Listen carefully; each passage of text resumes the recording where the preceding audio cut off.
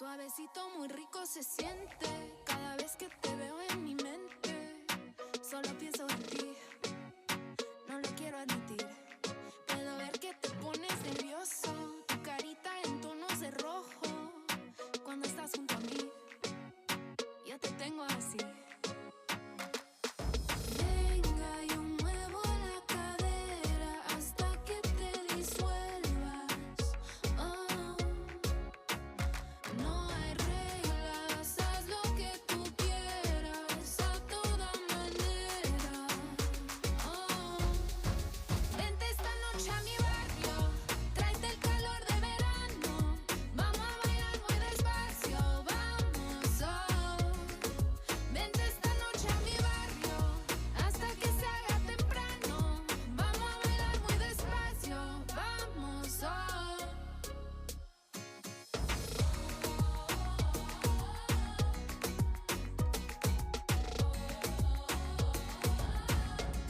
Yo te tengo muy desesperado. El segundo que yo no te llamo, soy una adicción de lo mejor. Sé que juego con tus sentimientos por miedo de que vaya a sufrir. Si está bien para ti, está bien para mí. Venga, yo muevo la cadera hasta que te disuelvas.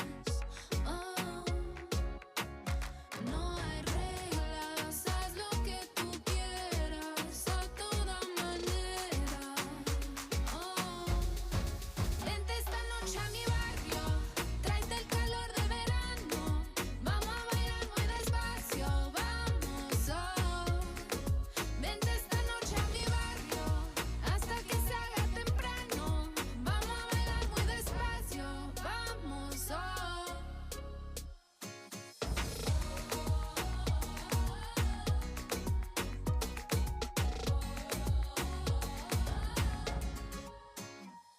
A mi barrio, muy despacio.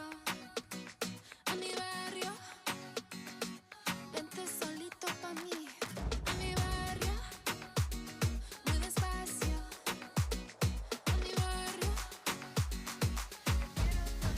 vente esta noche a mi barrio, tráete el calor de verano. Vamos a bailar muy despacio, vamos. Oh, vente esta noche a mi barrio hasta que se haga temprano. Vamos a bailar muy despacio, vamos. Oh.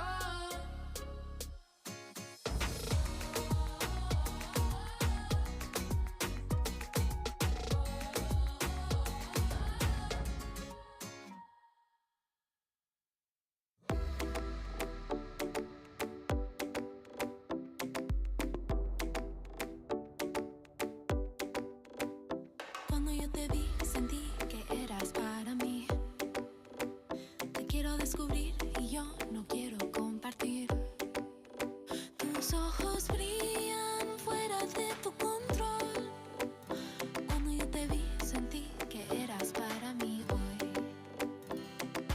Ay, ay, ay, te voy a enseñar, te voy a silenciar fácil.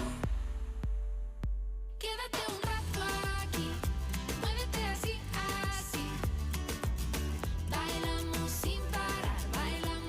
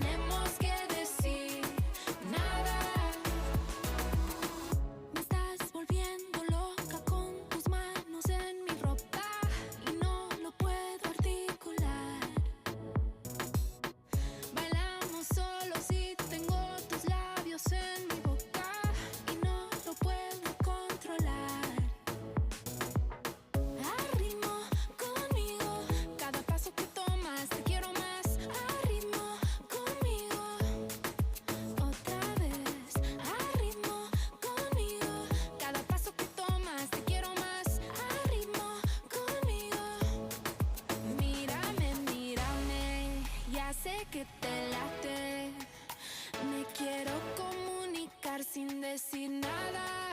Mírame, mírame, quieres que te aclare que no tenemos que decir nada. Mírame, mírame, ya sé que te late. Te quiero comunicar sin decir nada. Mírame, mírame, quieres que te aclare que no tenemos que decir nada.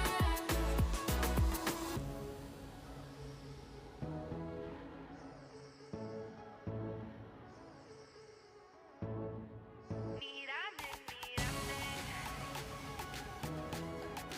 ya sé que te late. Mírame, mírame, ya sé que te late. Te quiero comunicar sin decir nada. Mírame, mírame, quieres que te aclare que no tenemos que decir nada.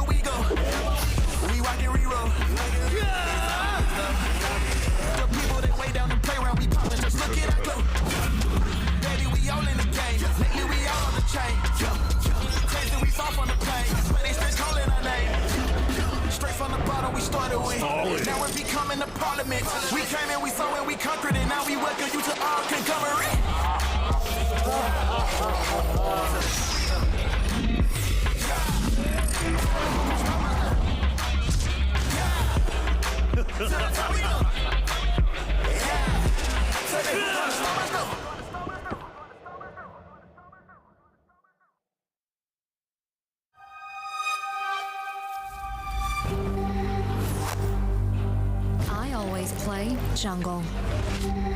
I am top. I am mid lane. I play bot, AD carry. I am support. No matter your position, stay true to your lane and join Kia at the League of Legends EMEA Championship. Kia, movement that inspires.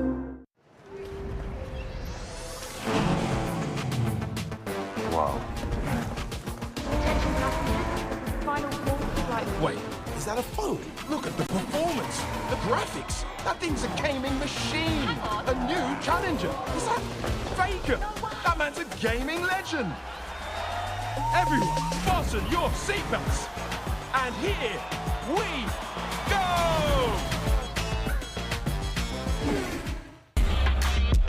Yeah, to the top we go. Yeah, tell me who's gonna stop us though.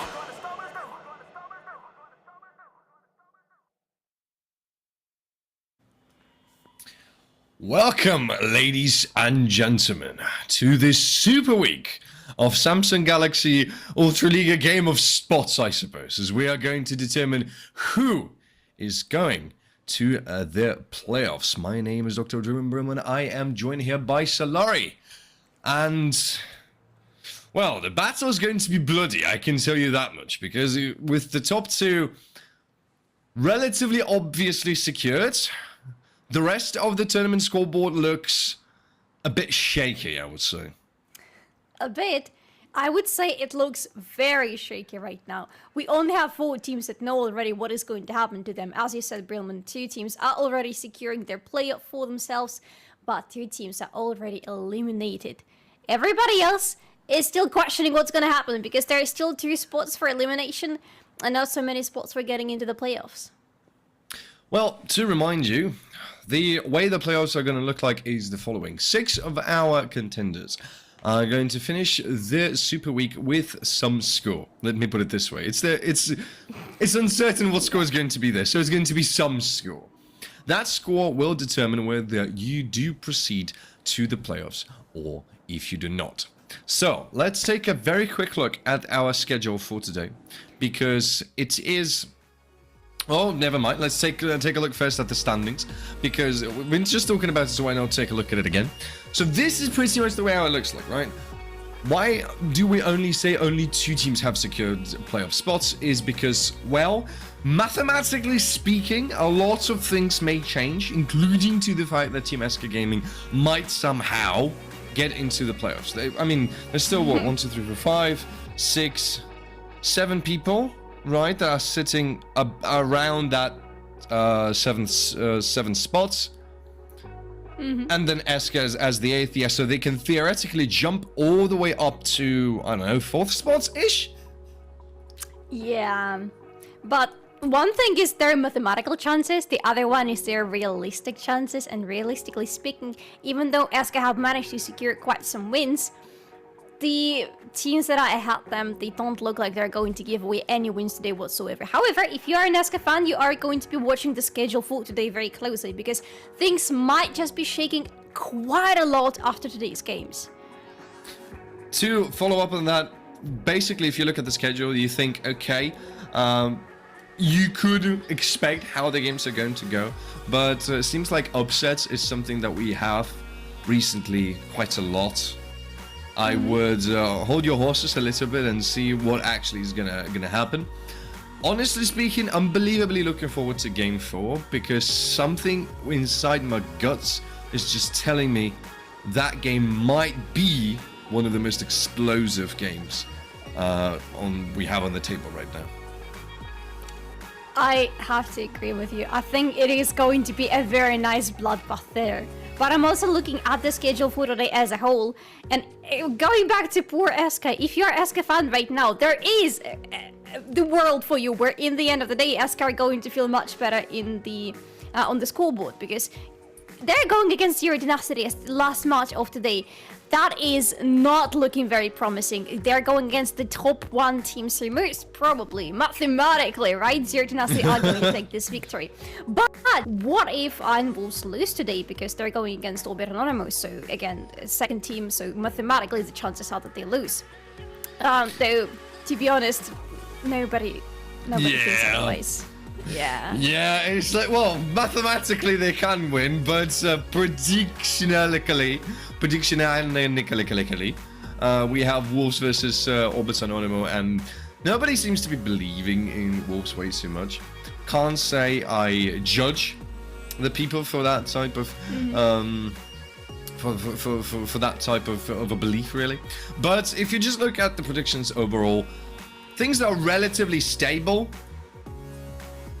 with a few exceptions. Yeah, a few interesting exceptions. Production, we know what was going on there, but just on paper that looks very bold of you. Also very bold from Belito to think that Exceed are going to take the victory away from Alia Bank team. Alia Bank team are one of those teams that are not really very stable throughout the season and throughout couple seasons already, but it doesn't look like the majority think that Exceed have any chances of winning this one. I feel like these strange prediction decisions are like Ivan Jungle, especially back in the day. You don't want to see that in your draft, you just don't. Yeah. You know that it may theoretically work out, and theoretically it may, you know, go absolutely well, but most likely it's going to be just running down. Yeah.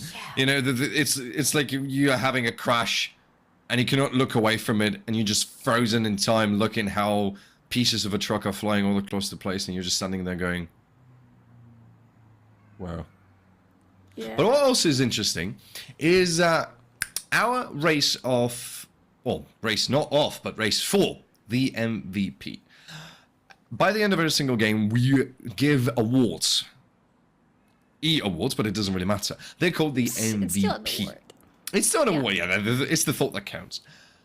And if you just look at the amount of MVP awards that were received by our players, then you can see that this race is actually quite close. Of course, Roizen is running as the first contender, you know, to get the most amount in MVPs for this season. And theoretically, by the end of today, maybe he'll have it even more. But two different players from Zero Tenacity are running with, both of them with 4 MVPs, and I find this to be completely fascinating. I am just very happy to see Ryazaki in there, because last season both you and I were complaining, rightfully so, a lot, and he himself, the man, was complaining that he wasn't getting any MVPs whatsoever despite setting up the things for the whole team, and now he's sitting on the second place with, well, 3 other people, but still, it's the second place that counts, right below Roizen with 4 MVPs throughout this season. I am happy to see him here.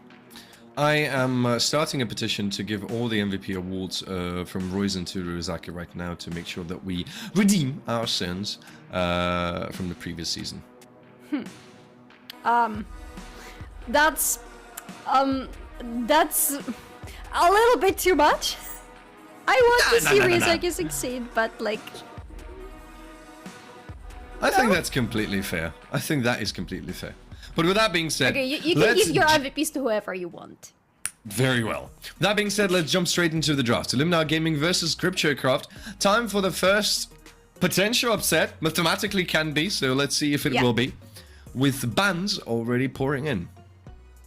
So we have the Ivan ban, which makes sense. We have the Galio ban, which makes sense against the Molis. The Nidalee ban makes sense against Croatia, so a lot of those very targeted bans coming in. Plus Malka and the Blank bans are the bans that you always see coming in from the red side. There is no Rel ban, however, and she is not getting picked, which is unusual to me because Rel is such an overpowered champion right now after all the changes she has seen. But this is going to be Sejuani as the first pick for Illuminar.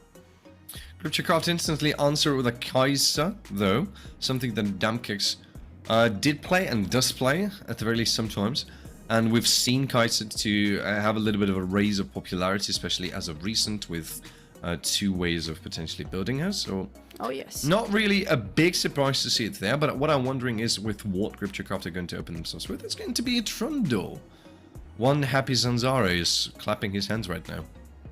It's just a good pick into Sejuani, to be honest. With Sejuani getting back to her popularity these days, Trundle is a good answer because he is so much stronger in the jungle on the early levels, and he provides so much for the team fights and for the early skirmishes when he decides to gank the lanes. So this makes sense for Grypciocraft as long as they are going to use him in the early game. But we have some really interesting answers from Illuminar. There are nothing unusual because it's Illuminar with Yone on the mid lane from Roscoe. What is unusual to me is the fact that this Yone was picked quite early through the draft. Usually they wait with the Roscoe picks. Maybe the idea is to make sure that they just secure it for themselves, because for Illuminar Gaming, this game is relatively high stakes. They need to keep winning, and especially in this Super Week, if they want to at least try to get themselves to the playoffs. Of course, they are sitting on the 6th place, but it's just a tiny bit uncertain whether you will get to the playoff stage or not. Instant answer coming from Grypcio, however, with the Jax to stand off against that Renekton. Something that we see, I would say, quite often as of late. Yeah. Just overall. Yeah. To be honest, we just see a lot of Renektons and Jaxes. Not in this combination against each other, but just as individual champions for the top lane. What is interesting though is right now Grypciocraft have so much room to ban out the AD carries from Illuminar because they decided not to pick that in the first phase. So Draven Battle already is out. Maybe Xayah ban is going to follow because Xayah Kai'Sa is the handshake that we see really often on the bot lane. But now it's going to be Varus, which also makes sense. You don't want to see that during your laning stage. I wonder what's going to be the first pick for the red side right now. They could go for something like Nautilus and make sure that it is being taken away. Instead, okay, they dropped the Akali card down. Yes, I like it. It takes me all the way back to the previous season when we saw a lot of Akali. I believe we saw the Mollis playing Akali as well. We haven't seen her in a long time in Ultraliga, and I'm just...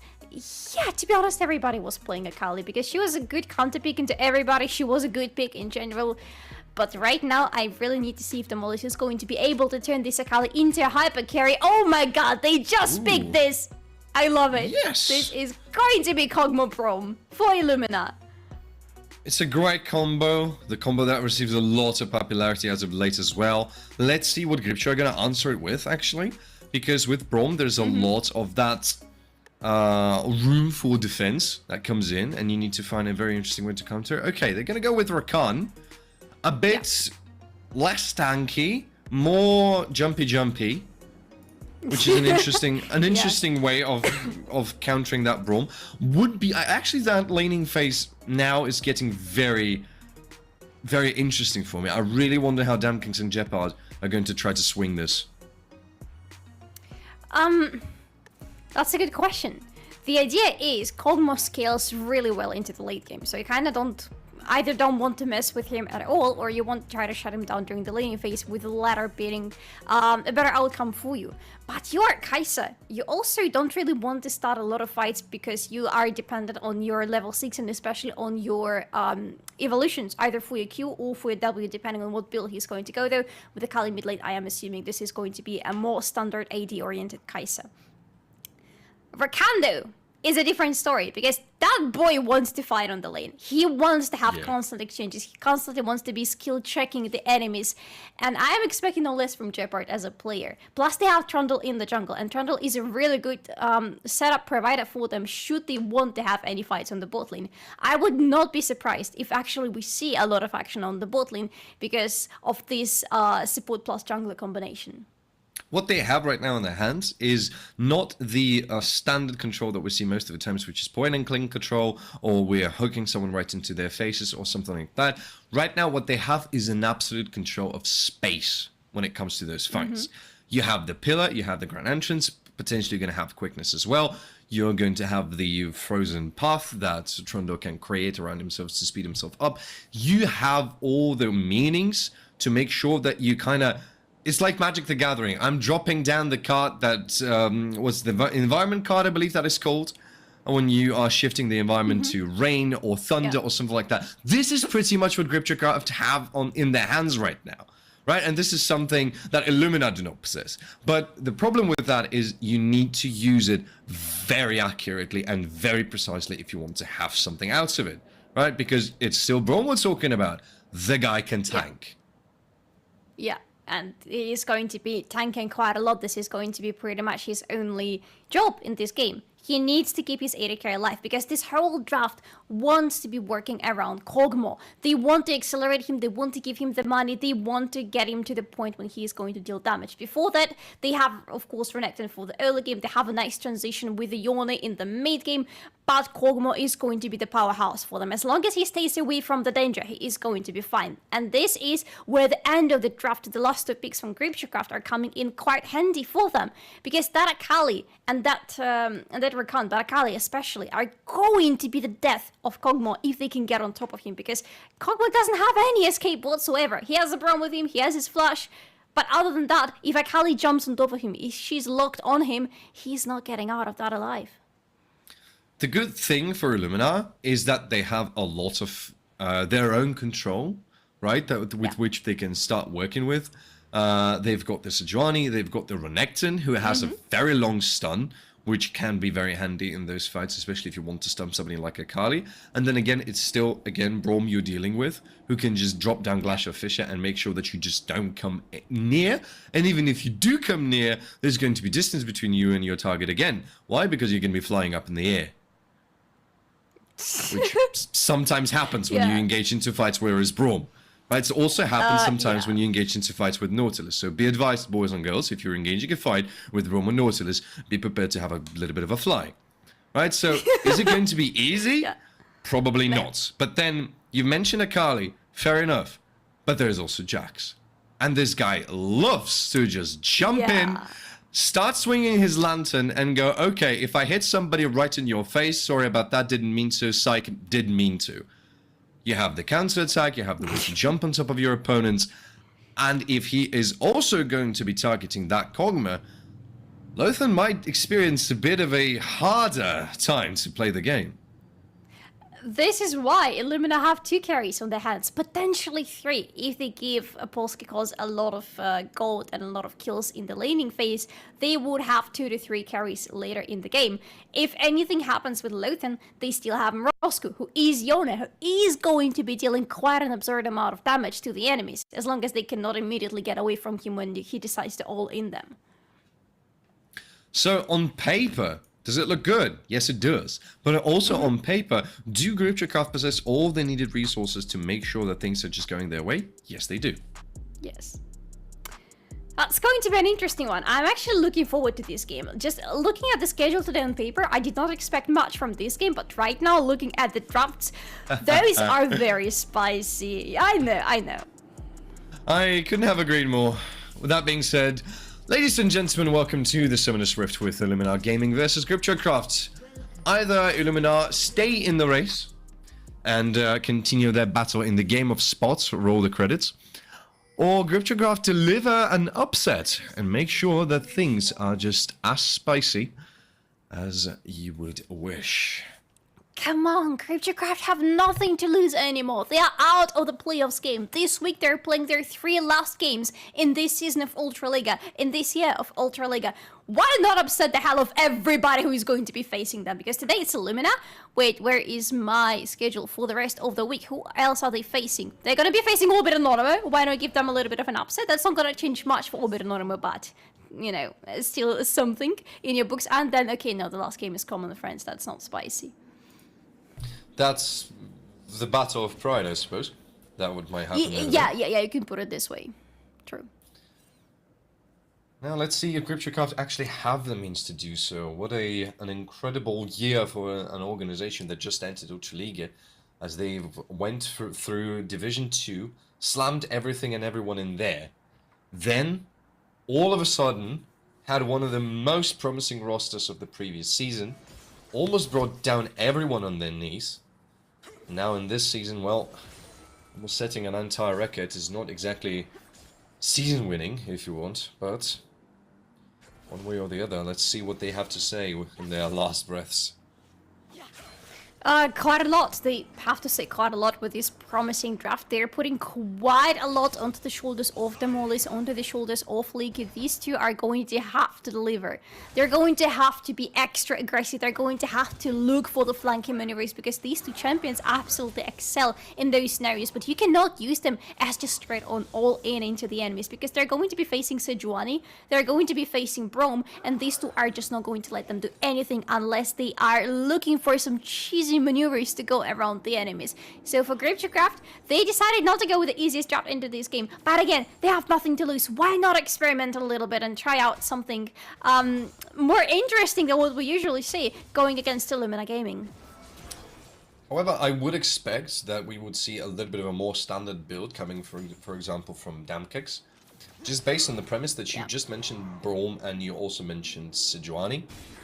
Yes, we've been talking about the fact that Demolis and Liku, they both possess the power to get into the backline of the enemy and make sure to try to get away and get rid of those carries. But who is going to tear through the tanks, right? Yeah. And that's when Kai'Sa just steps in. If she can go into the build of Kraken Slayer plus Ginzu, let's say, for example, that might be one of the ways Or to Nabori, actually... yeah. Or Navoris, yes. That might be one of those ways to try and make sure that the tanks don't have this, let's say, carte blanche on their hands. And that makes total sense, but I'm still a little bit upset about it, because AB Kaiser would have so much power in this matchup against Kog'Maw, because if there is something that Kog'Maw absolutely hates, it is when he cannot hit something back if it's hitting him. Kaiser, with full AP build, can stay so far away from him and still deal tons of damage with her empowered Ws. And Kog'Maw would, because he doesn't have melee on his side, so he doesn't have any additional range. His range outside of his ultimate is quite low, so what does he do? He's angry and he dies. And good death noises as Kershaw walks up now to Lake Q. Maybe looking for a way to just delay the recall, or maybe they potentially want to try to go on top of Lake Q in here. The wave is quite big, also has the turret, so theoretically you could try to do that, and it seems like they're willing to pull the trigger. The fight is about to start. Thun coming in through, another one coming in through as well with the counter attack, but it won't help. And Slice and Dice will deliver the first blood to Polskikos. Sejuani loves ganking her melee lanes because she gets the passive stacks on her E from them. So together they can stun down Liku so quickly. But might be a different case on the bot lane now. Might be, but Serpi tanks so much damage already with his wall.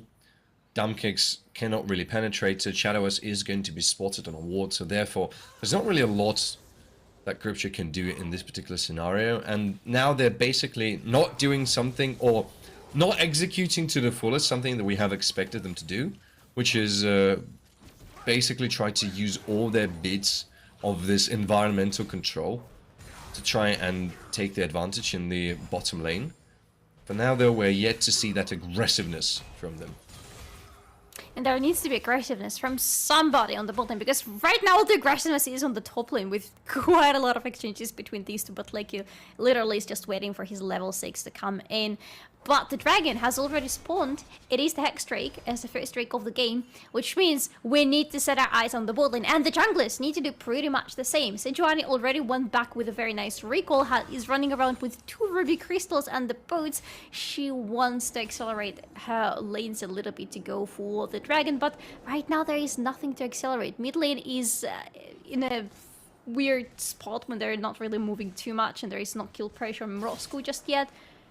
Yeah, they're just exchanging the hits here and there, and the bot lane has just recalled, so Sejuani has time to rotate to the bot lane, but is it going to result into something? Because this Drake is quite a juicy one to take in the early game. Definitely so. For now, there's not really a lot of advantage overall on the map for neither of those teams. Yes, Moscow will now come back, make a reset, have a little bit of that extra item advantage, I suppose, over his opponent. Yes, he's going to walk in with a refillable potion and a longsword, making his life just a tiny bit more better. Grypcio might try to set the table here, with Shadowers lurking in the shadows. However, in order to do that, you need to try to catch someone. Ideally, Lothan. And for now, it doesn't really exactly seem to be the case. Instead, they want to try to start the dragon right away.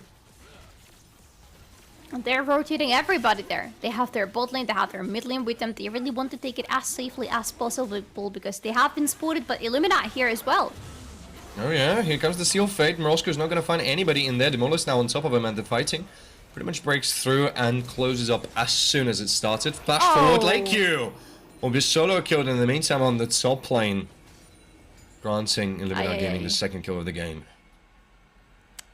And it's the second kill on Polskikos. Not anybody else but the Renekton, who wants to be collecting the kills on his lane as much as possible. He is very happy with it right now. The knock-up happened, but again, Serpi is standing there with his wall. Obnoxious to deal with for Kaiser as well. Because all of these projectiles from your Q are going to be just blocked there right on its path. And it's really not pleasant to see it. Yeah, because you're not really getting to the animatic area like that. Yeah, but that's the exchange that happened on the top lane. With Liga trying to get away, but the flash from Polskikos, the lack of minions for Liga to try to jump further through, is going to guarantee a kill for Polsat, and that is really good news for Illuminar. This is right on time, because with Renekton, what you want to be doing on the map is going for the heralds as much as possible. With Renekton 2-0, you must be going for these heralds as much as possible. Already sitting on a gore drink is going to be very hard to deal with as Mrosku having a fight with Demolis and Grypcio. 4 versus 3. For now, the advantage sits in the hands of Grypcio, and they're looking to seize that advantage even further. Illuminar Gaming, though, they're not really willing to back down. Grypcio may be looking for a steal over here. Doesn't exactly steal anything just as of yet. Glacial Prison isn't coming in through onto Lake Q. Jumps on top of it, steals away the Herald, and they're running now away. Mrosku and Grypcio here. Jeopard gonna try to knock somebody up in the air with the ground entrance, but not gonna find a single person. And now instant turn around onto Demolis. The stun coming in through. So much damage here too as well. Perfect execution! Almost gets it! Picks up the Herald, but dies in the process. Another knock up. Lake Q flashes away. Here comes Serpy. They try to do at least something, but Grypciocraft are running away. Mrosku hops over the wall with the seal phase, still on the chase. Serpy onto Jeopard. It seems the fight is not about to stop just yet, because Serpy is still on the chase. But Jesus, that was a very, very high-paced exchange, and a very good one for Grypcio as well. Yeah, which makes you raise the question, what were Illuminar thinking? They are going in, they are securing the Herald. Perfect, you just stole it away from the enemy. This is what you want to have on your team. Now get the hell out of there. And they were getting the hell out of there. But then at some point, they're like, hey, we can actually turn around and try to get a kill on Demolis. Wouldn't it be fun if we do so? Well, guess what? They didn't get a kill on Demolis. They lost one in the process. They gave away a kill from their own jungler. This was a very bad decision making on the spot from Illuminar. Well, to be frank, they had to turn at some point, just because they didn't want to drop that Herald, right? They stole away the Herald, yes they did, but stealing it away is not enough. You also need to pick it up. And Grypciocraft, which are trying to make a meat wall and just looking at the enemy and going, yep, if you want to take it, you need to go through my buddy first. I mean, that's pretty much what happened, right? They tried to go over their bodies, instead they paid with one of their own, which is maybe not exactly the best. At the very least, now Grypcio is possessing that Herald. Demolis and Jeopard are exchanging here with Mrosku. I am still questioning this though. Don't get me wrong. They have the Herald, it's good, and just the Herald exchange for one is probably even a good exchange. But are they going to be able to use it right now? Because Grypcio finally are feeling their strength. They are pushing it quite heavily everywhere except for the bot lane. They're getting kills. On to Mrosku now. Here comes the perfect execution. Demolis now tanking the turret. However, and that will be his ultimate demise. What a pretty much a disastrous misplay coming from them. Demolis will fall, and Jeopard now has to run for his life too. Grypcio on the chase. Don't think he's going to find anything here, but yeah, no. That was a very costly mistake.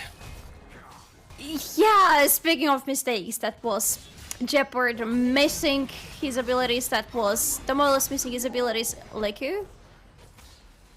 Not missing his abilities.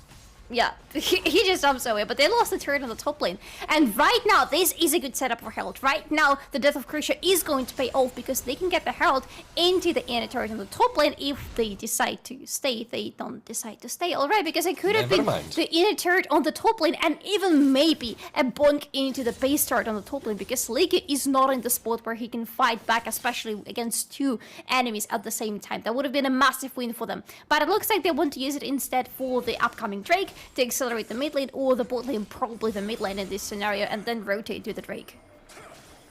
Sounds like a very old trick in the book, really. We've seen it so many times. Herald being picked up, dropped there in the mid lane to go and try to make sure that they have a very good entrance towards the Drake. Grypcio is not just running towards that turret, still not dropping it down, however, because of the fight that is about to ensue. Yeah, drops it still. And it's going to result into at least one boink, and I think even a few turret plates. Yes, indeed.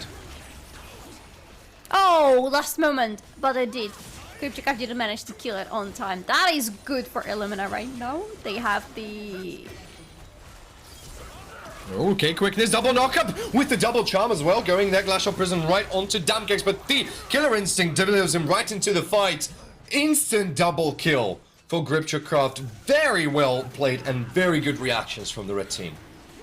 Hello, says Kaiser. By the way, I have Static Shift. Have you heard about Kaiser with Static Shift? She kills she deals the damage. She feels very happy about everything. Grip to have the kill, Grip to have the second Drake in the game. And what is the soul? It is Infernal Soul. That is so good for Grypciocraft right now. We have the replay of what exactly was happening here with a very good setup from, again, this combination that we praised so much during the draft. The jungle plus the support, because they control the start of the battle so much. And it just opens up the way. Yeah, thank you, production. Oh, Lothan. No, Jeff not is just Lothan, gonna run away. Yeah. I was saying, it opens the way for Damkix to get the kills, and Damkix is going to be getting the kills. Damkix right now in the spot where he's super useful for the team, because he has the damage, he has really good wave clear, he just needs to get to the trade and use it, because Lothan is getting the gold now from the plates. Well, statistically speaking... Did you see how fast this wave was gone? Just poof! Yeah. 1 hour attack and it's gone. Yeah, pretty much on the spot. Statistically speaking, that fight, even with the fact that it was quite beneficial for Grypcio because they picked up 2 kills, they fed it to Damkix, they picked up the second Drake, everything just looks quite well for them. Gold-wise, they are falling behind quite massively. It's about 4,000 that separates the team right now, with Illuminar being pretty much in that lead. However, if you just don't look at the naked numbers and then look towards the gold distribution between the roles of the team, then you can see them the majority of that advantage that Grypciocraft, or rather Illuminar game possesses, it lies in the top lane, right? And Polsat, even though that I am always going to be an advocate for the Killer Croc for its relentlessness and usefulness, he will fall behind later, and he will not be as big of a menace as he is right now. Yeah, that's very true. He's still going to be useful in the fight, so I'm here with you on the question of the usefulness of the Croc. But Liku is going to have much better scaling compared to Renekton. He is going to bounce back, he is going to stay on the side lanes, even though right now he's there very defensively trying to answer the split push, which is coming their way from Illumina. And frankly, this is what they should be doing right now. They need to use the split push that they have available to Mrozko, available to Polskikos and to Lothan, but also they need to be forcing the fights with this Killer Croc, because he is sitting on the gold drinker and half of the second item. He is still a 2-0 thing. Right now, the thing that he is mostly just a menace to the side lanes, and I want to see more of him. We'll have to see if that will be delivered. The wish is one thing, now will that wish be granted is a whole different story. Yeah. However, right now, there's not really a lot of things to battle for on the map. Herald has been taken again by Illumina. They have secured themselves both 2 Heralds, while giving away the 2 dragons. Next dragon comes up in 2 minutes, so you do have a little bit of that extra time to try to decide what you want to do and how do you want to use that Herald. Whether you want to try again with the mid lane combination and try to push for that Drake, or you want something different.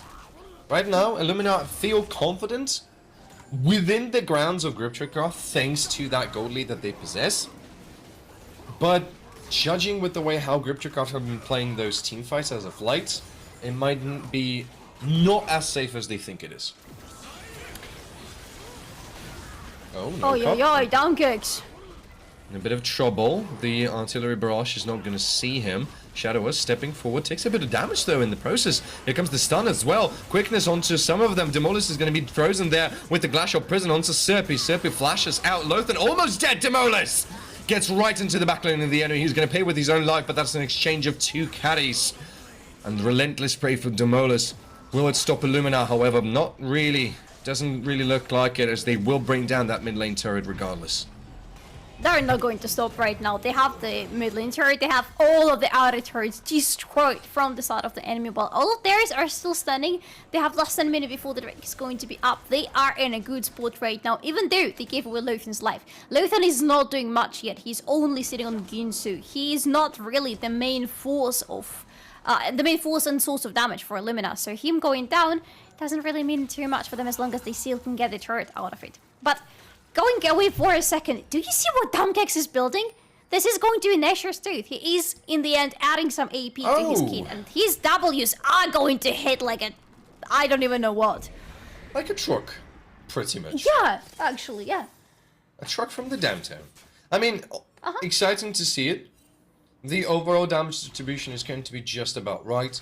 Akali, Kaiser dealing the AP damage, and then mixed damage coming from Jax, and then the damage coming from Trundle. So overall, seems like a good distribution. In the meantime, Harrow has been dropped here in the top lane. Demolis is going to try to answer it, but there's not really a lot he can do. Sits on teleport, however, so he will arrive into the fight sooner rather than later, as Moscow teleports himself right into it too. The battle for the Drake already started. Illuminar under the firm control over it. Demolis is making a very risky play. In the meantime, Lakey right in the midst of it all. Moscow hops over the wall. Demolis dancing around the knock-up onto Seppi. Happen onto Polsat now as Lakey battles with Kershaw. Polsat out. Moscow dancing around Lothan is going to bring down Shadowers as Lakey has to retreat as well. Demolis will get killed as well. That's a double with the Sealed Fate together with Glacial Prison. They will freeze them down and they will pick them all apart without losing a single member of their team. Grypciocraft will have to run away with their tail between their legs as Illuminar score themselves 4 kills in this exchange and a dragon on top of it.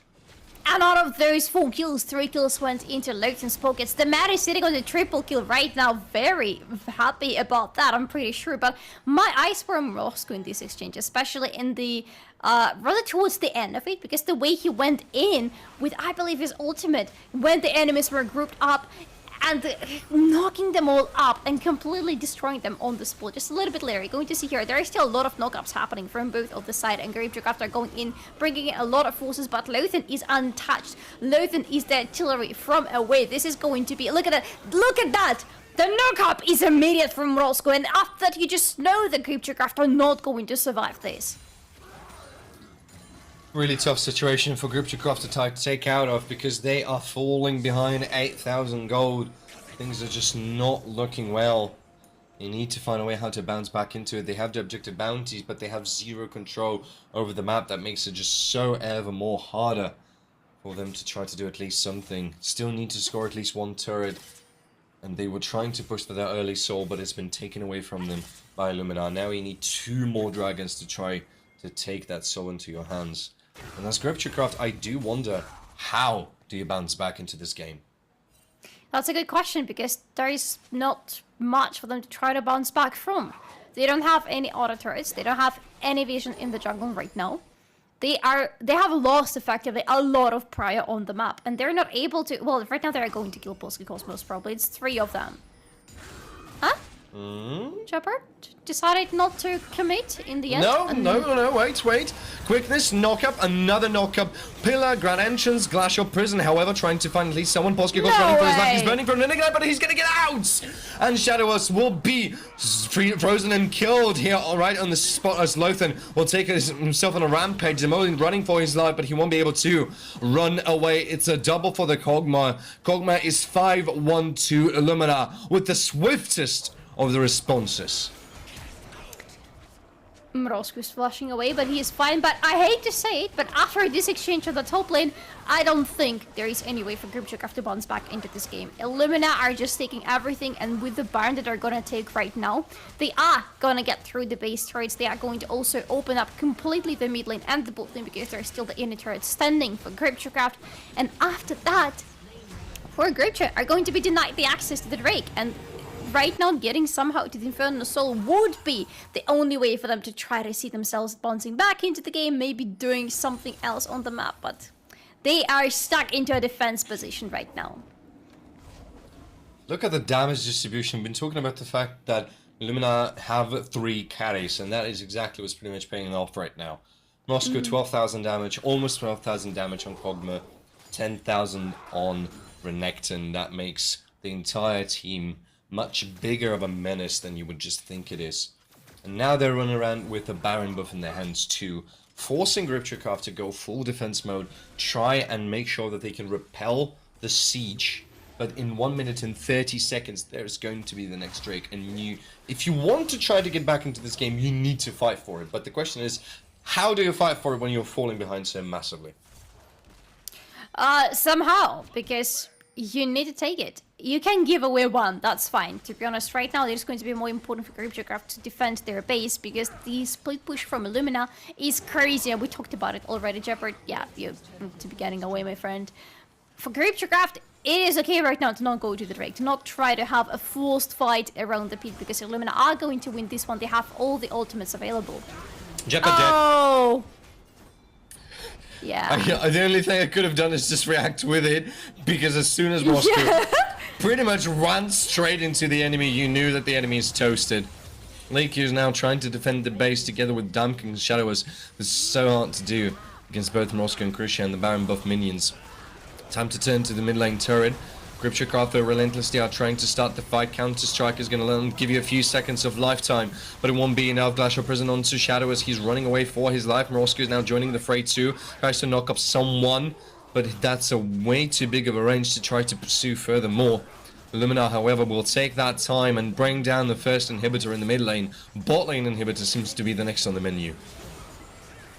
And it is going to be taken, and Illuminar are going to be happy with it, and then they're going to go towards the Drake because it's spawning super soon, and Grypciocraft are left with a base that is in shambles right now. The minions are going to still be pouring their way.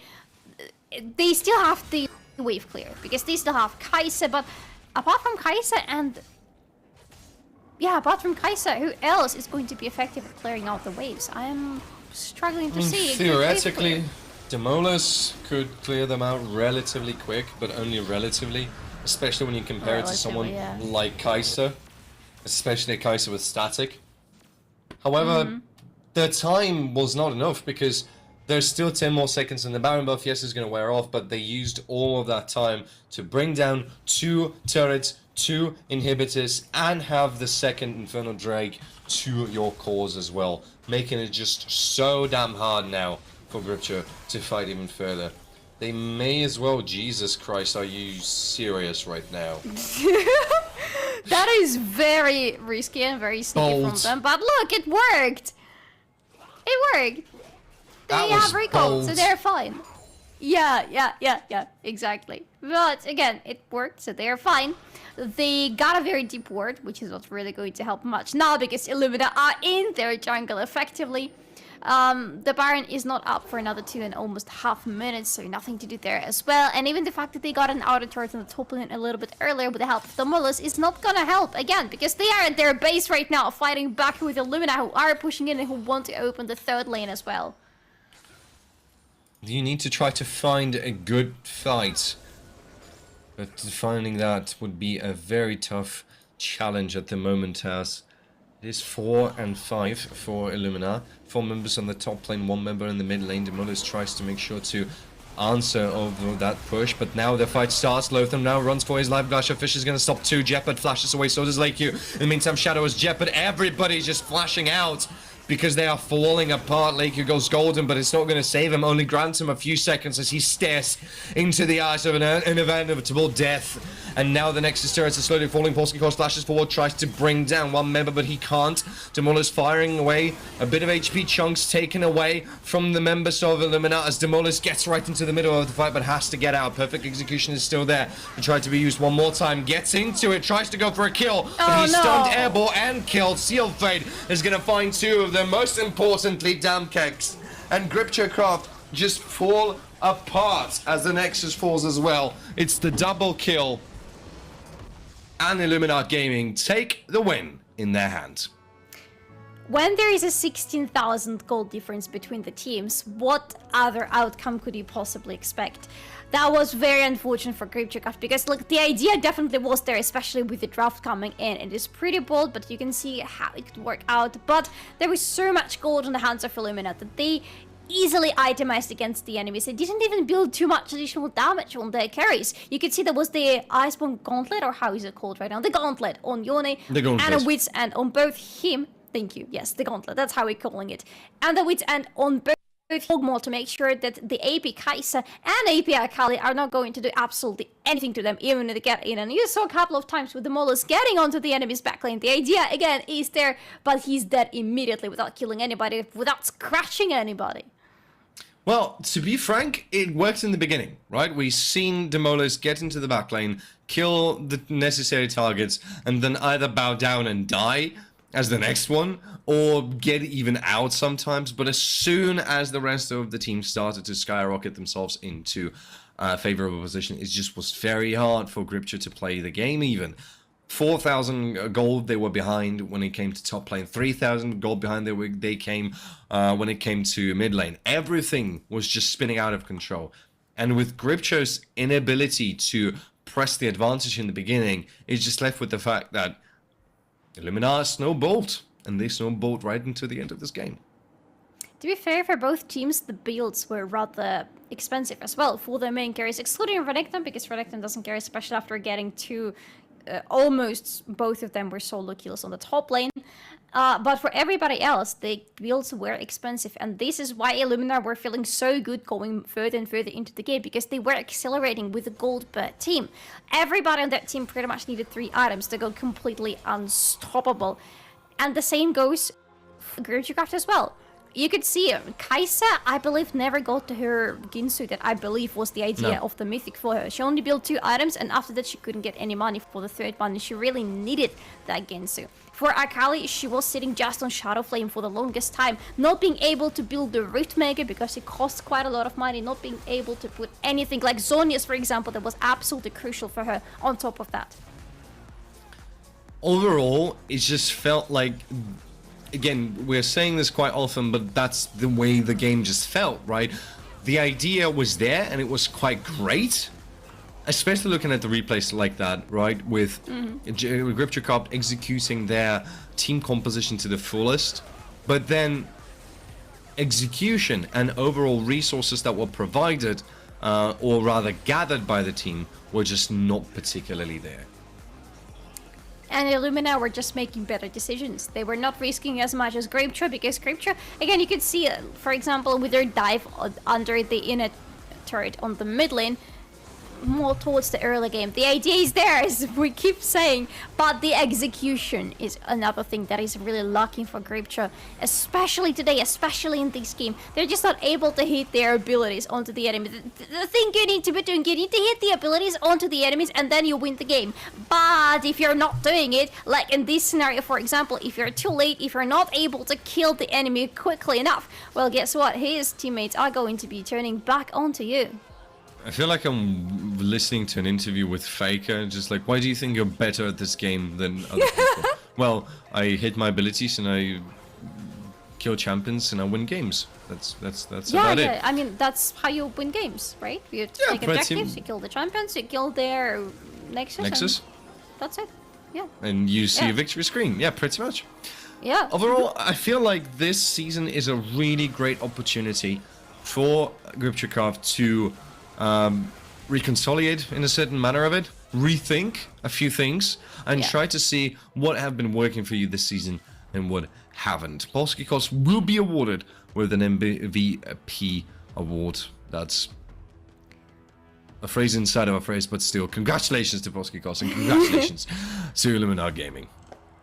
Did you see the gold lead at 15? Plus 3,000. The Krog was like, yeah, this lane is mine, and nobody's going to be allowed near my territory, near me at any given time. 3 enemy members are trying to set an ambush for me. Well, guess what? I'm getting out of here alive, because I'm Krog. I heal, and I don't care. What a performance, really, with the 2 kills, one of them being a solo right in the middle of the lane, not even underneath the turret, not even somehow just, you know, dancing around. He just solo killed him in the middle of it all, going... Sorry about that. But let's talk to the winners. Let's talk to Seppi, the support of Illuminar Gaming, who's joining us here in our little improvised virtual studio. Hello, mate. How are you feeling? I mean, feeling okay. We need one more win to secure playoffs, so yeah. I guess it's good to win again. Better than the previous games, I guess. I have one question for you to kick it off, about your bot lane, actually, because Kog'Maw Braum is not really a composition we see often these days because of the Zaya's, Kai'Sa's having so much more priority on the bot lane, but you are the ones, you as a team are the ones who managed to pull this off. What do you think about this combo in the current meta? I mean, right now there is a lot of mana supports, so I guess Braum is good against them, and Kog'Maw was fitting very well with what they take 1-3, so yeah, basically it was free for us to take it. I always like to take things into a bit of a different direction, different approach, and that's pretty much exactly where I'm going to go right now. Please walk me through the atmosphere and what's going on with the team right now, because this Super Week is pretty much like a doom's call for you. Either you do get to just successfully get into playoffs, everything is going to be just fine, right? Or things might shake up just a tiny bit. So, of course, you're feeling very happy about the win itself, but how overall are you dealing with everything coming into this Super Week? I mean, obviously, tomorrow's match is like the most important for us, because if we win, I think we have like a guaranteed spot in playoffs. So today's match didn't really matter, right? Everything is up to tomorrow. And what can I say? Like, if we lose tomorrow, we might have like faster vacation. If we win tomorrow, we might need to play for at least one more week. That's a great approach. I like it. Yeah. All right, with that being said, Seppi, thank you very much for joining us here for the interview. And as always, if you'd like to give a shout out to anyone, maybe even in your own native language, you have an opportunity to do so right now, mate. Pozdrawiam moją cudowną dziewczynę kinie. No i wszystkich fanów ENG, jeśli tacy są. Thank you very much. Thank you very much, mate. Congratulations and good luck in this Super Week. Thank you. See ya. Cheers, mate. This is not going to be an easy Super Week for them. He just said they need one more victory, so going against exeed probably. It's not confirmed, it's not 100%, it's not a stomp, but probably they should be able to take this victory. But then it's zero tenacity, so if they don't win against exeed, chances that they win against zero tenacity are not there. It's a big maybe, right? Whenever we see someone squaring off against zero tenacity very often, we just look at it and say, well, it's a very big maybe. Let's see if Illuminar will be able to overcome the odds of a big maybe and make it a bit of a lesser one with tomorrow's victory. However, we need to go on a bit of a break. We'll be back with the second match of today, Alior Bank Team versus Team exeed. Will the upset finally happen, or will we see the continuation of reign of the upper scoreboard? We'll see in a moment.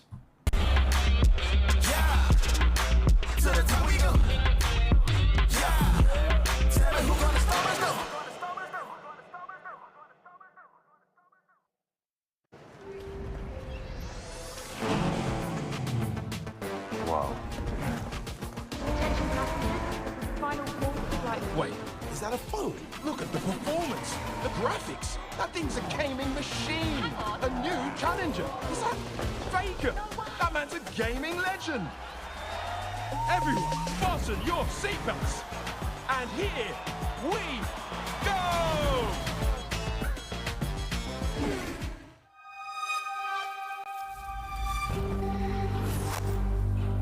I always play jungle.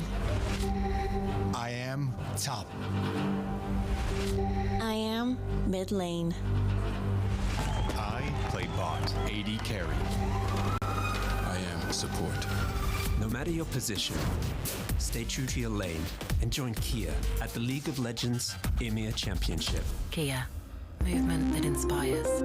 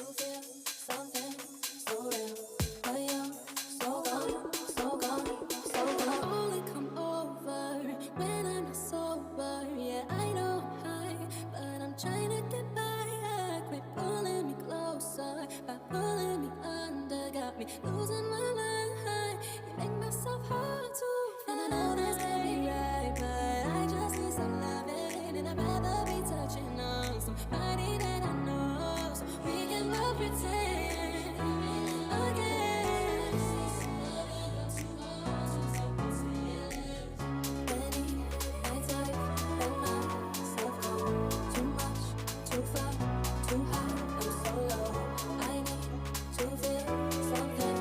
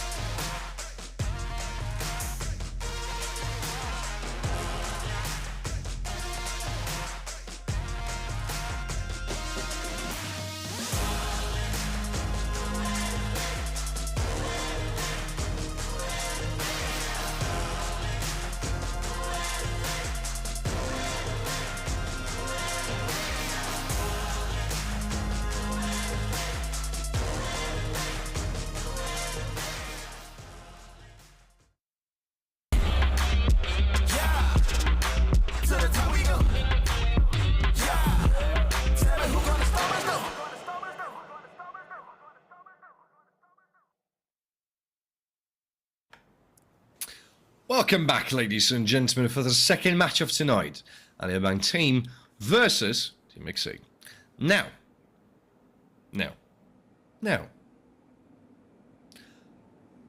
Was there an upset in the game number 1? No, there wasn't. We've been expecting a little with all the strange, interesting drafts, you know, just like things happening. Didn't work. Now, for the second game, maybe we don't particularly are looking for an upset, but we're looking for both of the teams that really need the win. For Alior team, it is just to further accelerate their chances of getting into the playoffs. Even though their spot is relatively confirmed, I would say. I mean, I don't know if there's mathematical chance for Alior team to lose their spot. I genuinely don't believe so.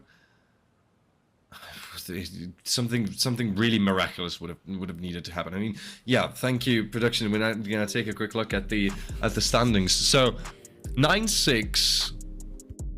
They would need to lose all 3 games. They would go to 9-9. And I mean, no. I don't think there's any mathematical way how they could fall off the playoffs run right now. Wait, so let's imagine the world where exeed wins this game against Alior team. exeed are going 8-8, so they are in the same spot as Illuminar, right below Iron Wolves and Maturalni Forsaken. And Alior are 9-7. And then everybody below them wins their game somehow, miraculously. So Forsaken win their game against KNF, Wolves somehow win their game against Anonymo. And then I still don't know. But Alior will need to lose every single game from now on, and somehow everybody below them will need to win every single game as well. For Alior team to lose their spots in the playoffs right now, they would need to lose all their games, and exeed and Illuminar need to win all of theirs. Then, like, theoretically? Well, they have a game tomorrow against Wolves, so this could be one of the potential upsets. And then the last day they have a game against Forsaken. So there is, I think, the world where Alior team can get out of the playoffs. I know, right? Well, for exeed, however, this looks a little bit differently, right? Because Illuminar just won their game versus Grypciocraft, therefore their playoff spot now is relatively secured, right? If you just look at the tournament scoreboard as it is, because we have 1, 2, 3, then basically 4th spot, 5th and 6th, so everything seems to be just stable. However, you need to beat Alior team for that and make sure that Illuminar is not winning any more games. So it's a bit of a tricky position to be in. Yeah. And we like it this way. We like it when it's tricky and in the scoreboard. We like it when everybody is fighting until the very last moment. But Alior team are not very happy with their position just yet, because their 3rd place is not confirmed. There are still even this unconfirmed place. They are sharing it right now with Maturalni Forsaken, and I think they don't want to be sharing this place with anybody. So yes, the idea is for them, they need to win absolutely every single game from now on, including this one against exeed. Well, to be frank, having the 3rd spot is not really that bad, or 3rd or the 4th, there's not really that big of a difference in a certain way of it, because you're not getting a buy into the round 2, right? You're not getting in one way or the other. In order to get it, you need to be either the 1st or the 2nd place. But therefore, does it really make that big of a difference? Not really, no. Yeah. However, it's still nicer to be on the 3rd. Yeah, I think there is also a difference who chooses their opponent in regards to what spots they are when they get into the playoffs. So there is going to be a tiny difference, but the main idea is to get into them. Yeah. Yeah. And for now, for Alior team, it's relatively stable. For exeed, however, do we see the world in which they win? I would say an absolute yes, just based on the fact how well overall exeed have performed this split, this season. Because if you compare, it's like the reverse story with Grypciocraft. Grypciocraft previous season have been pretty much falling apart. Oh, no, the other way around, sorry. Grypciocraft have been decimating almost every single of their opponent. Now they're falling apart. exeed have been falling apart for the entirety of the previous season. And now, boom, they are the playoffs contenders. Very slight ones still. You have to remember that yes, they're not out of the run yet, but they are in 7th place. There's only ESCA plus the 2 teams are already out who are below them, so their chances are low, and they need to be fighting, and they need to be praying for the downfall of everybody ahead of them. They probably were praying during the previous game, because Illuminar are one of those teams who are sitting right ahead of them, actually. And if they only fell down 1 lose, they would have been 7-8 together with Exceed, and then, not 7-8. It would They were be both 7-8. 7-8. It would have been yes, 7-9. it would still be 7-8. Yeah, 7-9. Yeah, sorry, math is not mathing for me. Why am I even speaking about, you know, what are the chances of anybody getting in the playoffs? I cannot do 1 + 1 Why for... did you remind me of that meme I saw on Instagram? Brain not braining, math not mathing. It is hurting, sleep not sleeping. This is pretty much what is going on right now. That is me today. I no sleep, I cannot do math, my brain is just refusing to work, but I'm still hoping for the best, both for myself and for these teams. I don't even care who wins today, I just want to have a good game, because for both of these teams, winning today will mean a lot. So let's see how they're approaching this draft. Bans relatively stable with nothing that surprises us just as yet. Sejuani taken away from both Adi and Roshan, who had pretty good performances from those champions, both of them. Rel already banned away, one of these champions that right now is quite an attention seeker, just overall. Plus, of course, for Blanc as a ban from the red side. Nothing, absolutely nothing to be surprised about. Usually Sejuani and Rel bans come from the red side, because those are very high first pick potential contenders. So I'm surprised. That means that Alior Bank have something in their mind coming into the draft. They have an idea as to how they want to use their first pick, and I can't wait to see what they're going to go into, because right now, yes, LeBlanc has been removed. Even Magvayer, who always is the ban from the red side, is going to be removed from the blue side. What are these guys cooking? Maybe they forgot that they're playing on the blue side and they think that they're on the red. That, I mean, fair enough. Brain not braining, sleep not sleeping, you know, that's something that and is side going on. not siding, yeah. Yeah, side not siding, ban not banning. Poppy removed as well from anyone who would want it. And AB opened things up with a Rakan potential first pick. A bit of an unusual one, but okay. It smells like Xayah Rakan angle for me from Alior Bank team. Xayah is not banned out. Them locking in Rakan for a Minimagic as the first pick means that if Xayah is not going to be taken away from Exceed, which they could do right now, she is going probably to fall into Sven's hands. But this is going to be Ivan for the Exceed They locked it side. in. Yeah. They literally locked it in. Yeah. So that is Ivan for Roshan. Yeah, most probably. He can still go support, actually. Ivan support these days is a viable thing, but he makes more sense in the jungle. I am a bit concerned because I don't... If there's a champion, or if there's a player that I do not expect to play this particular champion, that is Roshan, right? You don't exactly... He's a carry jungler. Not for the most part, that is definitely true, but that's why we have turned our attention to him when there was this redeeming arc, when Roshan pretty much stood up and said, you know guys, just to be clear, I can eliminate the entire Summoners Row, bring you the win right on the silver platter, and you'll be very happy. And everybody looked at it and said, okay, fine, whatever. Fun fact about Ivan. These days everybody builds him as a support in the jungle or in the support role. He can actually be built into a full AP mage damage dealer. And I have not seen anybody in my professional games yet to do it, but I am waiting impatiently for this to happen, because this is so damn fun to watch. But I don't know if this is going to be accurate either, because they have already a Kai'Sa for themselves. If they want to have an AP carry, Kai'Sa most probably is going to be the answer for them. In the meantime, we had the Xayah Rakan combo now locked in for Svenson in a Minimagic. Manny is going to have fun with Tristana in the mid lane. An interesting pick. We see it pretty much quite often in this year as it is. Not just the season, but the year as it is. With that pick of Rakan, actually, what is interesting is that we have been, or rather Exceed have been deprived of one of their most comfortable champions for Mystiques, who has been pretty much shining on Rakan in the majority of the games that he played. So instead he has pivoted into Alistar. Second rotations of bans, the ban of Nidalee and Rammus. That is what is quite interesting. Because they already have 2 AD carries.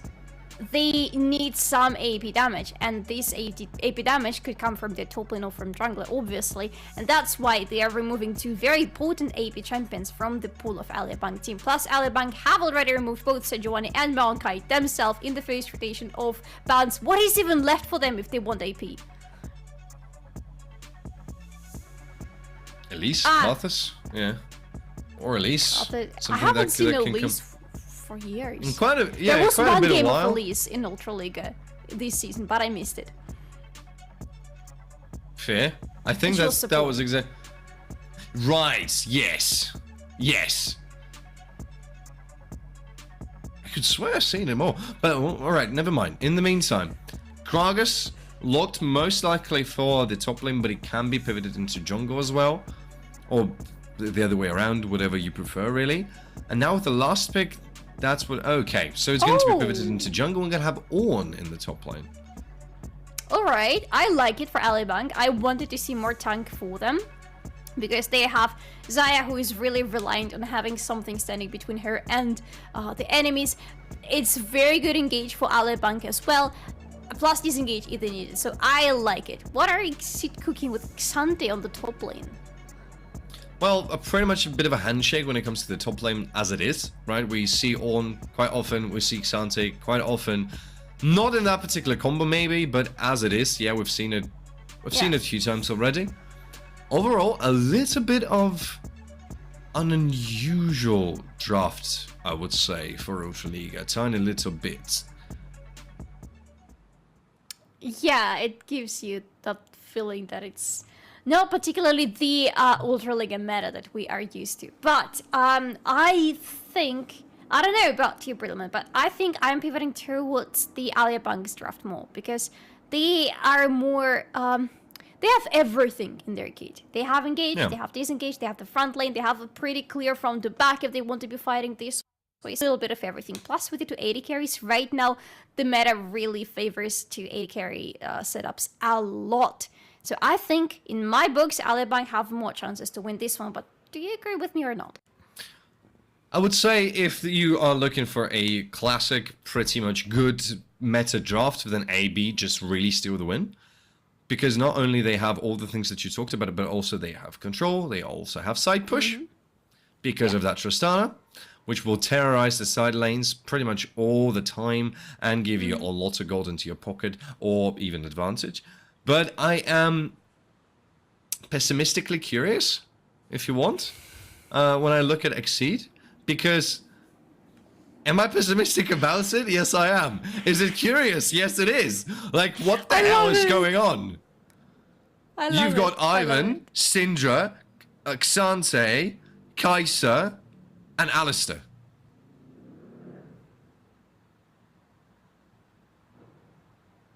If you are trying to take your opponent by surprise, I think you have successfully did it.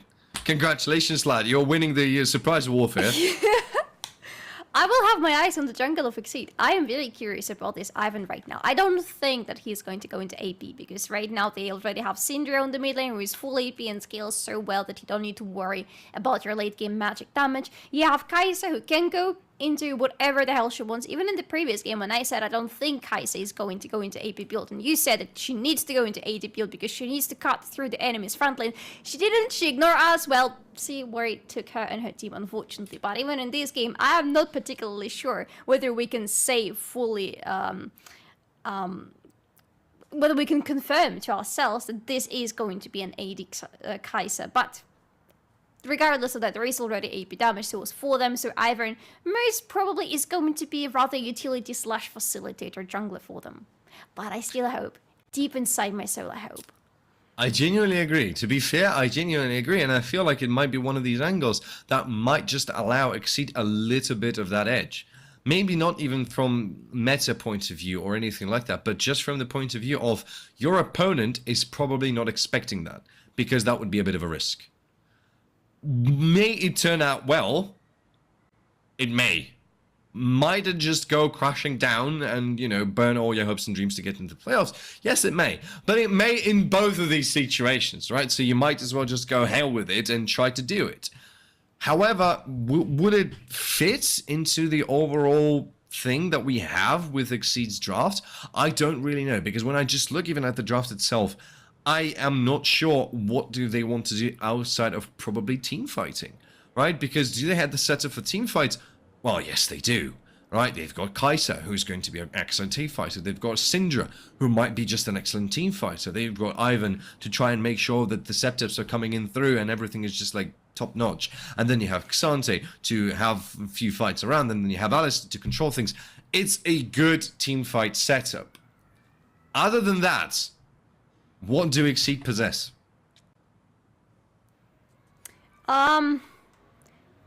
Big potential. With Ivern especially, actually, if he's going to go into utility support jungle Ivan, they have a lot of big potential with him, because he provides a little bit of control of his own. Not too much, and he's still afraid very much of CC from the enemy team, but he provides just a little bit of that additional setup that Kai'Sa and Syndra will be very thankful for. And on top of that, they have Xante. If they don't want to have full-on 5-on-5 fights, because those are going to be pretty hard actually for them to start, they can try to use him as well to try to pick out the enemies before the fight even starts, because Xante is not only a tank, he is also a backlane remover, quite literally. Okay, yeah. Fair enough, to be frank. You could say that there's also a lot of pick potential coming from that Syndra, right, as it is, because, well, if you stand in the way of an orb when the scatter of the week is going to happen, that most likely means that you are going to have... that you're going to be stunned for quite a bit of a while. Yeah. Overall, a lot of buts and ifs and just, you know, uncertainties when it comes to analyzing the drafts on paper. Let's see how it will turn out into the game, because we are finally jumping into the Summoners Rift. Woo! It is Alior Bank versus Team Exceed. And I am pessimistically curious. The other thing that I wanted to very briefly mention about why I don't think that Ivan is going to be AP is because there is a full-on tank on the side of Alior Bank team, and if you have so much AP on your team, what does the enemy tank do? He's like, hey, I am slightly going to change the items that I'm going to buy, and you're not going to cut through me. So this is another example of when the team that is on the red side, again, actually really needs to make sure they have the tools to cut through the enemy's front line, because Owen is going to be a menace for them. Gragas, even though he is probably going to go the route also of being the utility facilitator for the team, he is still quite tanky and heals a lot and is hard to cut through. So for Exceed, they need something to be able to cut through them and something to open up the way for this something that's going to cut through. Funny enough that it again brings us to the idea of, will Kai'Sa go to the Kraken Slayer, right? Will we see that? I want her to go to Kraken Slayer, yes! That would make quite a bit of sense, wouldn't it? But yeah, let's see what Ivan cooks for us, because the spectators are now just pretty much setting their eyes only at Roshan, who's already walking around and trying to set up those camps. Svens and Min-Magic in the meantime are trying to go for an exchange. Knockout onto Svens. Mystique's wall tank in just a tiny bit, but no big action in the beginning. Roshan is not going to be quick on his clear though. Clear in air quotes, because we all know how Iron clears. I actually quite like this concept of the champion. He doesn't kill the camps. He just comes to them and very gently tells them, hey, I would like to have your buff. And as it actually says in the description of the champion, I'm setting you free. Letting go you to whatever you want. And they are just going and they're free now. I like it. I also like Ivern as a champion after his rework. Before that, it was definitely the thing in a very desperate position. Well, yeah, we very, very rarely saw him, not just in the pro games, but even in solo queue. He wasn't exactly one of those champions that would have the most popularity, and you could also judge that when it came to the jokes that we made in the very beginning of the day. However, now we might see the turn of tides a little. Already 22 CS. Camps have been cleared. Dark Seal picked up. As that gives me hope. Item. That gives me hope, but it doesn't gives a little bit of hope. mean... Yeah, doesn't necessarily mean this is going to be AP, Ivan, but you know, there is a little girl inside me that has her fingers very much crossed right now. And Alior Bank's bot lane have the fingers crossed as well, because Mystics is just not letting them live. Double knockup, but here comes Adi pretty much just across the wall with the knockup with his body slam. Oops. It's a very easy first blood. Roshan here to help, maybe try to make that exchange 1-for-1, but it's going to be very hard to do so. And with a counter, AB score themselves the first blood. Donate it over to Svens, which is pretty much the best possible scenario. Knockup with the ground entrance, the heal coming in through, and has to flash out, but he won't be able to run away from it whatsoever, and Adi picks up the kill with his Cask. Alior Bank with a very good beginning of the game for them. Roshan is going to just provide them with an additional push. Sorry, something's happening outside of my flat, but for Alior Bank right now, that's a really good beginning. As you mentioned, the first blood money went into Sven, so he's very happy with that. He is going to come back to the lane after quite some time, because I'm assuming he will stay. He will try to freeze the lane for the time being and then come back with some really good items in his pockets that are going to give him an edge against Ents, who has no summoner spells whatsoever. He doesn't have the ghost, he doesn't have the flash. He's very killable at this moment. Absolutely so.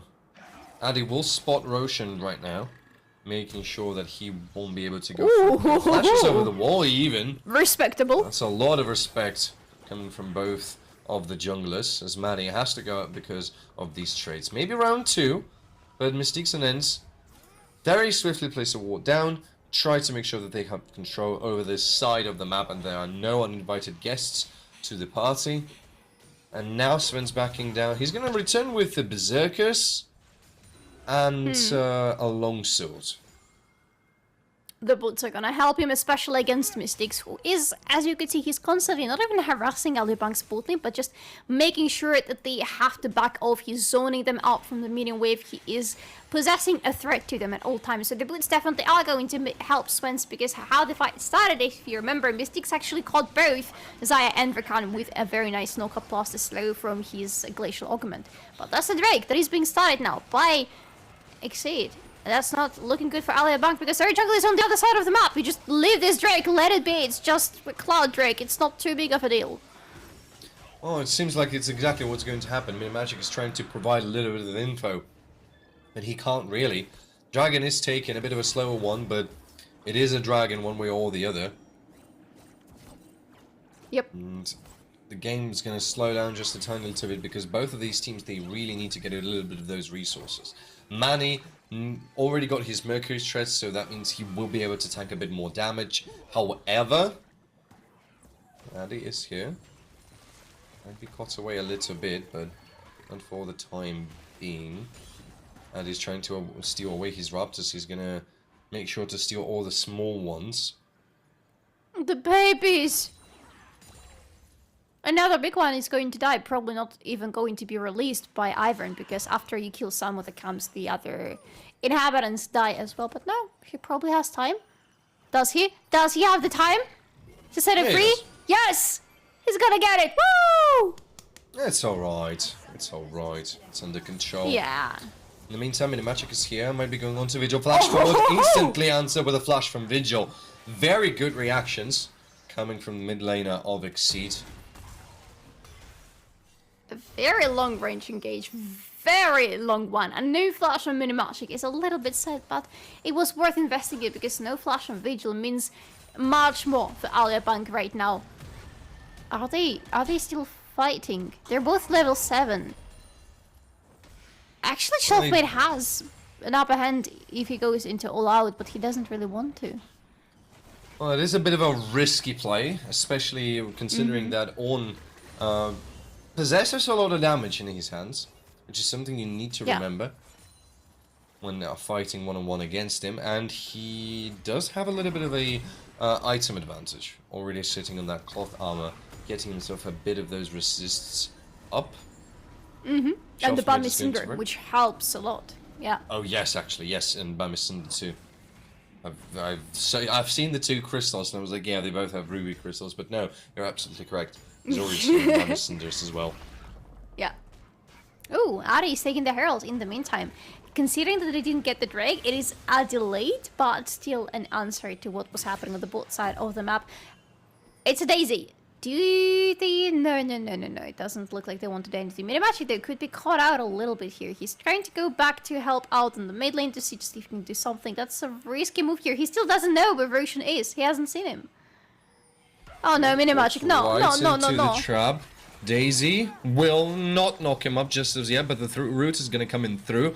Quite a bit of damage landing from Daisy and from Roshan. Minimagic has to retreat.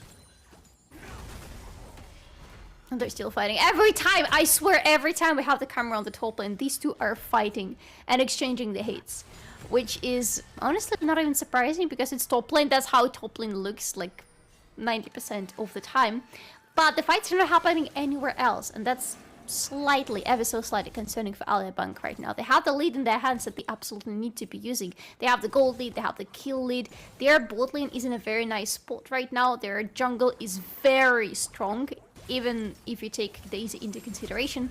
And they're going in. Whoop. Flash, oh, nicely played by Manny with the flash and the explosive shot in there too. Vigil is going to go down without any doubt, and Manny will pick up that kill. Really well played by the mid laner of Alia Bank team.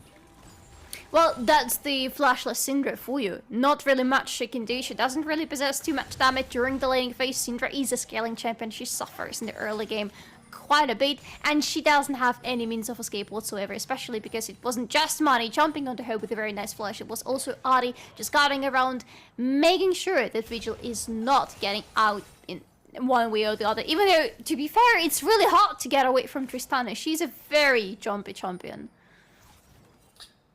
Well, definitely true, and overall the combination worked on them just nicely with the flash and the buster shot. Ends might be in just a bit of a trouble, but recognize it, tries to play it as safely as possible. We're going to have a replay of that and just look at the reactions.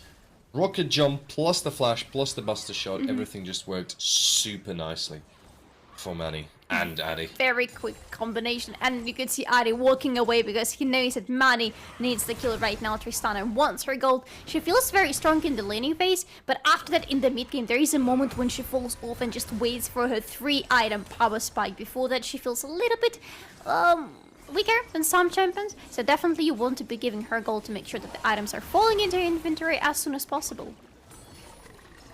And the Mystiques are here to try to answer the push from Alia Bank team. Roshan helping out as much as he can.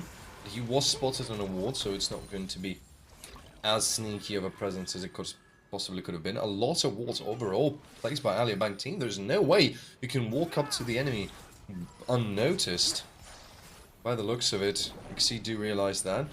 Dropping down the potential fight with that Herald, with that Dragon, making sure to return, reset, get those resources, as the Herald will take its bash against the tower, and the Dragon will fall into the hands of Alia Bank team.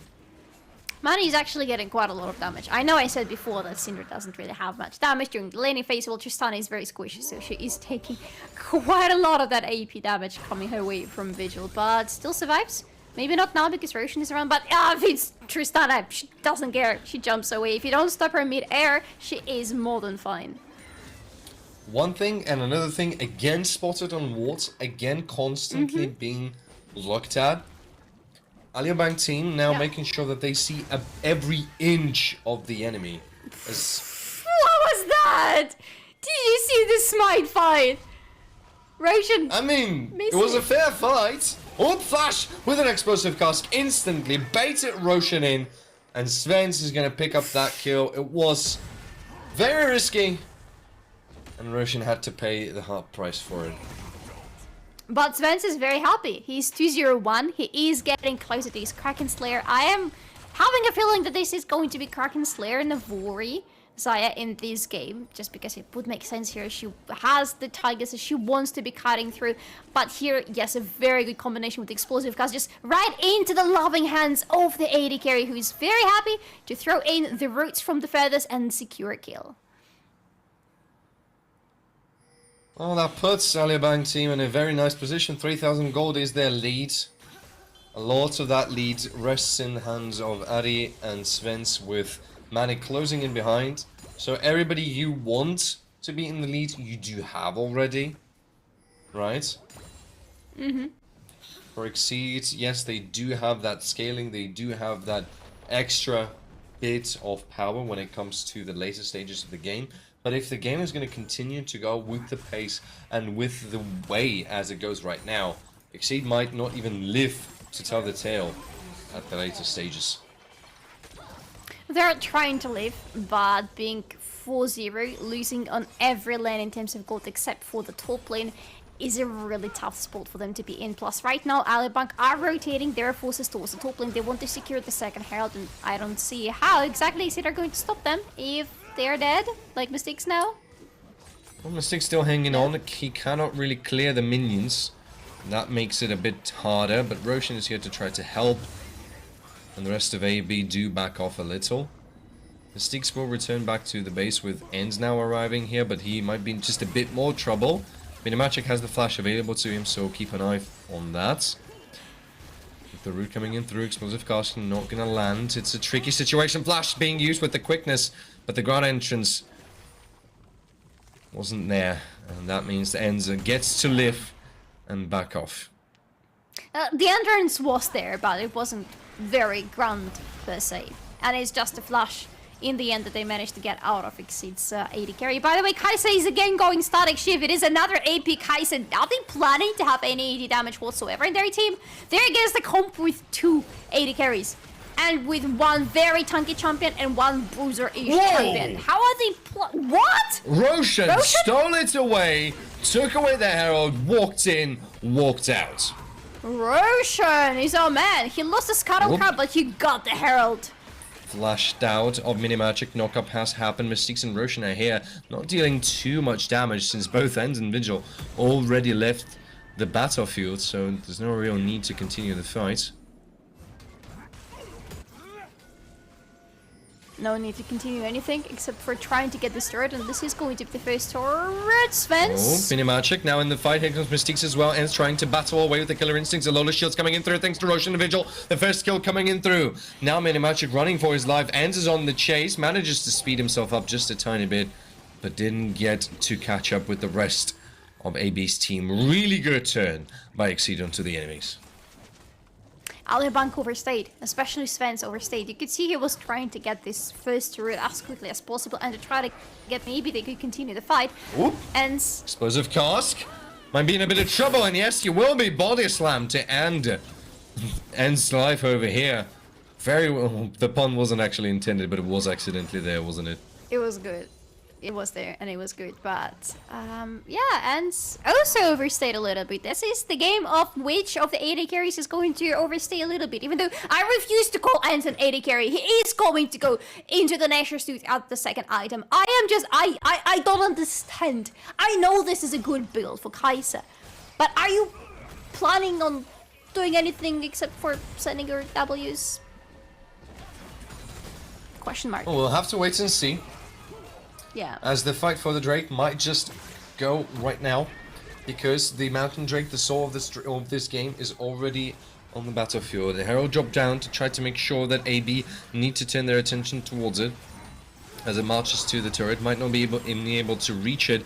As the root coming in through, the taunting of it happens as well. Yeah, they managed to bring it down. Daisy doing a bit of damage, trying to go for a knock-up, didn't really find anyone. As both of the teams poke each other, Scatter the Weak is going to find Addy. Exceed can't really walk up, and they drop the fight. They decide to give away the Drake. I wonder what are they going to try to get instead. To be honest, the realistic answer is nothing.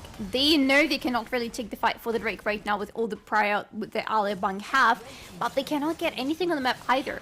Their best call would be to try to go to top lane and push in there, but they're going to lose in the bot lane in the meantime because Mani is pushing, the mid lane is getting pushed into them as well. Ari? Oh, here comes the Call of the Forge God. Knock-up happened onto Ends. Mystiques in the meantime takes quite a bit of the beating, tries to run for his life thanks to Roshan. Will be able to make it out. AB. We're quick, but not maybe quick enough. Shelfmate in the meantime is trying to protect his turret from Manny. And the situation pretty much brought under control back by Exceed. making sure that things just don't slip away. Oh, Minimagic got away just on a little bit. Here comes the ultimate. It didn't kill. He's out. There wasn't. I want to say there was not enough damage on Visual, but it feels like there was no damage on Visual whatsoever. It didn't just not kill me. Wait, they're still chasing him? No, Daisy? no. Oh, he's gonna recall. Yes. No. Almost doesn't count. He did recall. Both of the times he didn't die. That is. He did recall. He did not die. So good for him. And now he has the crown. He has Shurelius, so everything is working out for him. I'm just happy for the boy. That looked very risky at some moment, but it's fine. But now the question is, what are Alior Bank going to do next? Because we have a lot of time until the next Drake. We have a lot to do on the map though, because they are still putting a lot of emphasis onto split pushing and onto Money. Money is doing two things right now, and both are equally important. One, of course, he's applying a lot of side lane pressure, and secondly, he is getting the money because he's only sitting on Kraken Slayer, and he wants more. He wants a Bloodthirst. No, not Bloodthirst. He wants something as the second item. I am having a brain lag here, but he wants the second item regardless. Definitely so. We've been talking about how much of a menace he's going to be when it comes to the side lanes, and now he pretty much continues to live up to his name, making sure that those side lanes are always under control of AB's team. When it comes to gold overall, however, AB are in a very good spot. 5,000 is their gold lead. They continue to try to accelerate it, taking all the possible resources they can find on the map. 2 dragons versus 1 heralds, 1-1, but still. But still, yeah. I'm again, for the second game in a row, I'm struggling to see the way for the red side to get out of the situation where they're finding themselves. Because right now there is a lot of pressure towards the Baron, plus a lot of split push pressure because Marix is on the bot lane with a teleport available to him. And if Alior Bank decide to pull the trigger and go into the Baron, this is going to immediately get a lot of resources out of Exceed. Probably they will try to lure out the teleports from Vigil and Shelfmate, or they can just go straight up to Baron and try to take it. Who am I to say? Well, let's see if it works out for them. Matix is going to join his teammates in just a moment. Roshan and Vigil are here. Teleport coming in through to try to save a little bit of that extra time. Roshan in the bushes, maybe looking for a steal. Has the flash available to him, but he's way too late. Knock-up damage. Scats to the weak on 2-3. Roshan out. Flashes out. Vigil with the save maneuver. Mistakes with the clutch. Initiation as Minimagic is in the back lane trying to look for more. Shutdown coming on to Addy. The double knock-up with the call of the Forge God. Going to deliver 2 kills. Ants continues to fire away, but he walked right into the pile of the enemy team and now has to run out. Double kill from Svens in the meantime. AB in a firm control of it, but it was a chaotic fight to say the least. A little bit, yes. And is still in danger, and his whole base is in danger right now because this is the Baron buff on the majority of the members of Alior Bank team, especially on Money and on Marix, who are going to be still going to the sidelines. Money is on the sidelines 24/7. You don't ever see him coming from there for anything except for a big team fight. But when we get the replay of this fight, I really wanted to be looking at Minimagic very closely because the position of the man was brilliant. Look at him. He's sitting there in the bush waiting. He's not seen by anybody of the enemy team. He goes in with the ground entrance, with the quickness, with Shurelius, with the flash, whatever the man has. He throws in everything to provide so much control for his teammates. Money suffered quite a lot of damage, but he didn't die. And he's not the only carry in the team either. So there was still very reliable damage going out of Alior Bank. Roshan? That one to Roshan. In a lots of trouble right now. Going to walk right into the hugging arms of Matix.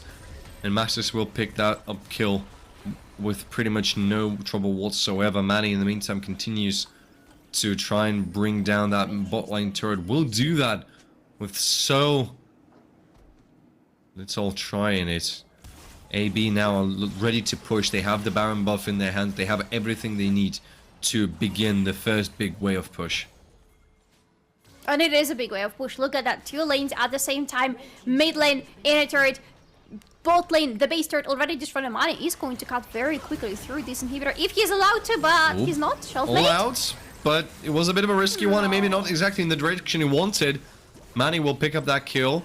And he's on a killing spree. The inhibitor now is getting sieged as well. And tries to defend the mid lane, but it's not There's no place to defend it from, as the rest of the team is now trying to go forward. Next, it looks like it, and by the looks of it, they even can at least try. But now they will back off a little. Bring down Daisy as their first target. Maybe then look for more. They have 25 more seconds on the clock for the Baron buff, and they are trying to use it to the fullest. Here comes the core of the Forge God. They didn't find anything with it, however.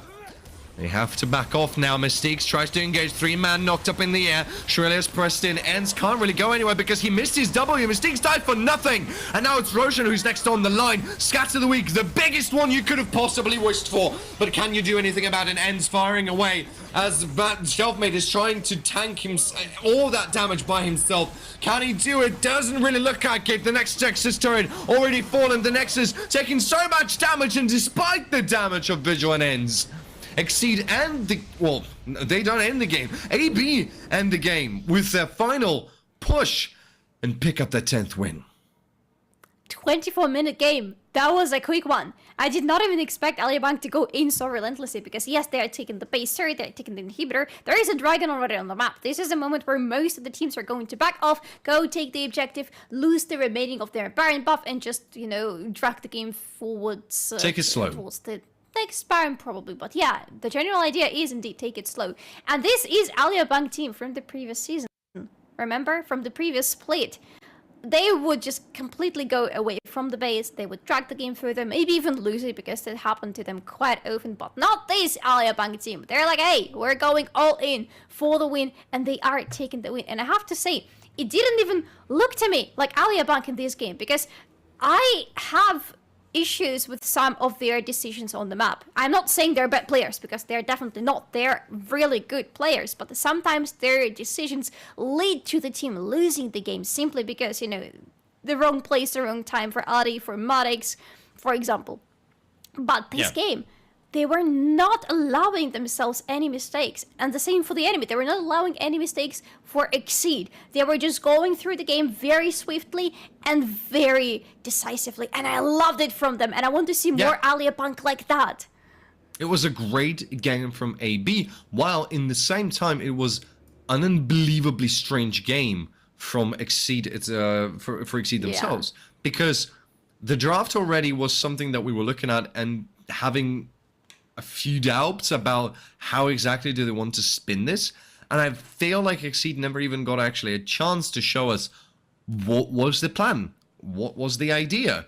The control was there. Roshan tried to do everything he could with all of his bushes and all of the kit that Ivan possesses, but we didn't see the results. What did he even build in the end? I mean, Roshan.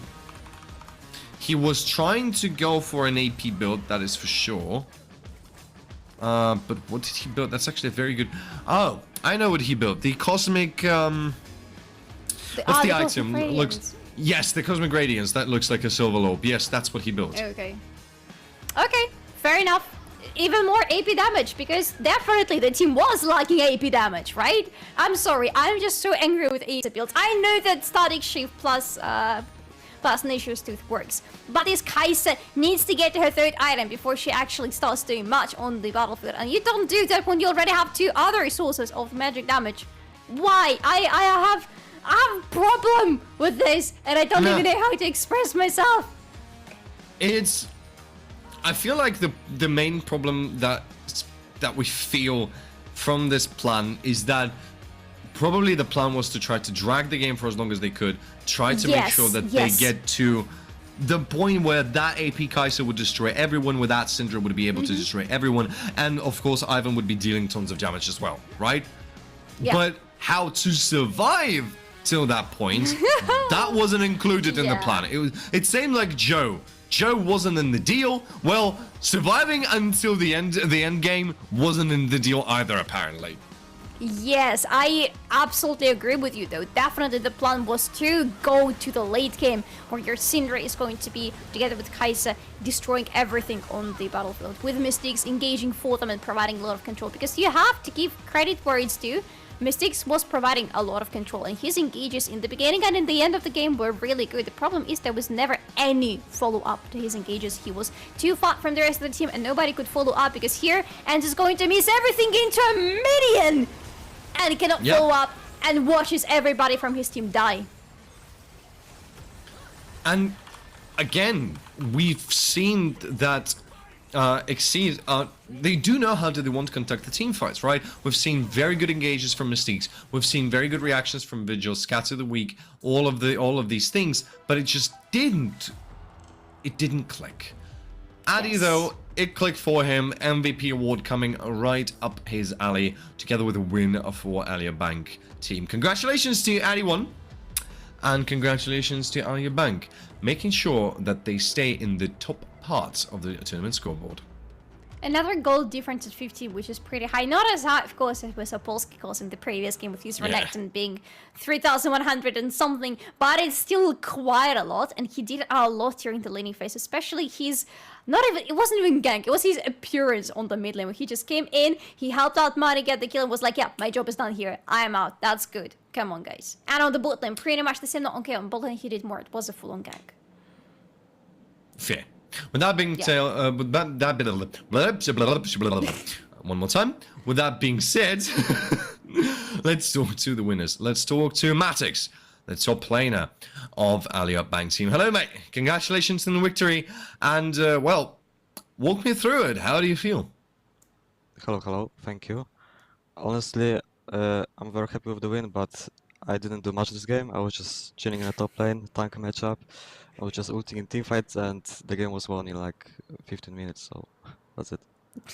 That's what everyone on the top lane would say, to be honest, and they still somehow do the most in the teamfights in the end. But I have to actually ask you about how your top lane went, because we see a lot of Ons and we see a lot of Xantis, but not necessarily into each other. How does the matchup feel? I think it's a little bit Xanta favorite, because like you can all-in with ulti and kill Ornn, but if I play very safe on the laning phase, I think I'm much stronger in the team fights and I have more value, so I was just farming and like I did my job in team fights, so it was fine. I always like to get these questions in there, and I always say that I do like it, but that is just essentially the truth here. Super Week upcoming. Your position within the playoffs picture is pretty much determined, I would say, but there's still a few matches to play, and there's still mathematically a chance that all of a sudden AB just drops out, which is of course highly unlikely, especially after this game. But how overall the team feels coming into the Super Week, and what is the main goal to get out of these 3 days? This week, I think the main goal is to 3-0. I think Iron Wolves will be the toughest opponent in this week, because they have been playing like good since last week.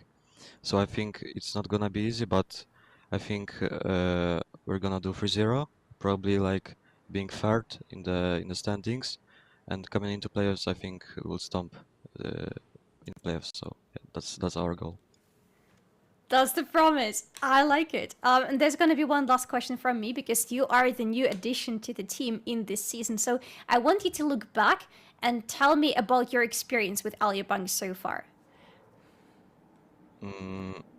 Okay, so like the overall season, I would say the first game, I was very stressed and I didn't like think much of the game. But then with a couple games on, I started to think about game more, so as I was stressing a lot less.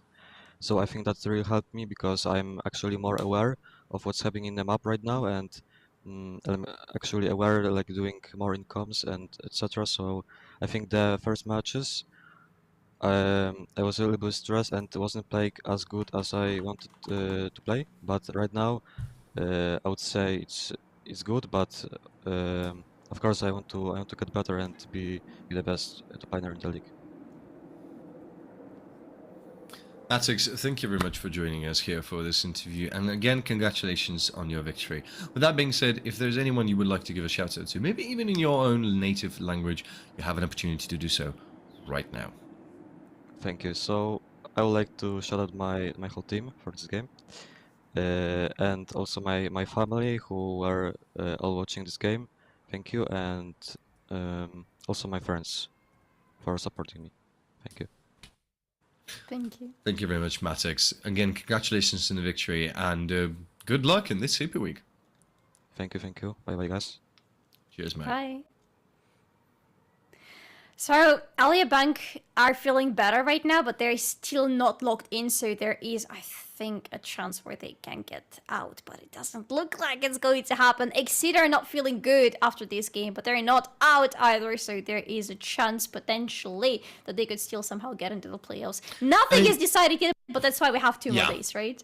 It's like, they are out of the picture-ish, because right now they're place number 7. Yeah. But can they bounce back? Yes, they can.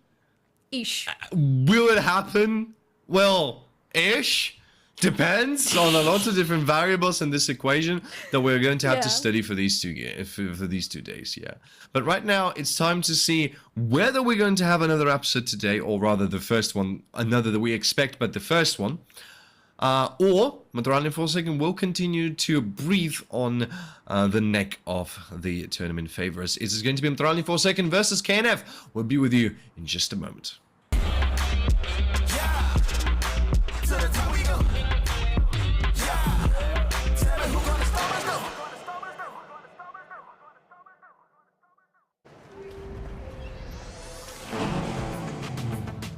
Wow. Wait, is that a phone? Look at the performance, the graphics. That thing's a gaming machine. A new challenger. Is that Faker? That man's a gaming legend. Everyone, fasten your seatbelts. And here we go!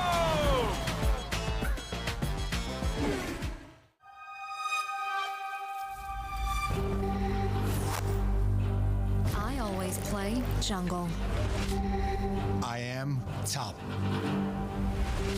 I am mid lane. I play bot, AD carry. I am support. No matter your position, stay true to your lane and join Kia at the League of Legends EMEA Championship. Kia, movement that inspires.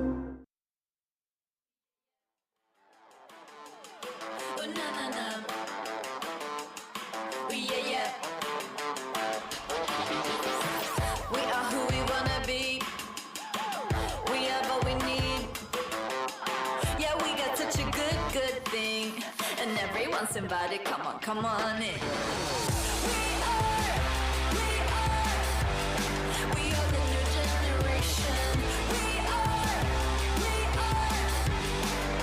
a brand new sensation. Get ready now, get ready now. 'Cause here we go, here we go. We are, feel the vibrations, the new generation. Oh yeah. Oh na. Oh yeah. Something burning deep inside. Turn it up 'cause we're on fire. 1, 2, 3, and 4. You ain't seen nothing like this before. We are the new generation. We are a brand new sensation. Get ready now, get ready now. 'Cause here we go, here we go. We are, feel the vibrations, the new generation. New generation. Feel the vibrations, the new generation. Feel the vibrations, the new generation.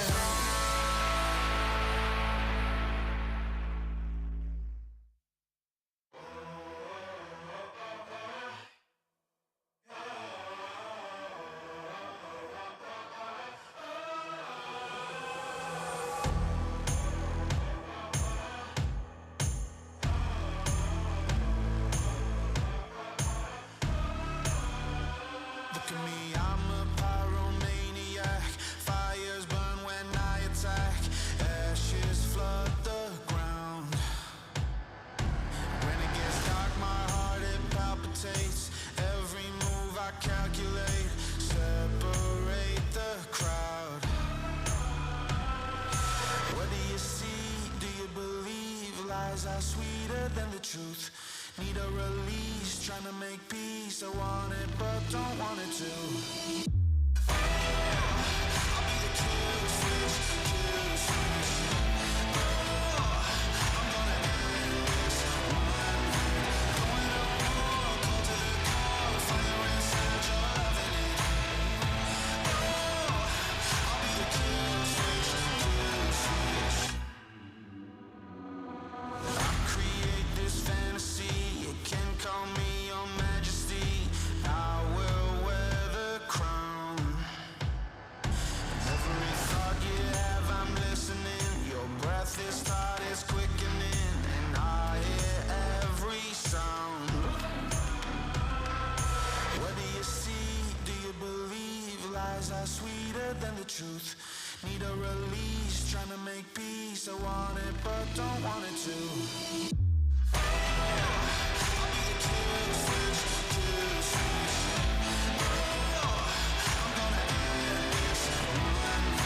Going to war, go to the core, fire inside your loving it. I'll be the kill switch, kill switch.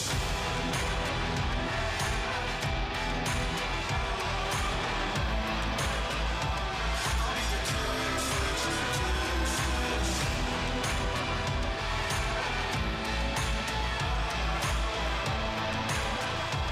I'll be the kill switch, kill switch.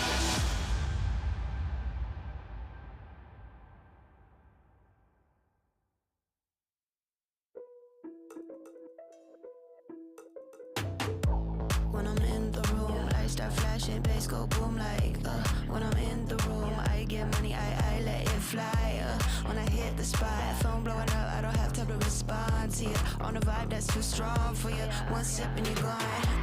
Do you know who I am? I'm a pretty girl with a plan. I can do more than you man ever could, and I make it look really, really hot cause I can. Yes, I'm the boss. If you don't work, get lost. I can put the money, yeah, bumped up the cost. Chest lane cold on frost. Yeah, you know my lipstick gloss. I got the secret sauce.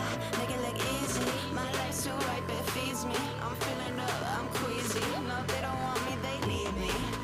Make it look effortless. Not many out here who can weather this. I know that I'm your preference. Gotta get in line, it never ends. I know that I'm priceless, yeah, I can't even hide it. Why they tryna fight it? Yeah, I know what you want, I know you like it. I stay steady shining, can't hold me down, I'm flying. If I sell the buying, you got the keys, I'm driving. I'm priceless, yeah, I can't even hide it. Why they tryna fight it? Yeah, I know what you want, I know you like it. I stay steady shining, can't hold me down, I'm flying. If I sell the buying, you got the keys, I'm driving. Prototypical, you can find me nowhere invisible. Make them miserable when they can't get a taste. They wanna replace me, but they can't find a grace that can save them. So they stay waiting, one of a kind. It's such a real statement. I got them craving money, they say, to see me on stage. It's really amazing, yeah. How I keep them coming back. Give a little taste, just a snack. Only speak facts. I know what the world's been lacking. Give a little listen to what I've been tracking. Oh yeah, now you're hooked. Only took one good verse and it's cooked. Stick a fork in the beat and I make your feet jump. Turn the heat up and I get you on the re-up, yeah. Make it look easy. This life's too ripe, it feeds me. I'm feeling up, I'm queasy. No, they don't want me, they need me. Make it look effortless. Not many out there who can weather this. I know that I'm your preference. Gotta get in line, it never ends. I know that I'm priceless, yeah, I can't even hide it. Why they tryna fight it? Yeah, I know what you want, I know you like it. I stay steady shining, can't hold me down, I'm flying. If I sell the buying, you got the keys, I'm driving. I'm priceless, yeah, I can't even hide it. Why they tryna fight it? Yeah, I know what you want, I know you like it. I stay steady shining, can't hold me down, I'm flying. If I sell the buying, I got the keys, I'm driving.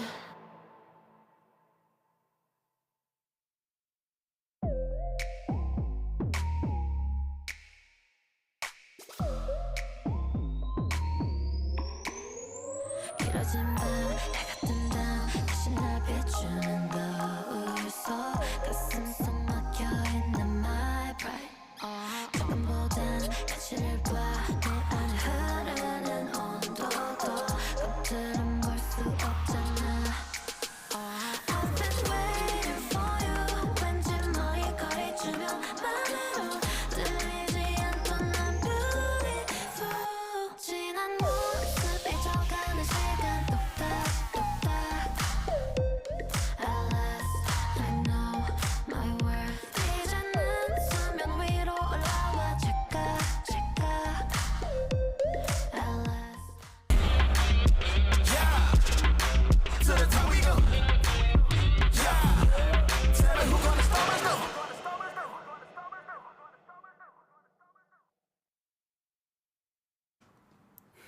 Welcome back, ladies and gentlemen, for game number 3. It is Maturalni Forsaken versus Komil Friends. Now, it is the second game that we expect, or we suggest, or there might, or...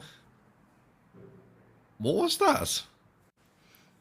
It's a little floppy thing that allows me to adjust my headphones. Sometimes it does a little and it looks weird, so I adjust it. I'm sorry, please continue. That is weird. Anyway, so that is genuinely one of the weirdest things I've seen. But fair, okay. You're not the first one to say it. It's okay. I bet I'm not, yeah. But with that being said, it is the second game of today where we potentially might expect an upset, since it's another game that one team has quite a bit to lose, because if they lose this game, they are not yet out of the playoffs picture, but it makes things just a tiny bit more shaky. And another team that has 0 things to lose. They're having their swan song right now. And, yeah, you can go mad about it, pretty much. And as Komil Friends, maybe even you should. Because imagine the world where Maturalni Forsaken are losing this game. Before going into today, they were on the same 3rd spot with Alior team. If they lose this one, they go down. And if Iron Wolves later on win their game somehow against Anonymo, I believe, both Maturalni Forsaken and Iron Wolves are sitting on the 4th place. And then they are fighting for this 4th place. It's not a fight for the 3rd place anymore. And it's neither a fight for the Wolves to get into the playoffs. It's the fight for which spot in the playoffs both of them are going to have. So this scoreboard is going to look really spicy, and that is going to be Illuminar actually, who are on the verge of not making it into the playoffs. Illuminar will be pressing on, exceed even in more harder situation now to deal with, because they are, well, theoretically out of the picture. On paper, they're out of the picture, right? So, if KNF are going to result, are going to end this game with an upset and win it, that would just mean that everybody will have to pretty much dump more resources into the 100% qualification into the playoffs. However, how do we rate the chances of Komil Friends of winning this game? This is 10th team going against 4th team. This is a team that is on 6 lose streak right now. 6 games in a row that they lost. And it doesn't look like they are able to bounce back, because something is completely not clicking for the team. True that. That is definitely not the brightest of the splits for Komil Friends. They had a lot of troubles, just overall, when it came to the games. Some of them were close, but unfortunately, close is pretty much one of the only things that have happened to them, especially for the recent 6 games that you've just mentioned. Truth to be told, Maturalni Forsaken also is not particularly the cleanest of the teams. They do have a tendency of making very odd decisions that sometimes lead to very odd results. And if by any chance KNF today, since they don't really have anything to lose, that means you can just go there and do all sorts of weird stuff. If KNF capitalize on that, then theoretically, we might see a win from them. Theoretically. But chances are still pretty low, unfortunately, for Komil Friends. Maybe this is going to be the buff of we have absolutely nothing to lose that is going to allow them to go completely unleashed onto Maturalni Forsaken. Maybe, I don't know, Lisang or Mikro are going to feel something, a new spark, a breath of fresh air in their playstyle, and are going to completely destroy Maturalni Forsaken. Because I agree with you in the sense of Maturalni Forsaken are not necessarily the cleanest of the teams we have sitting on the top of the scoreboard right now. And we even heard last week some opinions that they don't deserve to be sitting so high. I am not saying that this is the case, but I am saying that Maturalni Forsaken are a team who have their highs, but also have their very questionable lows. That is definitely true. Let's see what the teams are brewing as we are jumping straight into no, the Kaiser! draft. Yes!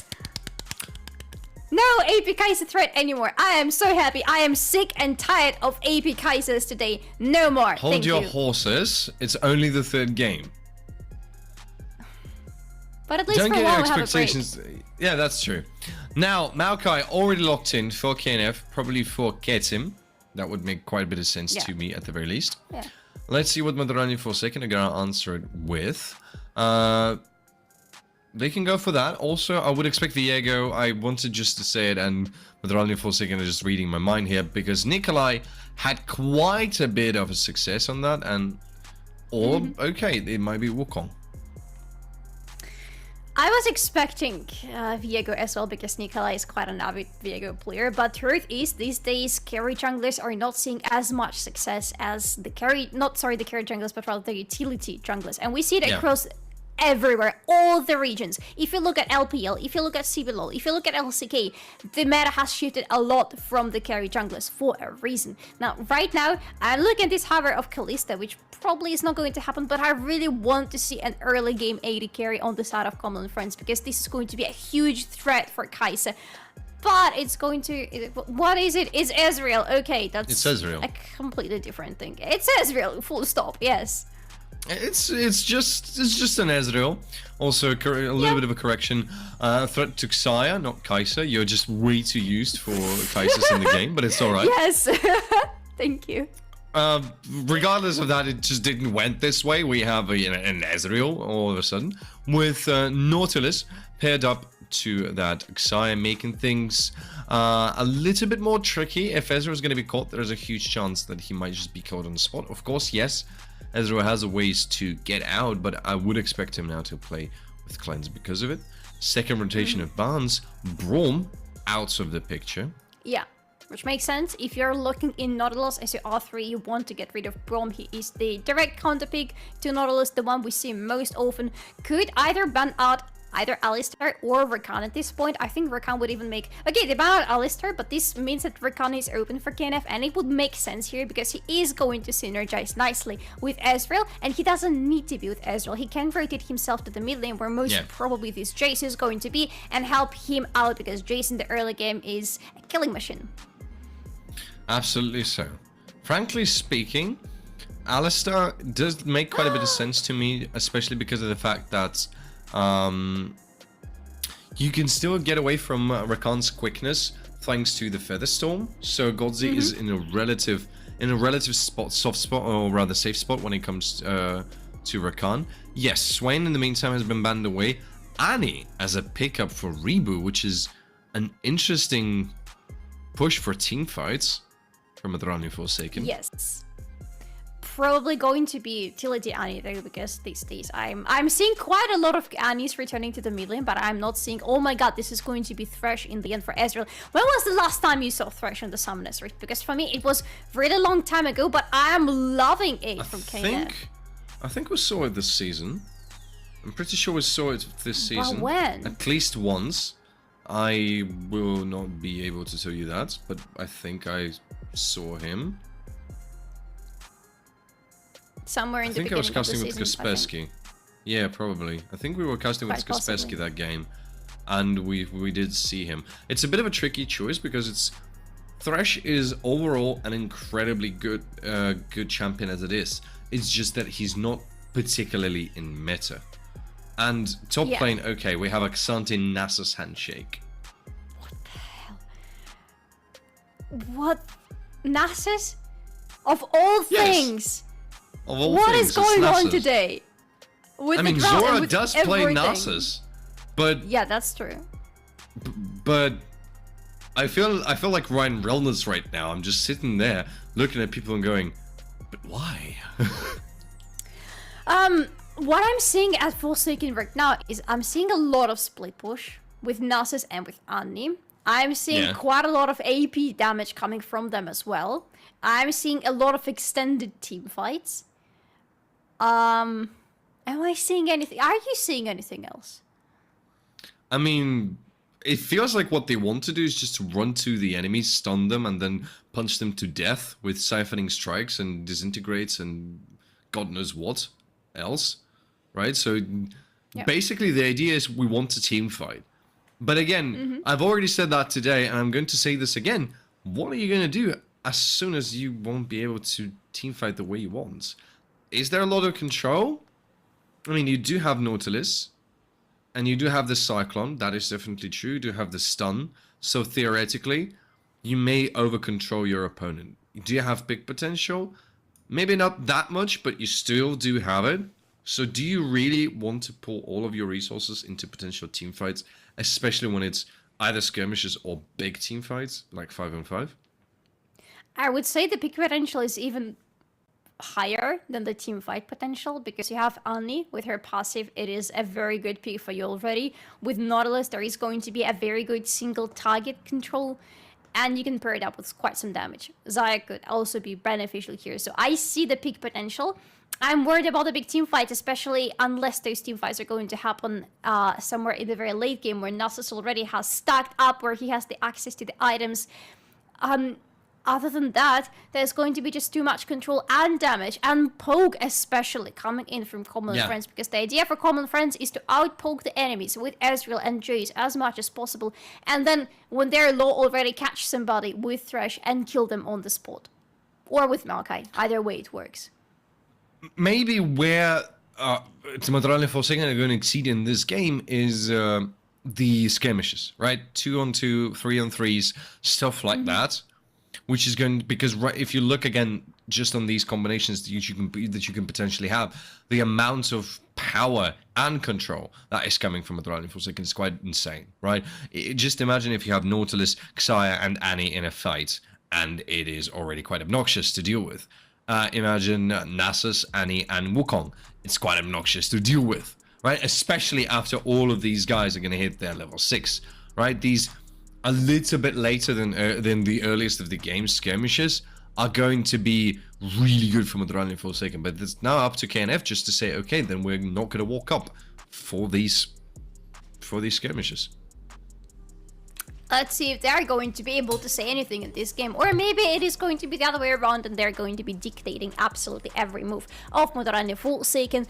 The first two games today delivered a lot of mixed feelings and mixed emotions. The draft of the third game already is delivering pretty much the same stuff, so I really wonder what the game has to offer to us.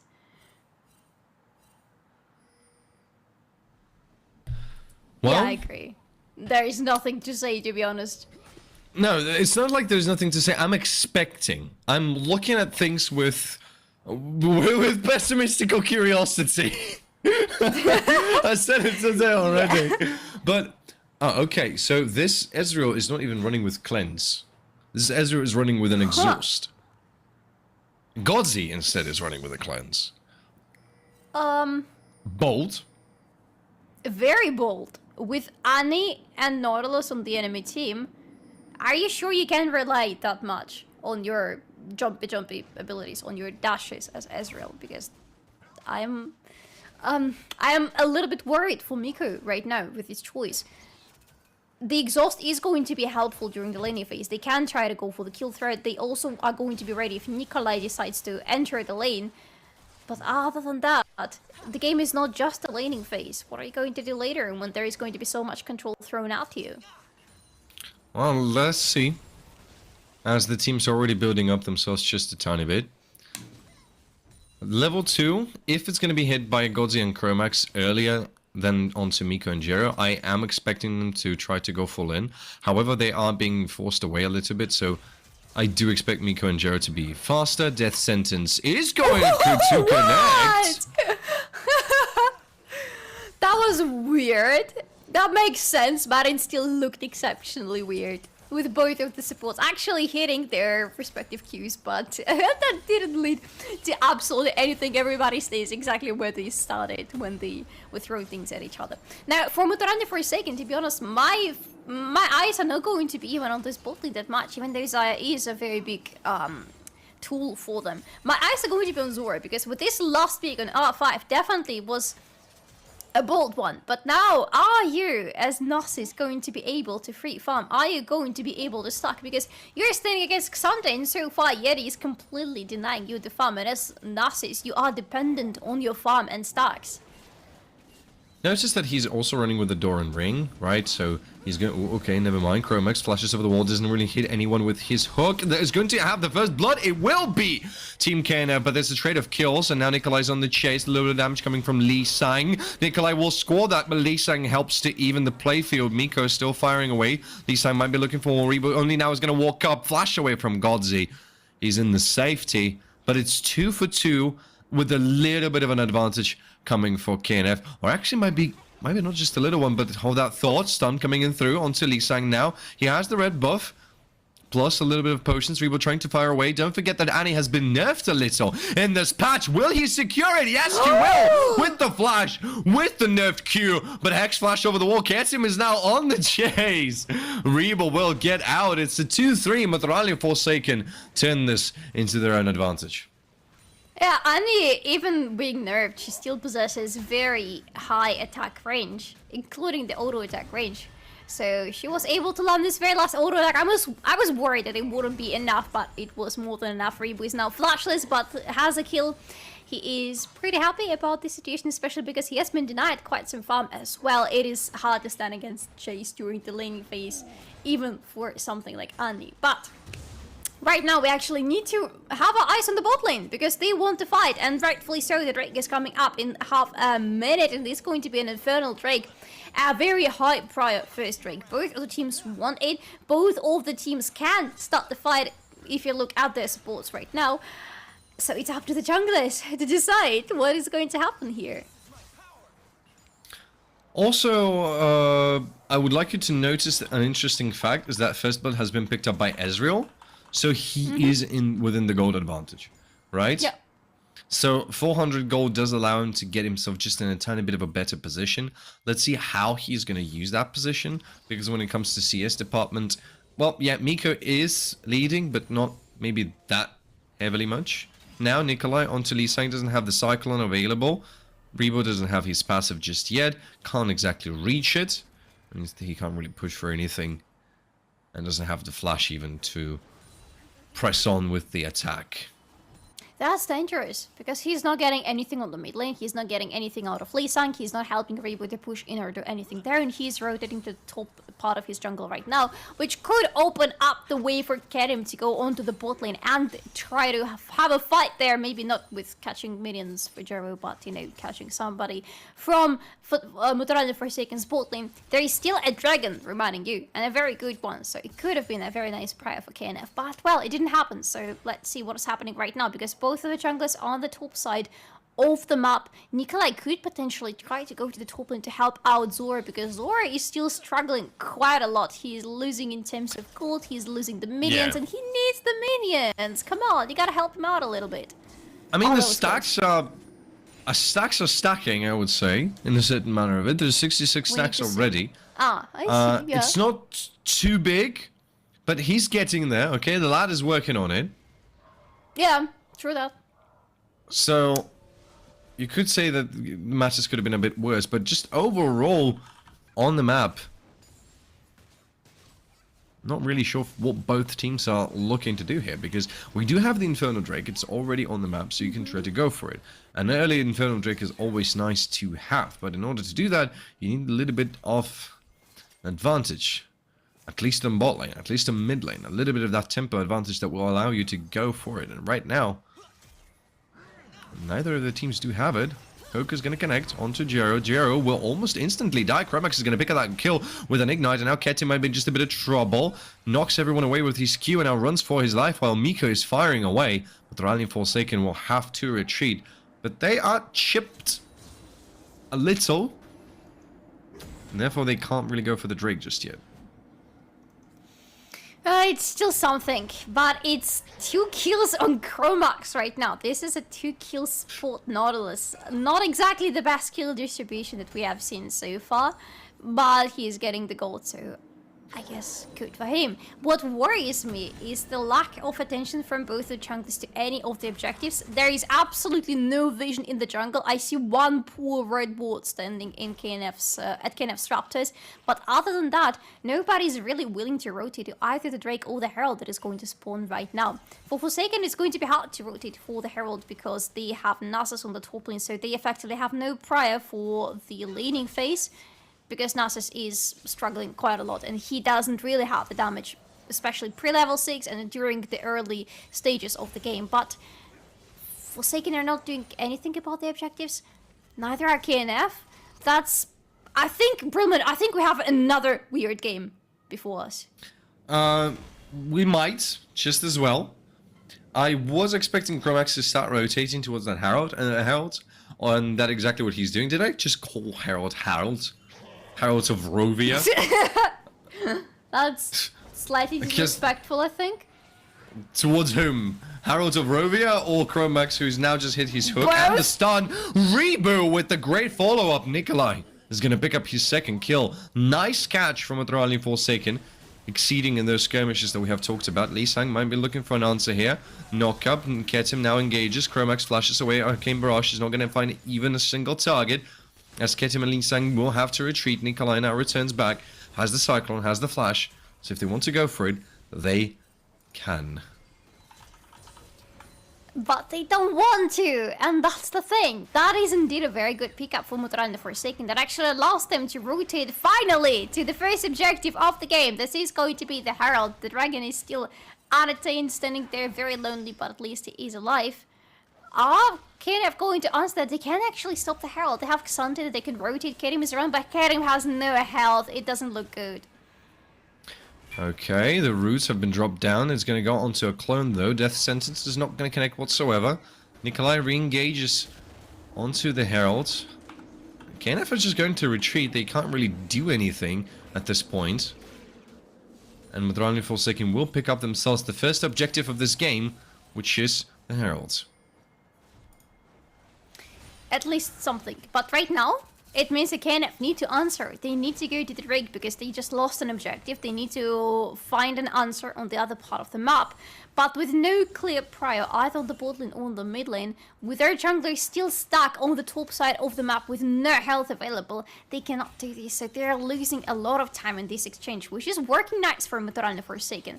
In this game, we actually see again the red side that really wants to be scaling up a lot. But for Maturalni Forsaken, this is working much better than what we saw in the last two games. They have the prior in the early game that is helping them stay afloat and wait until the scaling and the items are going to hit for everybody on their team.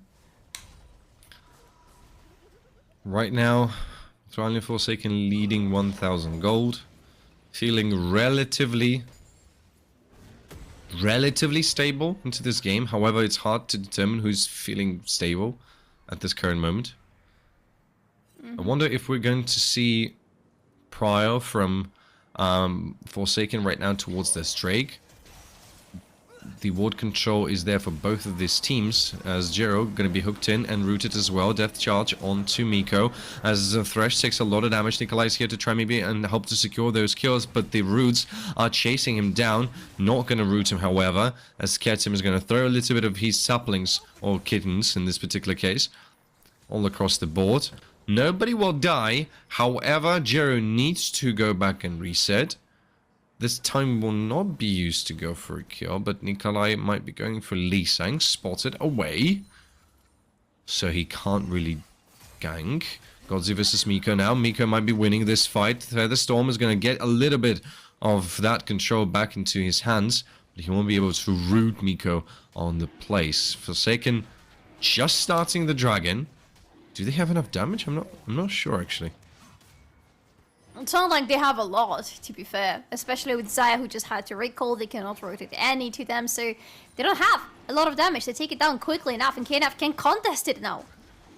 And they are doing exactly that. Reboot is walking up, of course, but it might be just a bit too late. Nikolai tries to go for a steal. Instead, Hitim's going to claim it. Nobody is going to get picked. Nobody's going to die either.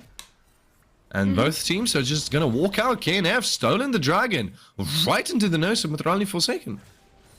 I mean, let me put one thing straight.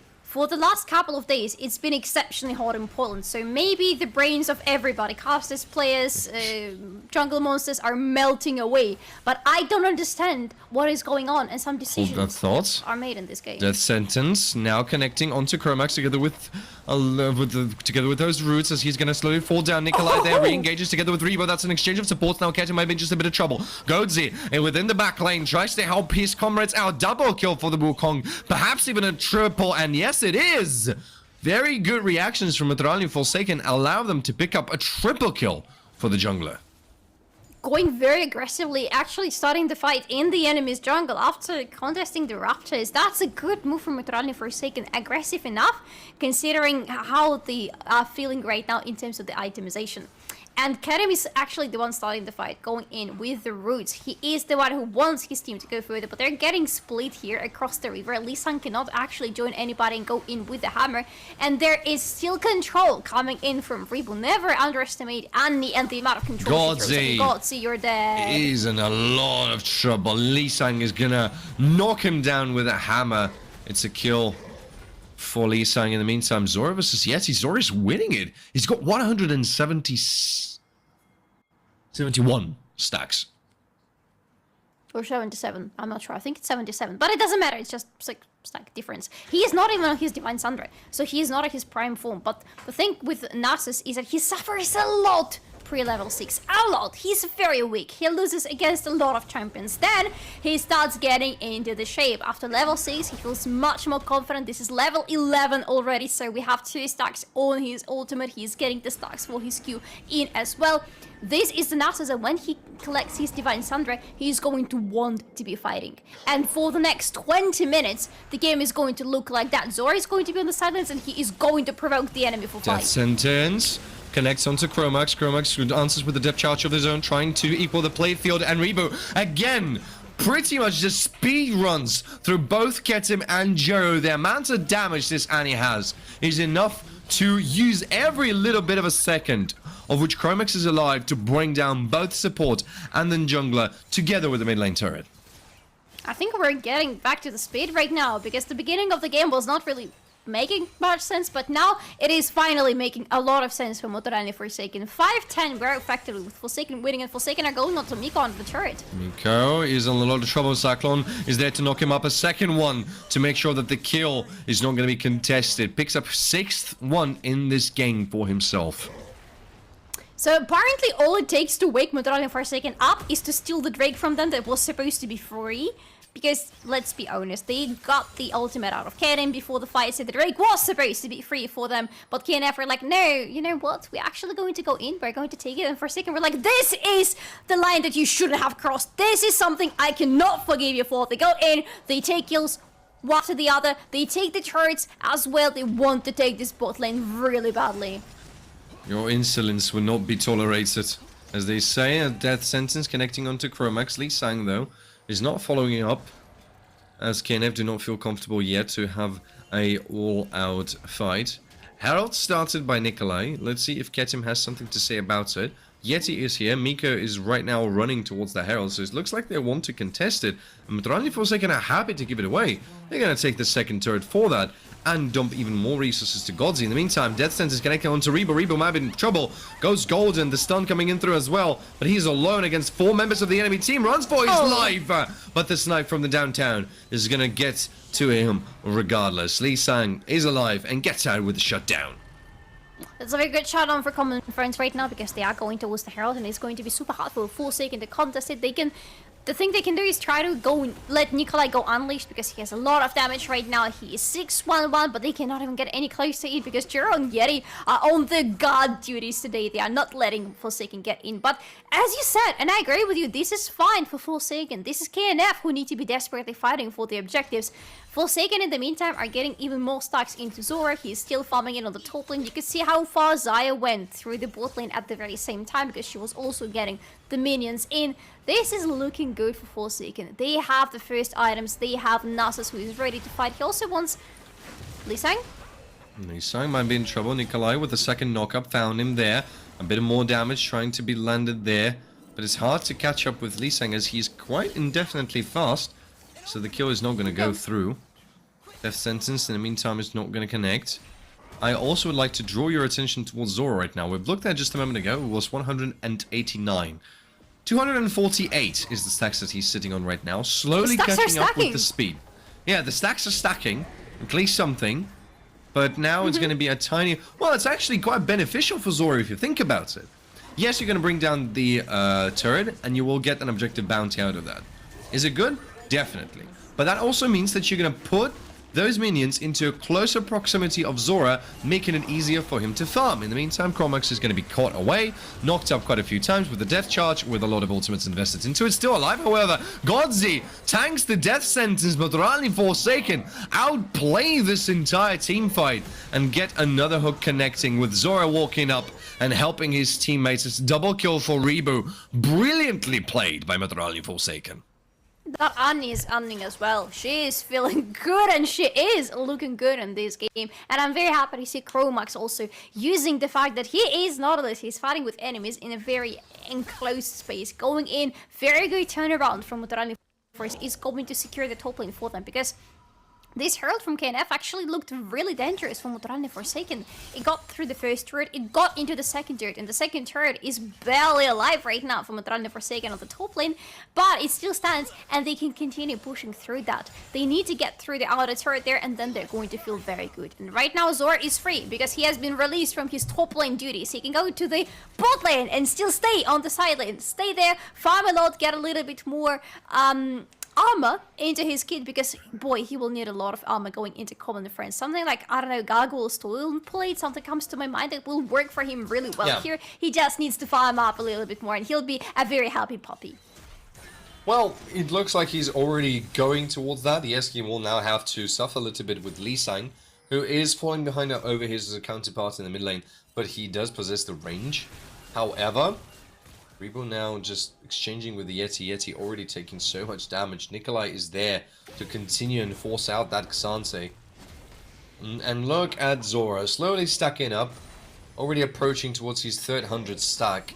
Lee Sang is not really keen on walking up because this Nasus is siphoning the souls out of the opponents. The Baron is No way! No way! No, you can't be serious. Very bold. Okay, hook. It's going to be landed, but the unstoppability of Yeti is going to help him out. Xanti is in the clear zone. Rebo in the bushes. Don't take your eyes off of him, because he might be the reason why this entire fight is going to go south. Or maybe you ought to just die there in place.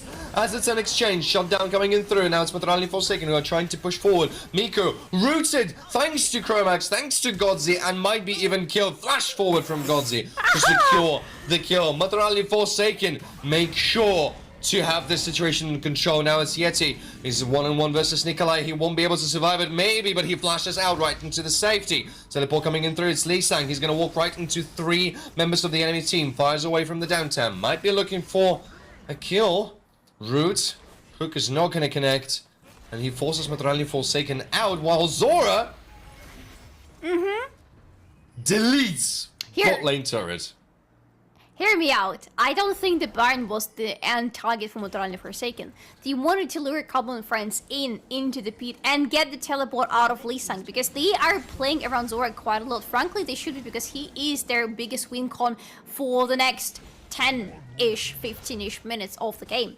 They want him to be free on the sidelines to split push a lot. They wanted to get KNF in, they got the turret on the bot lane. That's all that really mattered at that very moment. Right now, they can again try to go to the Baron. They can try to apply more pressure for it. They are winning the teleport game right now. It's pretty much only Yeti on the side of KNF who can try to go to the sidelines with the possibility to teleport back in. Max might be in a bit of trouble, getting chased by both Lee Sang and Ketzim now. A lot of damage. Right into his face, goes golden, but he's right in the middle of the enemy's death sentence. Is going to connect onto Nikolai with the roots coming in through as well. Yeti now joins the fray. The fight just breaks out everywhere, but it's in the favor of KNF this time around as they are on the killing spree. Nikolai has to run for his life as Lee Sang continues to shoot away, but now it's Zora who's joining, can clear the house, and he's threatening to do exactly that. Almost 400 stacks is on this Nasus, but he's just joining his teammates, making sure that Ghost, Godzi, and Nikolai can walk out of it. KNF found themselves a very good fight, and they deny the Baron from Maturalni Forsaken once more. They throw in quite a lot of resources for doing that. But it was a good call because yes, denying the Baron from Maturalni Forsaken is going to be the whole idea of this game for quite some time for Komil Friends right now. There is also the next dragon coming up. We're talking about a Hex Soul, and it's going to be up in 15 seconds from now, with Maturalni Forsaken still being in the lead.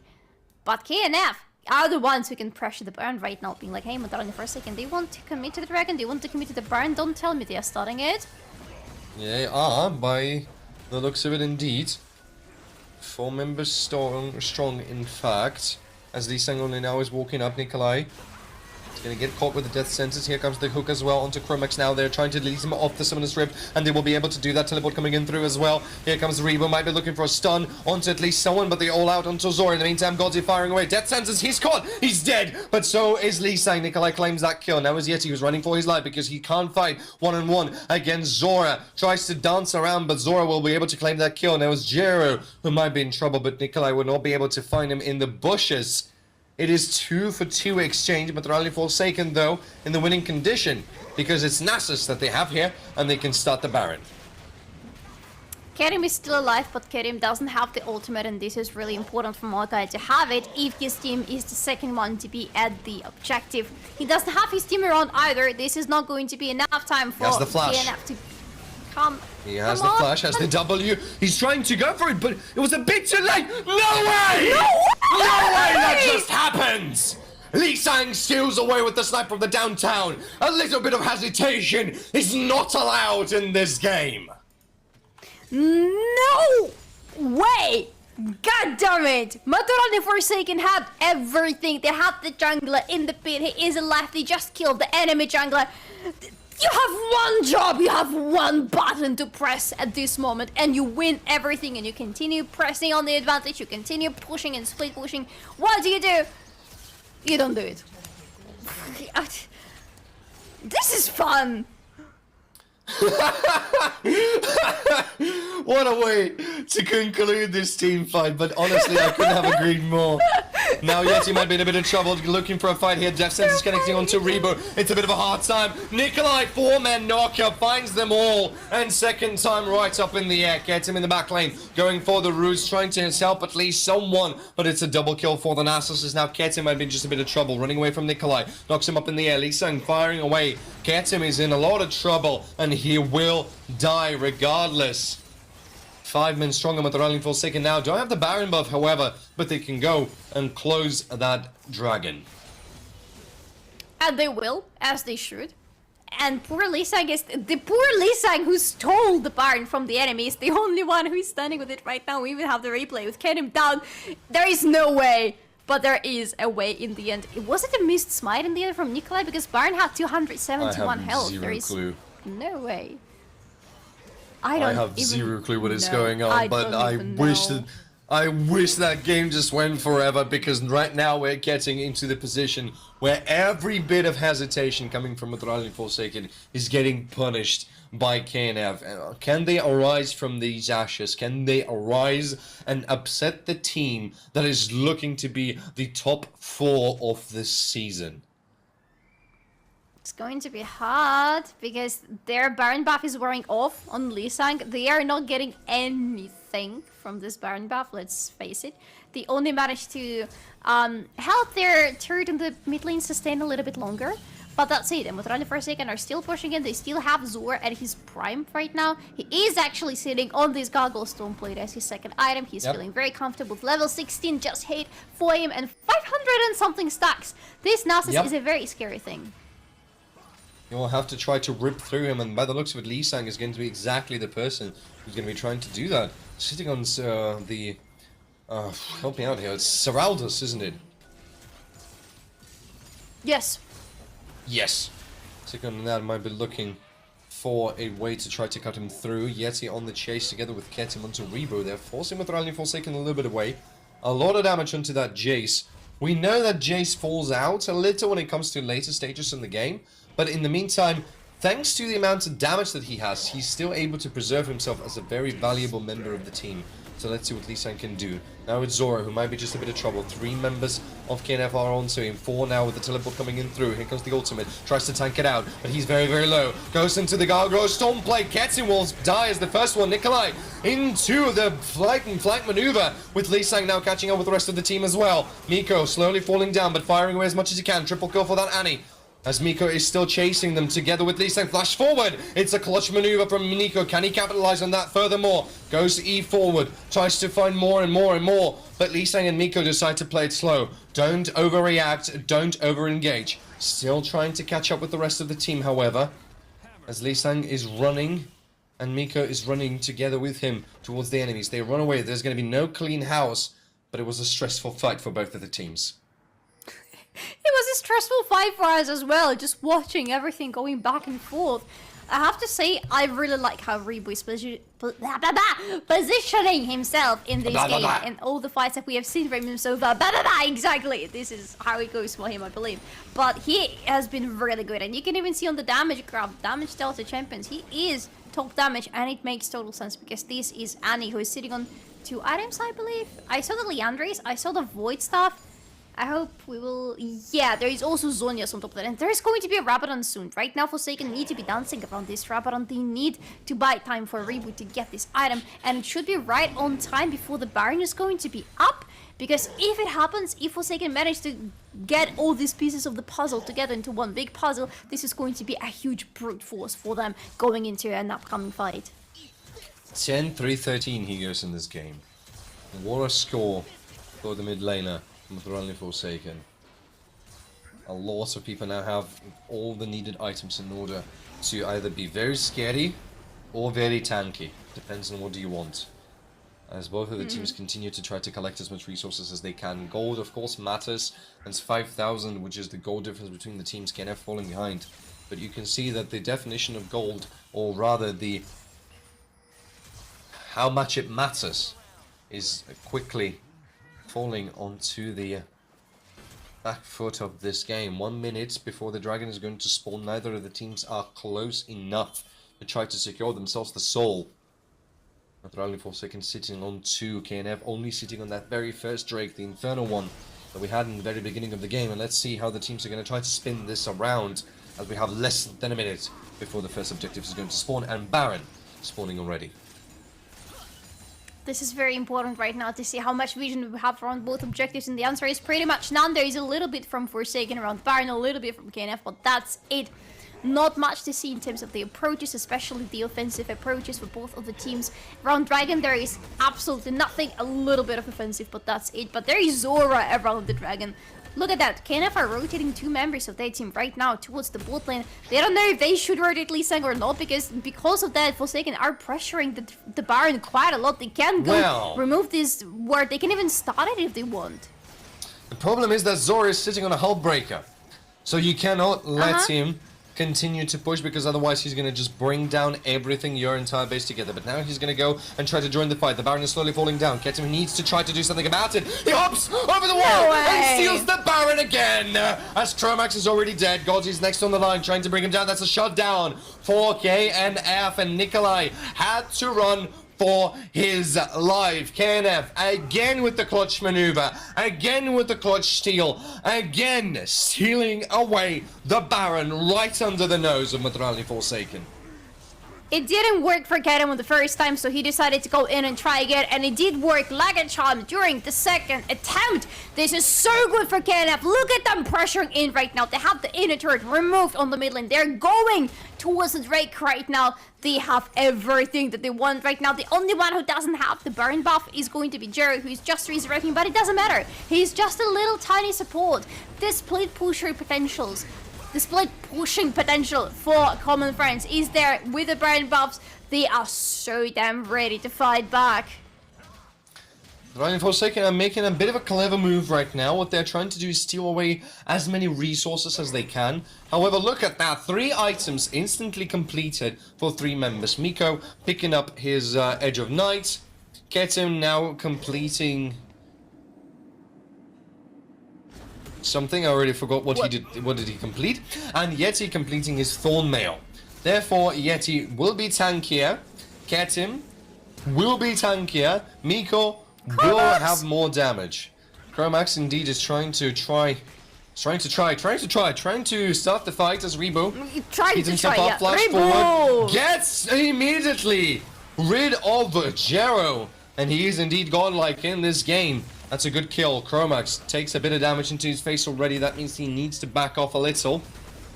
An overall good picker from Maturalni Forsaken. Are they going to transfer it into anything, or are they going to be just happy with the fact that they killed the support for the 11th time?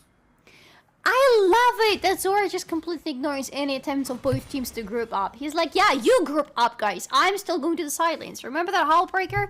I'm level 18. I'm not scared of anybody. I have 720 stacks right now. I am going to be split pushing. My time when I'm at my prime is kind of running out a little bit, but I'm not scared because the only thing I need to do is kill the minions on the side lanes right now, and I'm very good at doing it. Well, it depends if his prime is going off or not. If you think about it, 744 stacks, he's not going to get weaker. This Siphon Strike is going to kill them all. Maybe outside of Yeti, maybe outside of Ketin, but if I was Lee Seng, if I was Mika, if I was Joe, I wouldn't even dream of coming any closer to that Nasus. Look at the amount of respect that they're giving him. As the mid lane turret is already falling. Nothing out of that Baron buff almost again. Maybe they're looking to pick up something now. Mika's still on the chase, playing very aggressively on that Ezreal. Firing away. Lee Sang is catching up with the rest of the teams as well. Ketim is here. Drops down the roots, but he won't be able to find anyone. Chromax with a very good hook. Rebo now catching up. Miko goes golden. He knows he's dead. There's no way. He gets out, hops over the wall, but that was a bad way to do it. But in the meantime, Lee Sang picks up a kill. Lee Sang runs for his life, but Zora is there to slow him down and pick him apart. It's a shutdown for Nikolai, as Yeti is not here yet to join the fray. Zora sped up on the Ghost. Catches up with Jera, but Jera flashes away from him as they're ready to press on the turret. Death Sentence is not going to find a single target as Rebo will teleport himself back into this fight. 40 seconds more before Lee Sang appears, and 30 more before Miko is back in the game.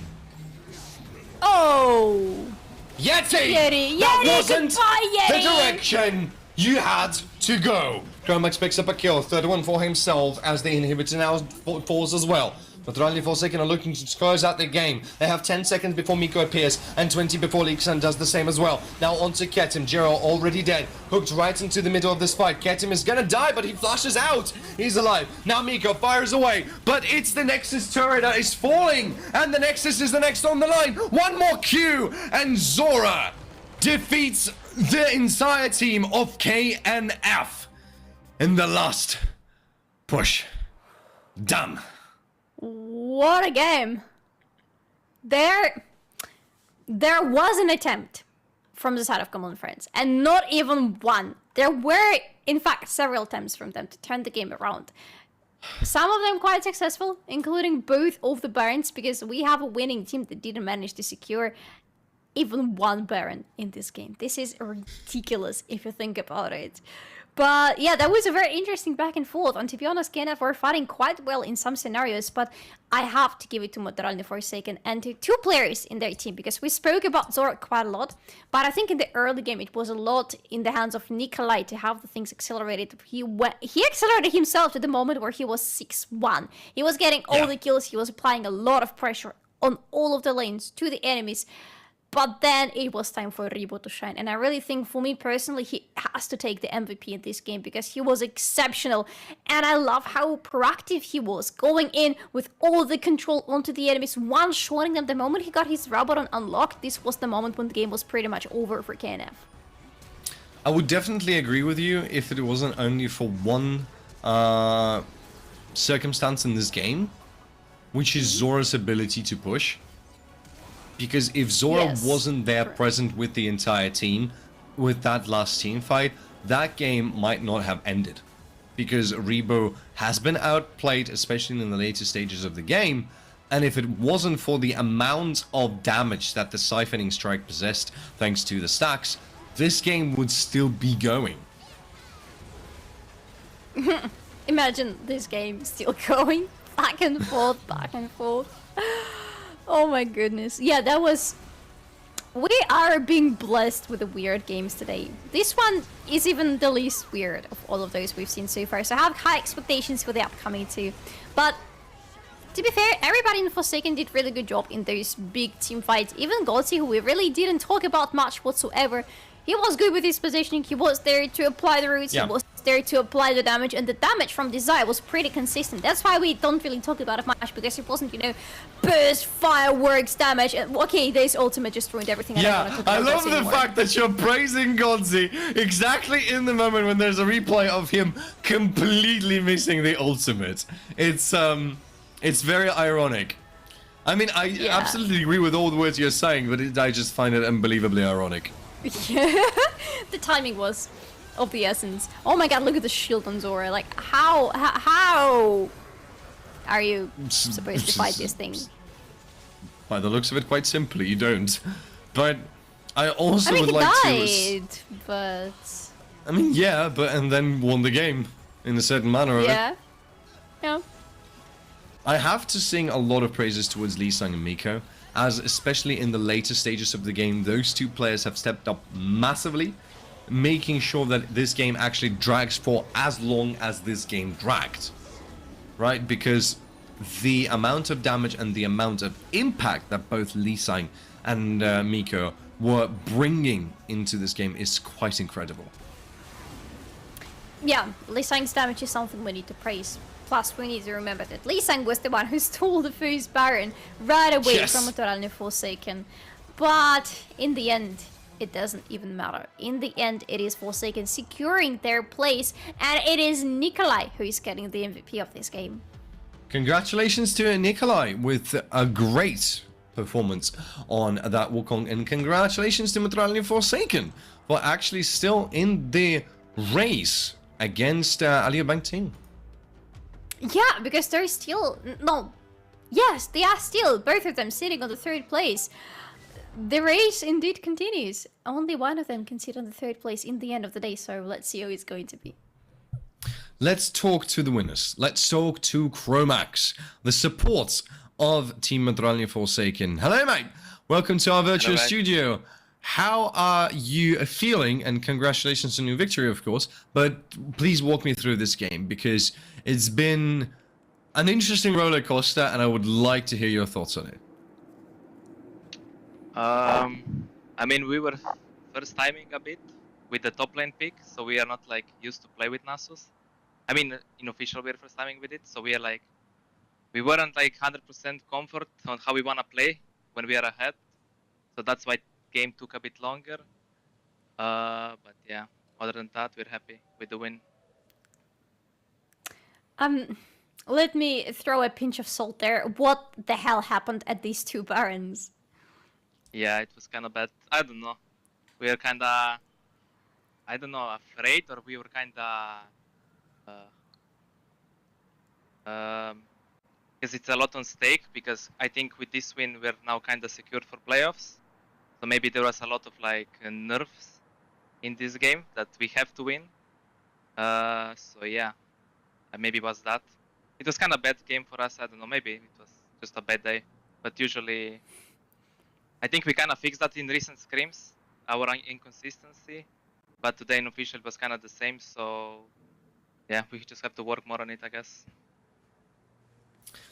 This is actually something that I would really love to talk about a little bit, because you've just said it yourself that this game wasn't exactly the most shining ones of the ones that you had, and the fact that your main opponent in the scoreboard momentarily is Alior Bank team, and you are going to be within the playoffs, brings me to a question. Do you think that the team is well prepared enough to have that pressure against the other teams? Because right now what we've seen is well, I mean, things do work, but they work a bit questionably. Yeah. It's true, like, in scrims, we improved a lot recently. We had, like, some inconsistency, that was the biggest issue. But we know that we can beat anyone. We play our way, so we just need to, like, do what we do best, and I think we can beat anyone in this league. Speaking of beating anyone, you have only 2 games left in the regular season, and it's going to be Zero Tenacity and actually Alior Bank team. Give me your predictions about how these two are going to go. Alior Bank, I think it's a easy win, and Z10, gonna be hard with our recent form, but if we get on our best game, I think we can win that as well. So I think we can get both wins. We just need to be on our best day, let's say. Somebody write that down because that's a promise. Press the recording, guys. Bring the camera. We need to see if that's going to come true or not. Kermax, thank you very much for the interview. It was a great pleasure having you here, and it was a great pleasure watching this game. And now, as the tradition goes, if you would like to give anyone a shout out, maybe even in your own native language, you have an opportunity to do so right now. Okay. Shout out to my friends, Eldin, Zonta, Pacho, Alex, ker mi pomagate s fitnessom. And yeah, shout out to you guys. Thank you. Thank you very much. Thank you very much, mate. Cheers and good luck in this Super Week. Thank you. Bye-bye. Cheers, Bye. mate. Okay. This is going to be interesting to watch them in the upcoming 2 games because the game with Alia Bank might be just as chaotic as the one we just saw right now, but the game with Zero Tenacity, I am not sure. Oh. Huh? That's about everything I have to say, to be fair. But I think the only thing that I understand from the last 3 games that I've just witnessed is that there's a lot to look forward to in the Super Week. Oh, yeah. Genuinely quite a lot. Another 2 things that you have to look forward to is the next matches. Iron Wolves versus Orbit Anonymo, they are going to clash right after this break. So ladies and gentlemen, don't go away too far. We'll be back in just a moment.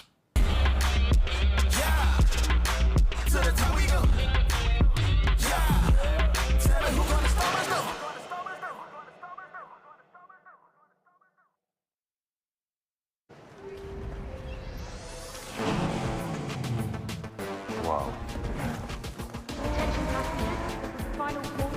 Wait, is that a phone? Look at the performance, the graphics. That thing's a gaming machine.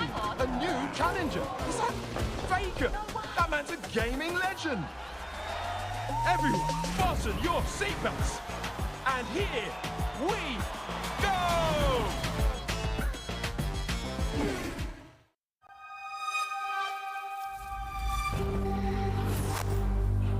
I always play jungle. I am top. I am mid lane. I play bot, AD carry. I am support. No matter your position, stay true to your lane and join Kia at the League of Legends EMEA Championship. Kia. Movement that inspires. When I'm in the room, I get money, I let it fly. When I hit the spot, phone blowing up, I don't have time to respond to you. On a vibe that's too strong for you. One sip and you're gone. Do you know who I am? I'm a pretty girl with a plan. I can do more than your man ever could, and I make it look really, really hot cause I can. That's I'm the boss. If you don't work, get lost. I can put the money, yeah, bumped up the cost. Just like cold on frost. Yeah, you know my lipstick gloss. I got the secret sauce. Make it look easy. My life's too ripe, it feeds me. I'm feeling up, I'm queasy. No, they don't want me, they need me. Make it look effortless. Not many out here who can weather this. I know that I'm your preference. Gotta get in line, it never ends. I know that I'm priceless, yeah, I can't even hide it. Why they tryna fight it? Yeah, I know what you want, I know you like it. I stay steady shining, can't hold me down, I'm flying. If I sell the buying, you got the keys, I'm done like that. I'm priceless, yeah, I can't even hide it. Why they tryna fight it? Yeah, I know what you want, I know you like it. I stay steady shining, can't hold me down, I'm flying. If I sell the buying, you got the keys, I'm driving. Prototypical, you can find me nowhere invisible. Make them miserable when they can't get a taste. They wanna replace me, but they can't find a grace that can save them, so they stay waiting. One of a kind, it's such a real statement. I got them craving money, they say to see me on stage. It's really amazing, yeah. How I keep them coming back. Give a little taste, just a snack. Only speak facts, I know what the world's been lacking. Give a little listen to what I've been tracking. Oh yeah, now you're hooked. Only took one good verse and it's cooked. Stick a fork in the beat and I make your feet jump. Turn the heat up and I get you on the re-up, yeah. Make it look easy. This life's too ripe, it feeds me. I'm feeling up, I'm queasy. No, they don't want me, they need me.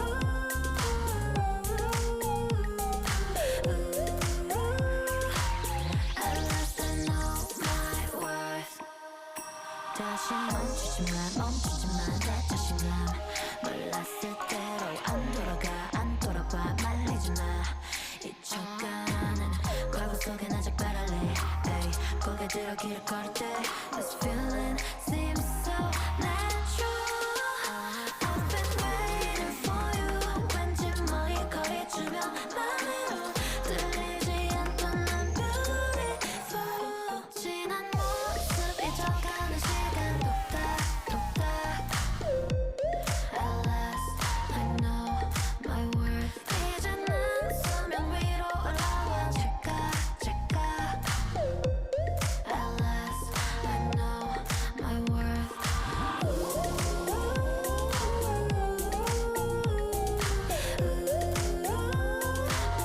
At last I know my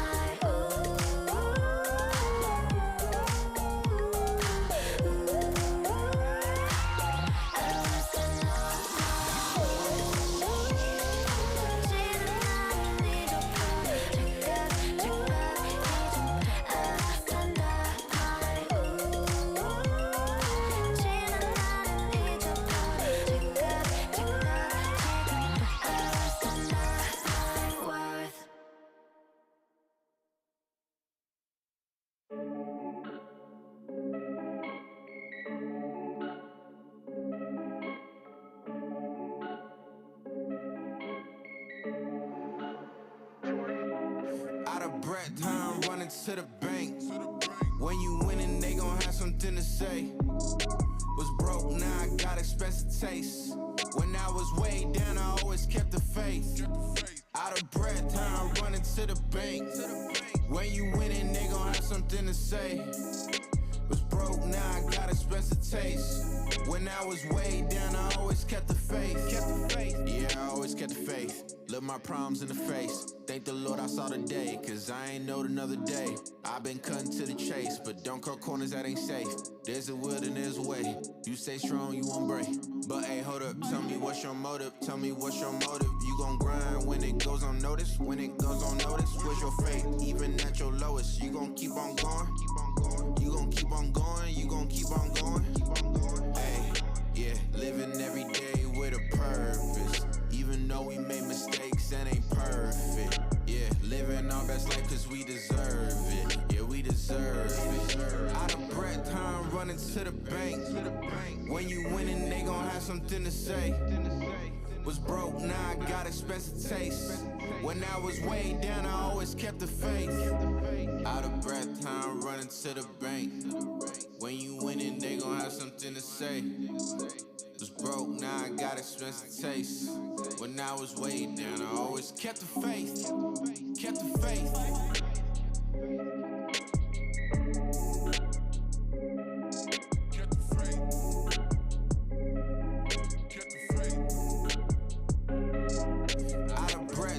Running to the bank. When you winning, they gon' have something to say. Was broke, now I got expensive taste. When I was way down, I always kept the faith.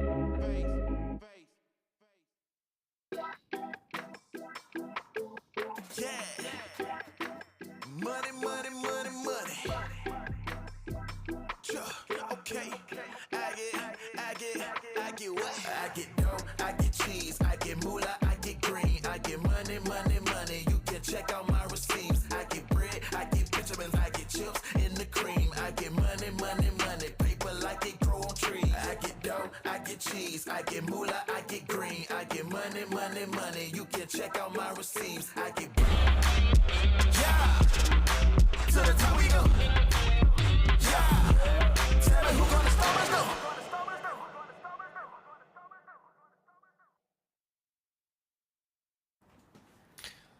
Welcome, ladies and gentlemen, for the fourth match of today. After three...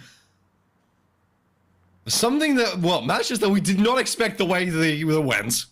That we didn't expect the way they're going to go, and they went the way they went. We are going to go into yet another match that now I have zero clues what to expect of. It is, well, no longer Top Essentials, but they are Iron Wolves versus Orbit Anonymo Esports. Now, for Orbit Anonymo, this game is not that high stakes. They secured the second spot. They have the buy-in into round 2. Everything is cool. For Iron Wolves, that's the habit that's just literally going to hold me for the rest of my life. Anyway, for Iron Wolves, it's a whole different story. They need to try to pick up that win if they want to continue the run into the playoffs, because for now, the only team that has actually fallen off a little bit of that run is Team Exceed. The neat part about Anonymo securing the second place for themselves is that they haven't actually secured the second place. They have secured the playoff spot. But I'm looking at Alior Bank Team and Maturalni Forsaken, who are sitting right below them. And all it will take for them to be on the same place as Anonymo is 1 win for them and 1 loss for Anonymo. And then it is going to be a difference of 1 more for each to change the places around. So this is very tight. Thank you very much. Indeed, you can see this is still very tight. Anonymo know that they're getting into the playoffs, but they don't know which spot they're gonna be in there. Unless, if they lose the next game, with that right now with versus Iron Wolves, they still okay on the second spot, right? Because they're going to be 11-5, and the other bank team is going to be 10-6. But if they lose another game, that's when the problem is going to happen. That's when the problems are gonna start for them, because both AB and Maturalni Forsaken are looking at them and they feel blood. They can smell it in the waters, and they really want to take the second place away from Anonymo, because second place helps you quite a lot. You have a full week to chill, relax, and prepare for the second round of the playoffs, because you're not playing in there, you're getting a buy-in into the second part of the playoffs. So it's an important spot, it's important to have it. Anonymo need to get this win. That is quite juicy. I'm not gonna lie, this is very, very juicy. And I am really looking forward to see what is going to be the result of this match, because for Wolves, I feel like they had their moment of a little bit of reascension. It's something that just always happens with Iron Wolves. They perform, we have questions, then they reascend, we no longer have questions. And then things happen, let me put it this way. Yeah, right? Things happen. And now they are on this reascension path, pretty much. Yeah. But I have to tell you that this path is looking good for them, because they have re-added Yashiro into their roster. And we had the pleasure to talk to Yashiro, I believe, right after he rejoined the Wolves. And he told us how much they had been lacking this voice, this loud voice in the team to shot call for them and to guide them. And that he is the one doing so for them. And you can see how much they have changed. They are on a very small but still a win streak right now, with 3 wins in a row for the team, and they're looking forward to making it their 4th win right now to continue the win streak. And if they get this win, they are getting closer to the 3rd place. They're still not getting there, because right now there is 2 wins that are separating them from Maturalni Forsaken and Alior Bank team, but it's still something that's getting them closer to the top pot. That being said, let's jump straight into the drafts. It is Iron Wolves versus Anonymo Esports. Already a few bans that are quite interesting. So we've got Sejuani and Vi out of the place. Karthus as a respect ban towards Yonatis. And Xante actually taken away from his 0. So Prime is having some thoughts about how he wants to be playing on the top lane. I love Vi being taken away from Severo, same as Sejuani. Whenever I see Vi banned there, it immediately makes me think of either Jinx or Zeri, because these two really benefit quite a lot from not having Vi on the enemy team, and they cry a lot if she is there available. Or maybe even Kog'Maw, because it is pretty much the same for him. We know how much he doesn't like being locked down. There's also going to be Maokai ban, and again, another case of Maokai being banned out from the blue side. Okay, we take it. I mean, fair enough. Fair play. Let's see what's going to be the last ban from Anonymo. It's going to be Xayah, actually, from Yashiro, who has been finding quite a bit of success on that champion just overall, even when he was previously a part of the squad. Let's see what's going to be the first pick for them. LeBlanc, open. Yeah. Actually, so far, Yashiro has only played Xayah since he rejoined the Wolves. And his team would be first picking her for him on the blue side. But right now, it looks like Tristana maybe even for him. But this is going to be Kai'Sa. Finally, we have a Rel game. And Kai'Sa are a really strong combination on the bot lane right now. Absolutely. Let's see what Wolf's going to answer it with. I am really curious as to what Yonatis is going to pick up for himself. Whether we're going to see the jungler pick now or a little bit later. It's going to be Varus. Huh. Still might be a flex, however. It might be a flex to mid Varus, bot Tristana, or bot Varus mid Tristana. I would vote for bot Varus mid Tristana. I believe Zetua has already played Tristana. He doesn't really have the broadest of the champion pools, but he has played Tristana on the mid lane, especially if things like his Aurelia were being taken away from him. So Varus Nautilus would make sense on the bot lane. Plus, quite many people these days are actually picking Varus into Kai'Sa on the bot lane because he has much longer range than her. He can out-poke her during the laning phase. He can out-farm her during the laning phase. His damage is very consistent, very high during the lane, and now with Nautilus added to the equation, they have very high kill pressure onto Kai'Sa. The big guns are out. Yep, a very comfortable pick now for Prime. As he picks up that Fiora, I am genuinely wondering what his Zero is going to try to pick up for top in order to match it. Renekton already out of the way. Not a lot of choices, honestly, which is something a little bit scarier than you might think. In the meantime, Wolves decide to counter Roizen with Syndra and maybe something like an Akali taken away too, potentially. Or something like Swain, something from Roizen. Just something from the mid lane. You want to secure your mid lane as much as possible. And then what do you pick on the top lane right now for Wolves? Because this Renekton ban actually has me quite worried for what he's going to be playing in this game. Is it gonna be something of the likes of On, just full-on tank that is going to survive through the laning phase? But Fiora feels good against tanks. That's the problem. She can turn it down if she really wants to. But Hishira is then going to feel quite okay in the later stages. He's still not going to fall out when I'm going to come to those team fights, right? So if you delegate this... Are we going to see AP bot now?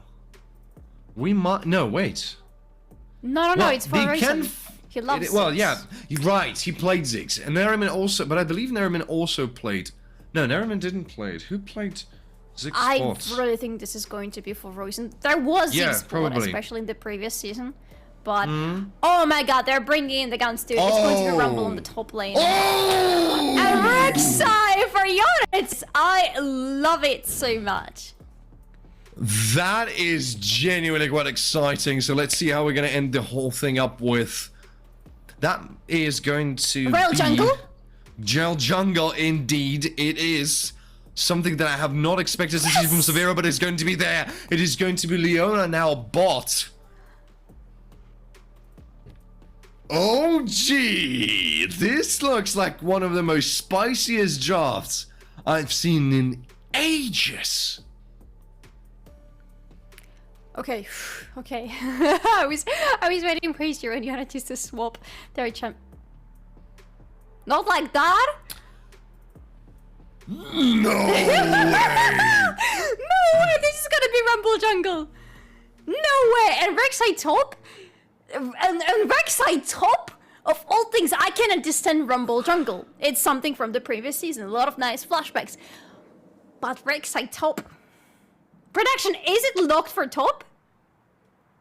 Well, judging by the reaction to production... Yeah, it is locked for top. It is Rek'Sai top. It is locked for the top lane.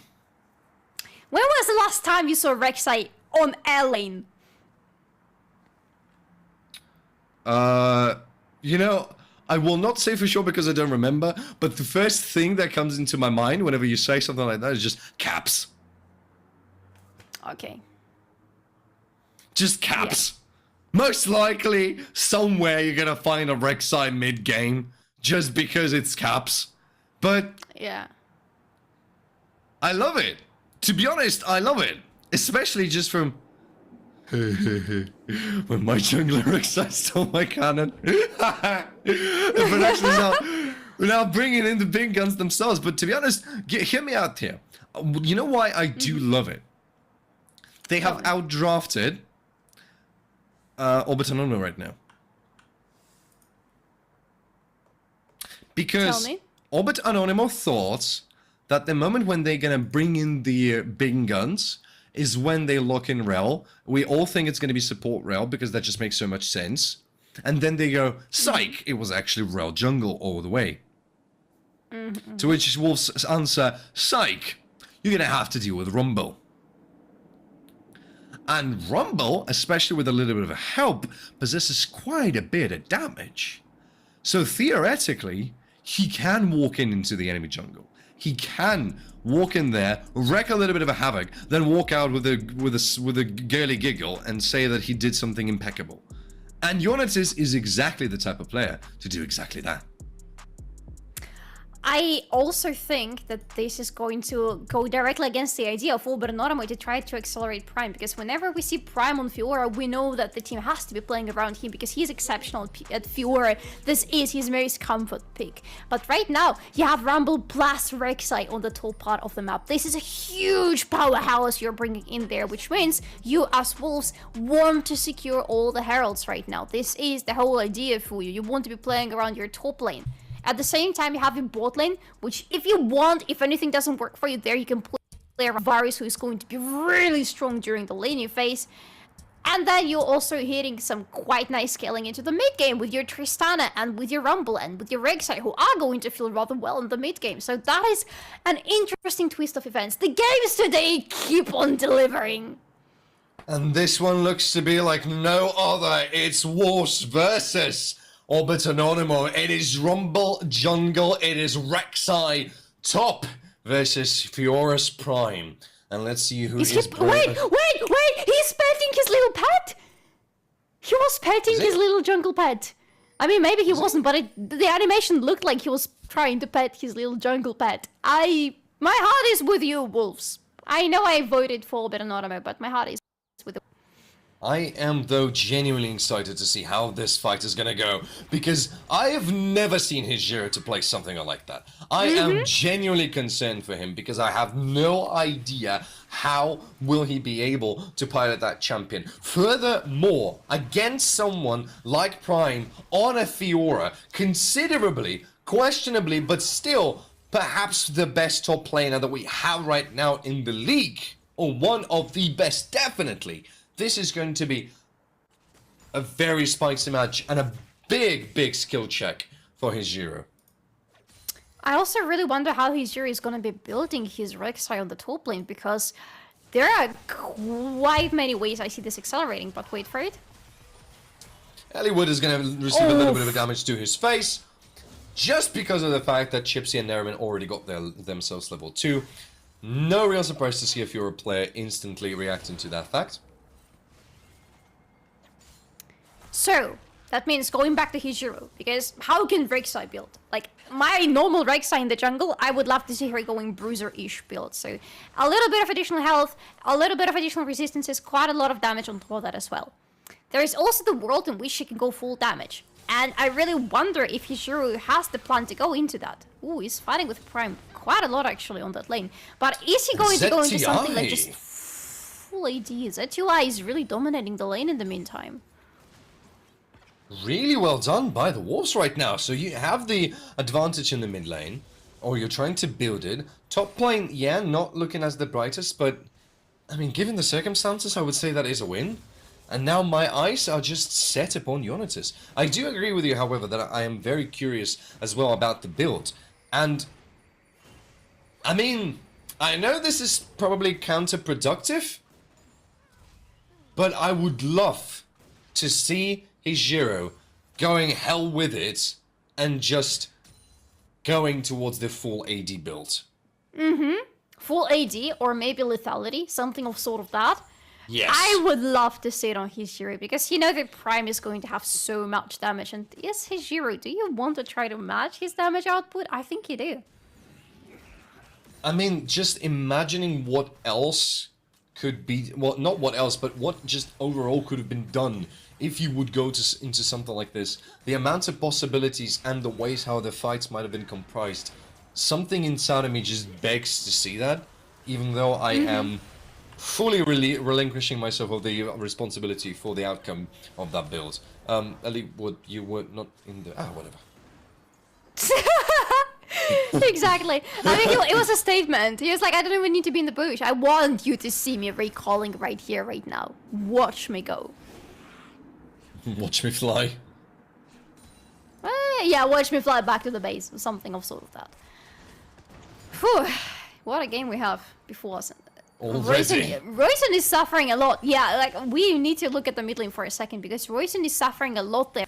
And we know Royson, we know what he wants to do on his lane. He wants to stay alive for as long as possible. And I love how Z2Y is making this this goal as hard for him as possible, because look at that, 3 members are around the mid lane right now. Is Royson in danger? He might be, because you can see that Jonatas is stacking up the overheating. He might not be able to go there, however, because Royson is really good at clearing off those minions. And I believe they might have been already spotted on the wards as well. Severa is here to try to match it. However, by the looks of it, Wolves are not going to make a move. The Chemtech is the first Drake on the map. And by the looks of it, neither of the teams are really looking to try to pick it up. It's not the most beneficial of the early dragons, I would say. Yeah, it's honestly one of the weakest dragons in a nutshell. Quite a weak dragon, quite a weak soul, but at least you know with this dragon that you're not getting the cam soul, so you're quite happy. It's just you don't really need to go and take it immediately. You can let it stay, you can refocus your attention towards the first herald. In less than 2 minutes, it's going to be up. And as Jonatas right now, as Rumble, this is pretty much where you want to be. Finish your clear, recall, go back to the top part of the map and see if you can use your hero to go and secure the herald.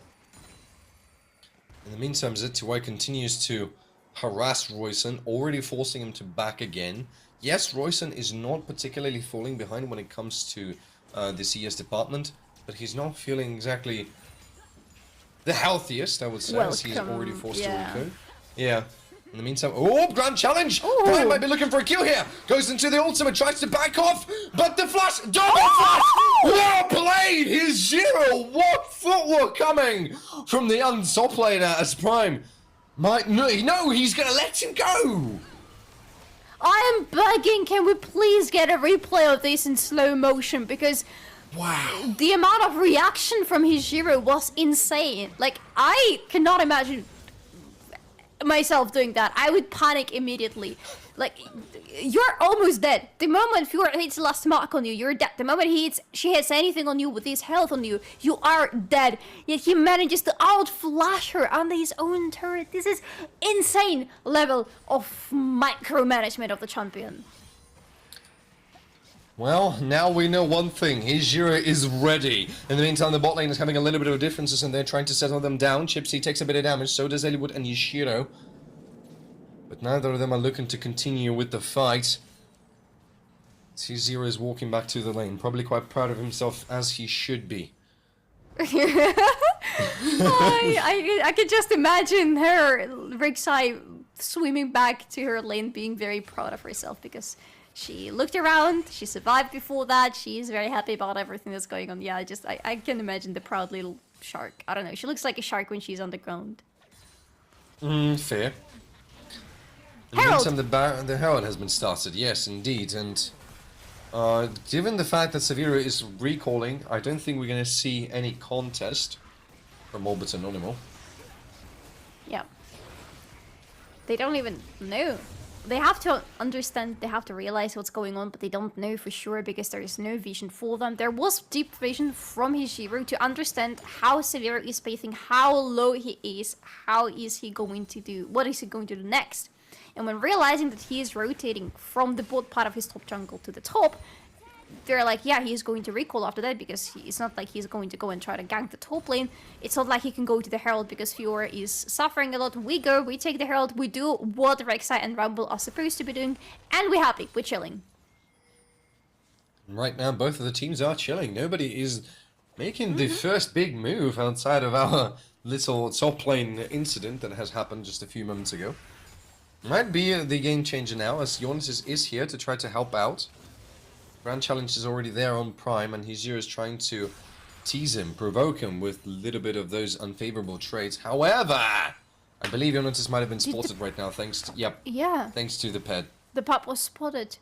That's... But wait, Jonas was still in the bush, and the pet was spotted. That's... Yeah, because it weird, to say the least. Actually, yes. That is weird. Is it supposed well, regardless. to be like that? Honestly, yeah, no idea. Prime might be in a bit of trouble going on top of him now. The parry is there, but the spell immune as well. Here comes the equalizer with the ultimate on top of it. That's the first blood. goes over to his Giro. Super Mega Bomb is not going to connect as Jonatas now runs for his life. Severa is here to maybe try and secure the kill, but he's not going to find anyone. Nope, he's just gonna destroy the ward, he's gonna go back to the lane. This means, however, with Jonas just recalling right now that this is not going to be the Herald on the top lane, so no more turret blades going onto his Shiro. And it makes sense. It's not like Rek'Sai is super dependent on the items like some other champions we have. But we have the replay with them going onto Prime with Jonas overheating as much as possible, throwing the equalizer onto the ground, tanking the turret for a long time, allowing his Shiro to go in second and secure the kill in the end. Good cohesion from Wolves. They have shut down Prime, but we know that Anonymo are fine with one of their members shut down because they can now accelerate other members. Roizen is not falling behind over his adversary, or not as much. Nariman going into that static shift. Kai'Sa. So we're going to see it. No! Like we haven't seen it today for the majority of the day. Please make it anything else than AP Kai'Sa. I'm sick and tired, or at least make her a win, because I'm sick and tired of AP Kai'Sa's not doing anything. We'll have to see if Nariman is going to change that pace of today, because right now, what Anonymo needs is attention of Severo coming to other places. Ooh, Eliwood fought out with the Solar Flare as well. Here comes the Killer Instinct. Eliwood has nowhere to go whatsoever. Great timing from Chipsy to close out that kill. It's the first kill for Anonymo. Unfair kill for Nariman, and he's quite happy with that. It's also going to be, it should be a turret blade on the bot lane because Yashiro is walking back to the lane alone. It doesn't look like he's going to be there on time, but Wolves are answering. This is the Herald on the mid lane, and they want to make a dragon right after the blink. Not the Herald, sorry, the dragon. Yes, they want to make it the dragon. Quite a bit of gold. Ooh, Nariman tries to go to Yashiro. A lot of damage there. Forcing Yashiro down. Nariman will be able to just harass his opponents already. Yashiro might be just a bit of trouble. Chipsy is there. So is Jonatas. So is Eliwood. So he can try to equalize the playing field. Severo waiting patiently within the bush. Trying to go for it now. The stun coming in through together with Magnus Storm and the Super Mega Death Only. Jonas is already dead. Death charge onto Nariman. Flash away. Here comes ZTI. They're looking to go onto Chipsy, and they will find him from the downtown. Yashiro takes the kill. Next one is on the line. Severo flashes forward onto Yashiro. Yashiro flashes out, but it's way too late. ZTI now trying to confirm the kill onto Nariman. He will do that, but he doesn't have his mana for the rocket jump. I don't believe he does, but there's Eliwood to help him out. The stun coming in through with the Q. Roizen gets the kill, and now it's Eliwood who gets out. A chaotic fight, a brawl even, and it ends up with Anonymo on top of it.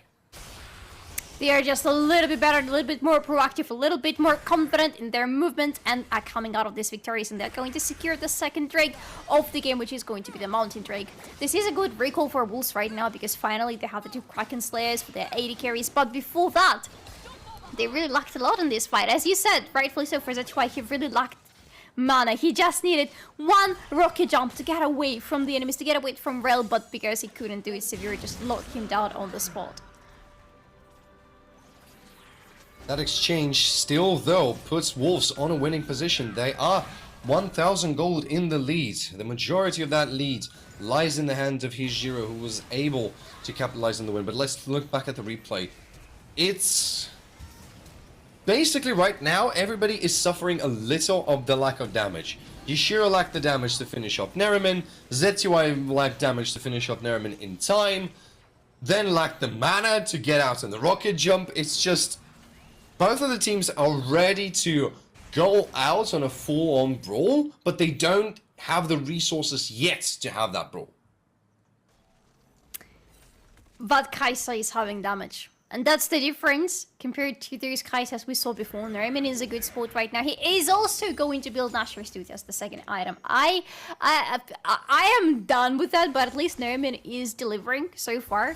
2 kills, 2 assists in his pockets, died only once. So this static shift is working out for him. Plus, yeah, they're taking the health, so it's all fine. Plus, on top of that, I don't remember what the runes were on the first 2 Kai'Sas we saw today, but he's right now running with the health blades. So he is having additional attack speed. He's having his abilities a lot, and you can see just how much damage his Q dealt in those fights.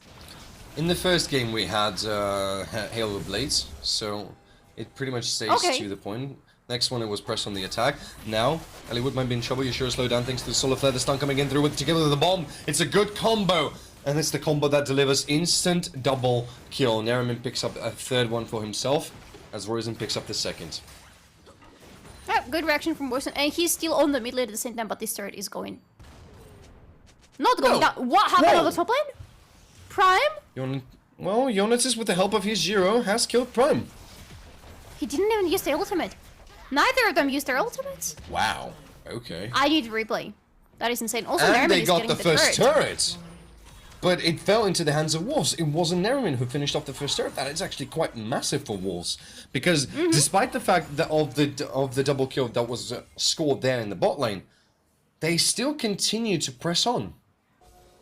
It feels, however, that right now, with them harassing Prime so much in the early, but before that we have the replay with Jonatas just dancing around Prime. His hero wasn't even there. It just Jonatas answering flash with a flash and getting a kill. But right now, Prime has been harassed quite a lot through the early game. He's 0-2 already. It does look like the time for Wolves to change their priorities, because Nariman right now is finally sitting on 2 items, and he has been dealing a lot of damage, and he has been a menace. The moment he has kill instinct available, he is trying to go for a kill confirmed on the enemies. Plus now his proc from his W is also going to be pretty hard to deal with, to say the least. It looks like the time for Wolves to see what they can do about Nariman. It's a good question. And I'm really wondering how this is going to play out. For now, though, majority of items are already getting scored in. 2 Kraken Slayers on the side of Wolves to make sure they can cut through Prime and cut through Severo. But I am wondering who's going to cut, as you said, through Nariman. Just looking at the rest of the map, look at what but Anonymo are building. So we have 2 items on Nariman completed. Roizen with the Luden's Tempest and a Dark Seal with 6 stacks in there. Somebody needs to attend this as well in order for that Ziggs not to spin out of control. I think he is pretty much spinning out of control already. That's Roizen. That's what he does. Oh, is that too high? Are you sure? Instant reactions though from Nariman.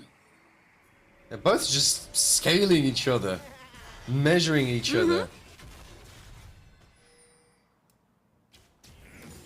Alright. I want to have a look at Kai'Sa. I hope our production is going to show us what's happening with Kai'Sa, because I want to see what's happening with her evolutions. She should have W evolution. I wonder if her Q evolution is already in. Or E, considering that she has... Considering her items right now, it should be an E evolution somewhere around. I just want to look at Nariman. We are going to be talking about him quite a lot going into the upcoming minutes, because we have 19 seconds before the Drake is going to spawn. The 3rd Drake in the game going to be a soul point for Anonymo if they manage to take it. That's why there is a lot of attention from Wolves right now around this part of the map. But Nariman is pushing the bot lane in the meantime, and it's a really effective push because, well, Static Shift. In the meantime, Prime pushes top, and we see a lot of teleports. Yashiro now is not teleporting just yet. Solar Flare onto Yashiro with a Mega Bomb as well. Almost dead, but he's still alive. Yashiro is here to try to answer whatever is going on as the teleport delivers Prime. Yashiro backs off, needs to heal himself up first if he actually wants to go back into this fight, but instead he's just going to recall. By the looks of it, Wolves are going to drop the idea of fighting for it. They are going to let Yashiro come back up healthy and instead push a little through the mid lane, get that bonk, and that might be actually all they will be able to get out of this. And get out, and that's what matters. It's not nice to give away the soul, but first of all, the dragon is not the biggest one. It's going to help Prime quite a lot, it's going to help Nariman a lot, but it's not the biggest Drake, it's not going to necessarily amplify directly their damage. And it made sense for Wolves to not fight for this dragon, with Yashiro being so low. Plus, this is Varus that has been denied the kills. He is only sitting on 1 kill so far. Z2, why? He's damaging Prime. Quite a lot. Prime is not exactly having... It's working for him. Yeah, Prime is not having the best of his games right now. Forced back quite a lot, falling behind 1.3k. He really needs to find a way how to bounce himself back. Perhaps he's going to go towards the first the Hydra and then the Hull Breaker, maybe. as more of a side pusher rather than anything else, or rather split pusher, not side pusher. Yeah, I mean, it is the idea for Fiora to be a split pusher because she's a good split pusher, but you have to remember that with 2 AD carries on the side of Wolves, it's hard to out-split push them because the ZTY is going to stay on the side lanes constantly. However, it's Prime. We already saw Prime having pretty unfortunate early games and then going for a Penta. In the meantime, on to ZTI right now. He's trying to flash away and get into the safety, but he won't be able to do it. Chipsy's the next target. Yashiro being forced and harassed rather heavily as Yonitis fires away with his flamethrower. Hejiro flashing over the wall. Prime is on the chase, tries to go onto it as well. Onto Chipsy with an ultimate. Hejiro fights at least one, but Wolves pay with the lives of 3. That was a great fight for Robert Anonymo. And now they're looking to close out this with the not with the Herald, but with the Baron rather. They have the damage. They have Royson with them. They have Nermin and they have Prime, so they have a lot of damage on their hands right now. They can take it. Yonitis is around, but he's half health only, and it's only Aliwood that is with him. That is not looking good for Wolves. He doesn't have anything. Equalizer, flash, nothing. He cannot fight for it. And Wolves know that very well. They leave that Baron to Orbit Anonymo. And right now, Wolves are faced with a very, very hard situation to deal with. Royson and Nariman both spinning out of control. Medjais now confirmed. And they still don't know how to deal with the combo of Severo plus the Ziggs. What do you do against that? It is Severo plus Chipsy. I would say that also brings a lot of problems to the Wolves because it is effectively 2 control supports. 2 supports with a lot of CC on their hands, and they're both using it simultaneously, not letting Wolves get away. Because Wolves are in a position where they cannot re-engage, but they also cannot disengage either from the enemies because they're keeping them stuck. They are making them fight with a little bit of Anonymo. Hejiro onto Prime. We'll be able to chase him down, probably won't be able to kill him, however. Just because of the sheer damage, just because of the amount of sustain that Prime has. Turret in the meantime force at the top in the top lane, making the situation just a little bit more concerning. Rosen fires away, Chipsy hops over the wall. Right now it's Orbit and Onward that are in full control. 4 members of the enemy team are here. Jonas only now is going to walk up. ZTY is nowhere to be seen. Neither is Hejiro. Wolves are not answering the fact that their turret is about to fall. Yeah, Hejiro, he does have the teleport, but he is not using it to attend whatever is happening on the top part of the map. He's trying to out-push the enemies through the bot lane, which is going to be a hard task, because with the Baron buff on their hands, it's gonna be hard answering them, because this is Kai'Sa in this game that is already sitting on 3 items, with a Ginsu that is giving her absolutely everything that Kai'Sa ever can dream of. This is not the Kai'Sa you want to be fighting right now. Finally, I'm being delivered a game of a good AP Kai'Sa, of a proper AP Kai'Sa that deals a lot of damage, that survives, that is super useful, that doesn't die too much, that gets to 3 items as quickly as possible. It's only 23 minutes in the game right now. It feels like right now what Wolves are trying to do is to find as much resources as they can in order to build themselves up to be ready to have that fight, to survive the initial, basically the initial engage in the initial few seconds, in order then to land an answering blow. Because right now Yashiro is falling behind massively, and the rest of the team is trying to make sure that they have a little bit of an advantage over the enemy's AD carry. But there's still Royson to deal with, there's still Nerman to deal with, and you need to try to survive through that initial beginning of the fight when somebody most of the times dies. It either Z2I or Yashiro. Prime might be in danger. Might be indeed, running for his life now. Z2I is in a bit of a chase, but I don't think he has a rocket jump. In the meantime, the soul just falls into the hands of Orbit Anonymo. I don't think that Wolves are looking to do anything about it. Channeling the teleport. I think he's out. Yeah, he's out. Yes, he's out. That didn't make any sense to chasing for so long, to be honest. There was an idea with ZTY and Yonitis, but it looks like Prime ready too quickly, and he ran from ZTY in the direction away from Yonitis, and they couldn't catch up with him. In the meantime, his team did not waste a single moment in the game. They got the Drake, they have the soul that is going to help them with their ultimates, because it gives them additional movement speed when they prop their ultimates. And again, for Nerman, this is a very nice soul to have. Actually, for Severo, this is a really good soul as well. He's going to be sped up going into the Magnet Stone. So everybody from Orbit Anonymo is happy. Let's see what Wolves are going to try to answer it with. Because now they won't have the soul, but what they do have is the opportunity to do something within the next team fight, because in 5 minutes there's going to be another Drake.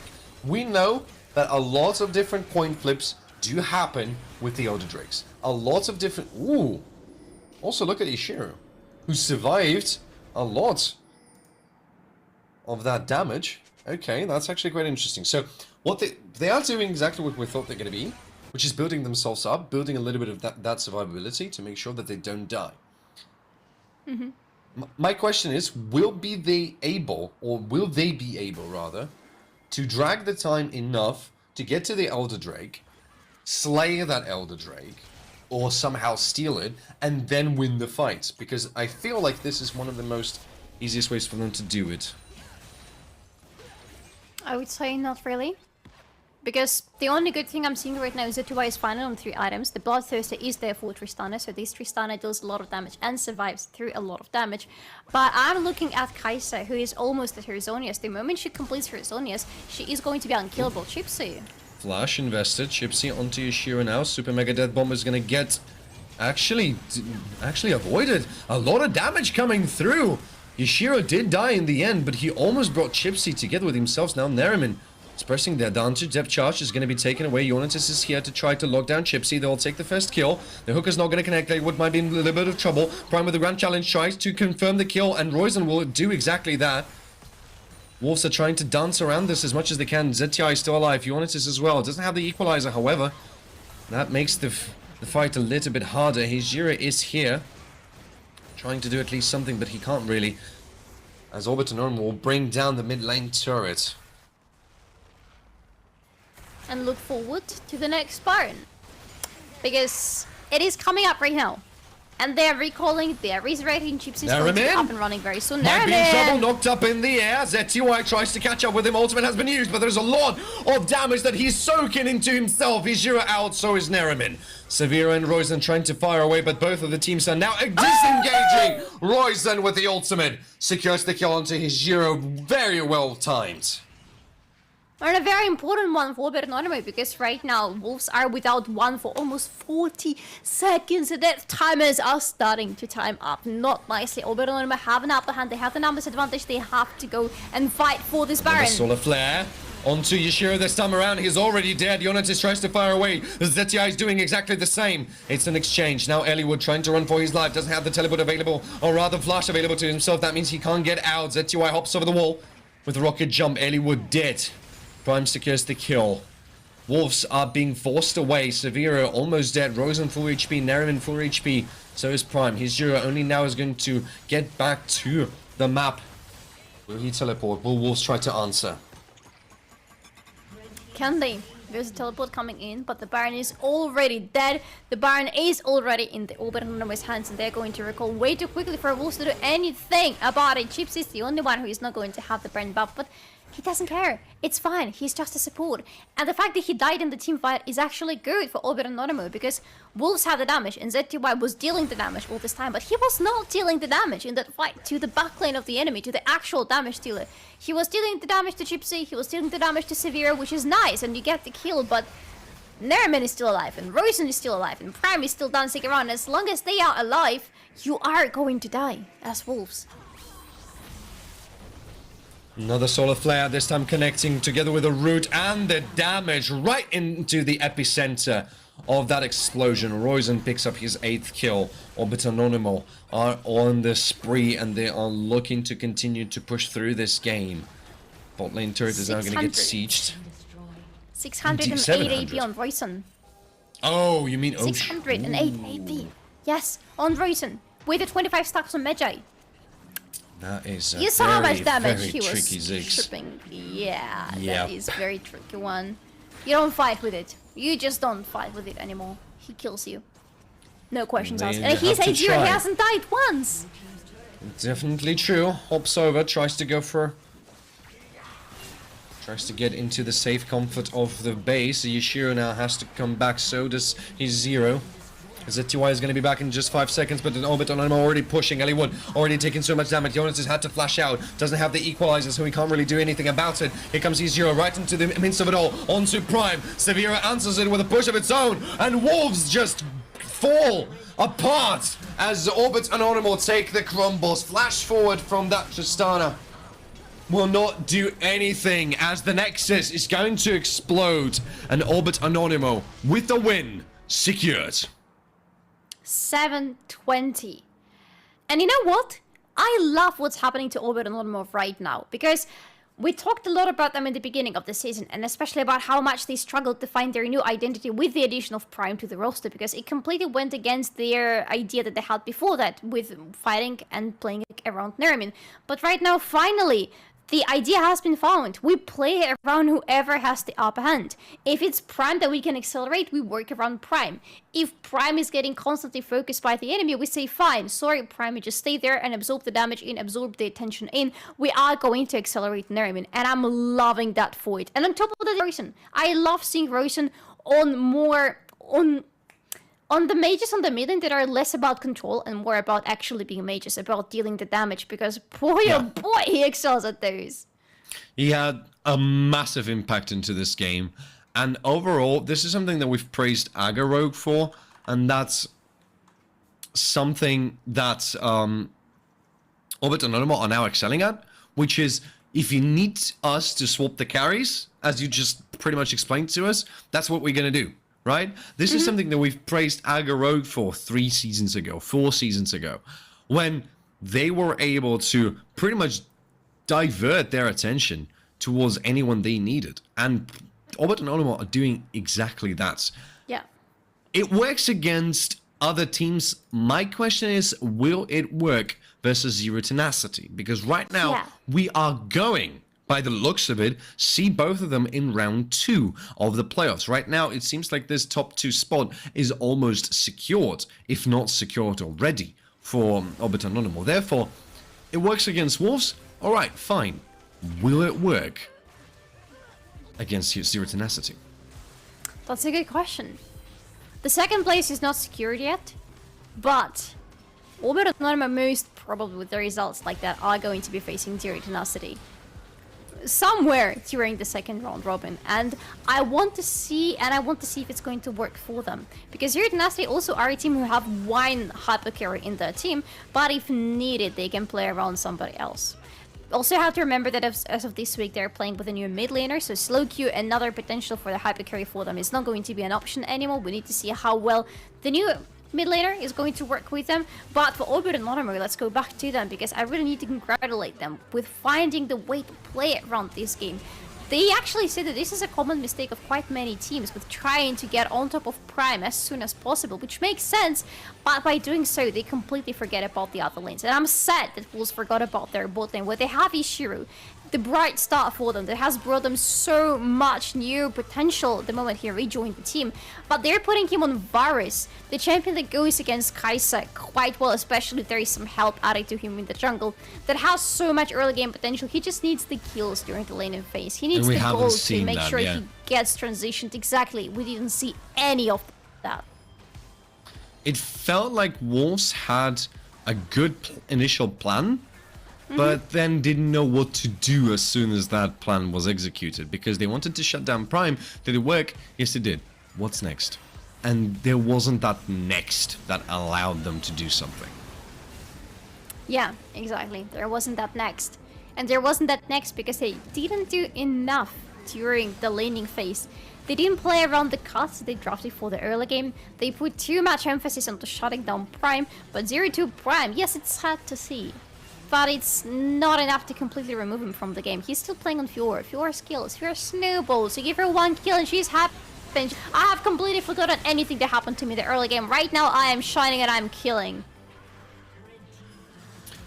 That being said, it puts Wolves in a bit of a tricky position, because they now need to try and fight for that playoff spot. However, it is Roizen who's getting the MVP award. I think he is still in, I mean, he's definitely still in the lead. Now he has 6 of them. Yes, he has 6 MVP titles throughout this season, but come on, man, fully deserves them. the amount of kills that he has, his KDA, he didn't die once during this game, and he did so much. His damage was absolutely insane. I really wish we could see more of the post-game graphs as we saw in the previous season, because I would really love to see his damage after this game. I definitely agree with you. It's been a great performance from it, and overall a very good performance from Orbit and Anonymo as they are, because right now we know that everything works rather well for them in terms of we've been not seeing let me rephrase this backspace. Anyway, so the thing that we weren't exactly praising Orbit and Anonymo for, especially in the previous season, is that oftentimes we saw them dragging the game into the mid or late stages, then pulling off something miraculous, winning, going home happy after 40-minute games. Now, I feel like we've seen a complete shift towards Orbit and Anonymo that kind of has the control over everything that is going on in the game from the very beginning. Yes, something might not go as well, but things are never in the position of Orbit and Anonymo just looking and going, it's okay guys, we scale. The thing is, they actually do scale. So if anyone was to say that, it would have been them. But they don't even put all of their eggs into the basket of scaling. They're like, yeah, it's cool, but we also need to do something in the early game. We need to make sure that the transition to our victory in the mid to late game is going to be smooth and nice, and with as little hiccups as possible. So it was pretty much that for them. Again, with Prem being 0-2 rather, sorry, it is unfortunate, but not too bad. It's not the end of the game. Well, with that being said, let's talk to the winners. And we have Ekin joining us here for the interview. Hello, mates. Congratulations on the victory. Please walk me through, how are you feeling? Oh, I'm feeling great. I was seeing Iron Wolves as a good contender after the changes they made. So they performed exceptionally well against the last two teams. So I was a little doubtful, but we came out on top in the end, and I'm really happy for it. I need to throw a caution in immediately, because Ekin, this is already the third AP on-hit Kai'Sa that we see today. Third one, with the same build, but the first two times, nothing worked for those Kai'Sas. What is it that worked for Neramin in this build? Well, Neramin is known to be one of the best Kai'Sas in the US. That's just one of his staple champions. So he can make any build work on that, and he did. I think in this case it was player and not the champion or the build itself. He's just known for Kai'Sa. That makes me a little bit happier, thank you. But I would like to jump on the fact that you've mentioned that you considered Iron Wolves to be a formidable opponent. Now, I think Iron Wolves is probably one of the hottest topics of our heated conversations when it comes to the teams, and it's just a hot potato pretty much that everybody just tosses to one another and go, I don't want to say anything precise about it. You say something, so I'm gonna take that potato, throw it at you, and ask you, can you explain exactly? Can you explain why have you considered this opponent to be formidable? Because I think we would find people who would say that it was a clear win. Well, it is a clear win, like you said, in a way that they picked very early game champions, and they took a tiny bit of lead. Everything looked like on paper it was going really well for them, but every second that passed was an advantage for us, and they just couldn't, accumulate their lead and end the game over there. Coming to Iron Wolves topic, people outside esports, coaches, managers, or players don't really notice that much, but when you change during the season, like mid-season or more advanced, the new fresh breath of air that comes to the teams really help a team form up and do better in their performance. Like, it could be like a completely new, only one player, but they changed two players, I believe. It really helps. Like, this new perspective really pushes the team forward. It was the case for Iron Wolves as well, as we saw last week. It was, but in this game, you still came on top of them, and we can only congratulate you for that. But with that, you're still securing the playoffs for yourself, most probably securing the second place. What is next for Anonymo? How are you preparing for the playoffs and potentially looking forward in the future towards the EU Masters?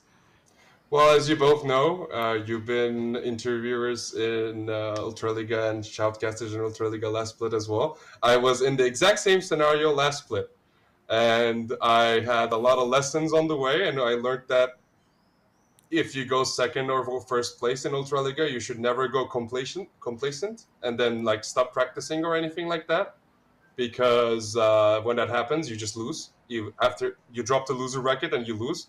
So we made sure that we're not going to do that this split, and we're very confident we're going EU Masters. Honestly speaking, that was a delightful interview, Ekin. It was a great game to watch, and I am genuinely looking forward to see the team perform later. Before I end this interview, there's only one last question that I have for you, which is how strong do you feel coming into the best of fives? Because by the looks of it right now, what we see is you've fixed a lot of mistakes. Things are looking rather well. You are feeling confident to continue practicing coming into the EU Masters.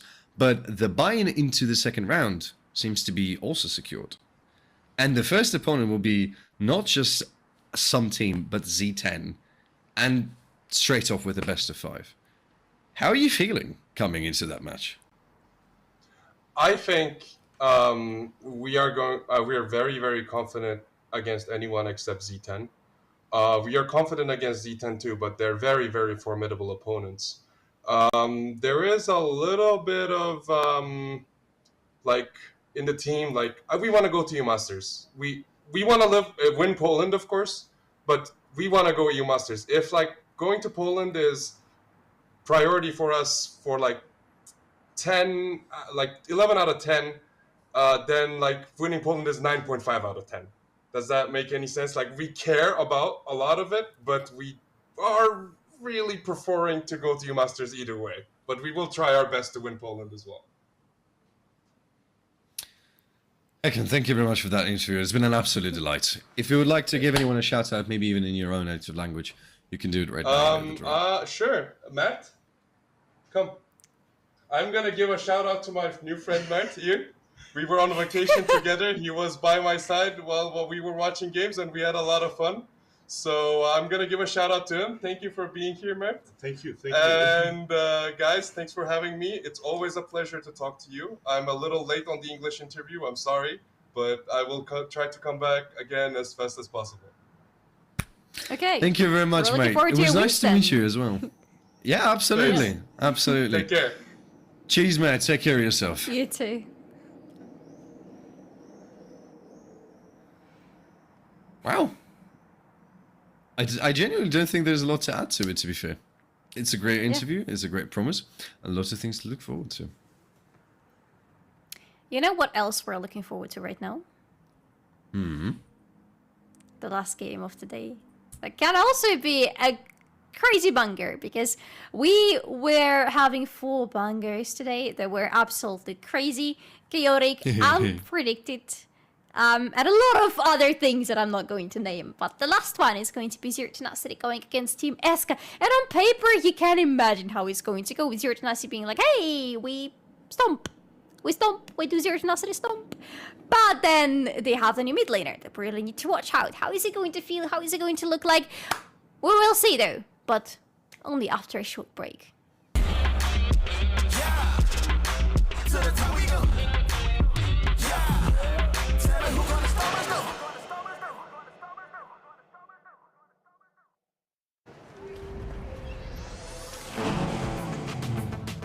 Wow. Wait, is that a phone? Look at the performance, the graphics. That thing's a gaming machine. A new challenger. Is that Faker? That man's a gaming legend. Everyone, fasten your seatbelts. And here we go!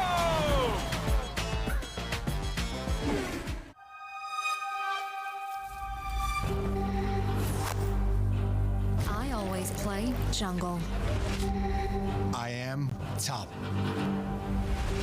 I am mid lane. I play bot. AD carry. I am support. No matter your position, stay true to your lane and join Kia at the League of Legends EMEA Championship. Kia. Movement that inspires.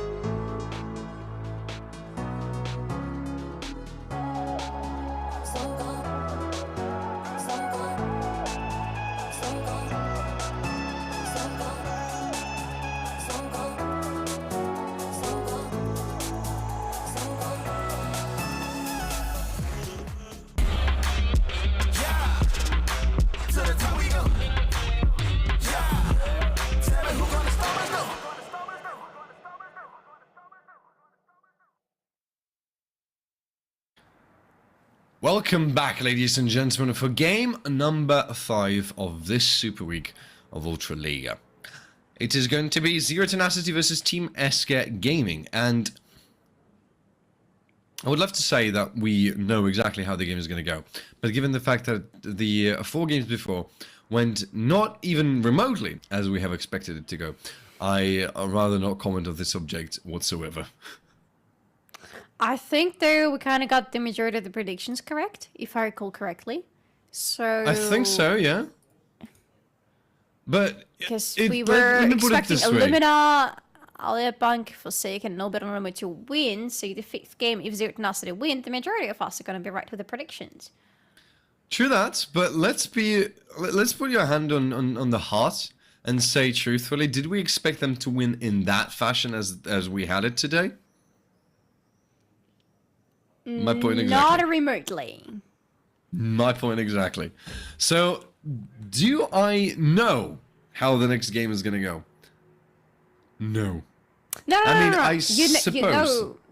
You know how it's going to end with probably ESCA's inhibitor exploding because this is Zero Tenacity against ESCA. But do you know how it's going to go? How are we getting from point A to point B? No. And with that, folks, thank you very much for watching. I feel like we're just sitting there, just basically giving spoilers at this point. Yeah. That's not Truth to be spoilers said, if you have though. been watching Ultraliga. One thing, and second thing, truth to be told though, ESCA desperately need that win. Because with Wolves dropping their game, and with Exceed dropping their game, that means that ESCA legitimately have their claim for the playoff spot right now. Almost like Princess Rhaenyra has her claim for the spot as the Queen of the Seven Kingdoms. Yeah, but her claim was legitimate and right, and she's the rightful Queen of the Seven Kingdoms. And for ESCA, they still need at least 1 victory to jump even to the 7th place, and 7th place does not lock or guarantee them the playoff spot yet. Yet, if we would have Otto Hightower here, he would have said that he holds every bit of legitimate right to be the king. He wears the conqueror's crown. Yes? The man can go and take his family and go, you know where to do you know what. But yet, but ESCA he cannot is do the wearing... same. ESCA need to fight. ESCA need to fight though. And you know what? You know what? We have even more spice in this game than just talking about the legitimacy and the claims and everything else. We have the new mid laner for Zero Tenacity fighting Johnny, and this is going to be Zico's first official game with Zero Tenacity at Ultraliga. The expectations are really high because the shoes to fail are rather big ones. Definitely. Let's see what he's going to bring, what spices he's going to bring to our games, as we have a lot of bans. Rambo already banned away. So is Tristana and Kaiser. So Vienna and Addison won't have an opportunity to play on these champions. Let's see what else is there. I wonder if Aryaban is going to appear maybe during the 2nd rotation, because Wayne is a very Ari player. Oh, it's actually the 1st rotation. It's the 1st rotation. Aryaban is all right there, unless it is a little mistake. But yeah. What else do we expect? Because there is still the major picks available. Like LeBlanc, for example, has been banned out. Okay, we're back. LeBlanc has been banned out by ESCA, and they don't have their last ban. We will see. No, they have. It is Xayah against Ice. So the pool of the 80 carries has been reduced. So I feel like we are going to get back to things like Aphelios, for example. Theoretically, it might be there. Jace already locked in as the first pick. Is that a first pick for Seiko? I mean, I would expect that to be the truth, but I don't know. Quite possibly. Quite possibly. I mean, you have to remember they're streaming a lot with Zico recently, ever since he joined, so they have to have some strategy prepared for us. But ESCA are going to look in Renekton for Chibuk, one of the comfort picks, and just the Croc that feels very good on the top lane these days. And Varus for the bot lane for Addison. An interesting pick. We haven't seen a lot of success on Varus today. Yashiro didn't have the brightest of the performances, I would say. Let's see what the teams are ready to bring out, because now Zero Tenacity have an opportunity to pick 2. Rel, locked in, can be Kabi, can be Ruzaki. You have to keep that in mind. Kabi. I think it's Kabi. I want it to be Kabi. Kabi is so good as Rel. He is just exceptional as a role player. And I want to believe that this is true. But it also makes me worry a little bit about ESCA's draft so far because, okay, Makai for the blue side. Third pick, really surprising, but that's the only thing that's surprising here. But so far for ESCA, they have only early game tools because Frenekton wants to win early game. Varus wants to win early game. Where is the transition? Where is the mid to late game? Well, you still have 3 more picks. Let's see what they're going to bring out. They're going to bring out Nautilus to make sure that they have a little bit of more control over the bot lane, which is fair enough. Nautilus is one of the best pickups just overall. And then second rotations of Buns. My question is, who are they going to target? Because Xiko most likely is playing on that Jace, but it still can be a flex. So what do? You continue to target Ice? And by the looks of it, yes you do. Or instead you transition to that. But yeah. I think it makes total sense to target Ice because already quite many AD carries are out of the equation and he is, for the majority of the times, he is the hyper carry for the team. He is the strongest player for them. So you want to be targeting Ice. You want to remove those remaining strong AD carries out of his pool and out of the game completely. Interesting ban coming from Zero Tenacity. They take away the Needly, and I am wondering what's going to be the next ban coming from them. Is that an assumption that Varus is going to be mid lane? Because it could be Jace Varus on the mid lane. With the Needle ban, they are anticipating that ESCA are going to go with the 280 carry combination. Or maybe not, because it's Syndra ban as well. It could be both. It's still a flex. Could be, absolutely so. Let's see what ESCA is going to bring out now. They can bring out the jungler, the AD carry, the mids, or the support. And they're going to bring out the jungler. They have to bring out the jungler, of course. Because they want to keep the flex until the very end. If you're flexing, flex till the very end. Fair enough. Mm-hmm. But what will Ice play? Ashe banned, Aphelia's banned, Xayah banned. I mean...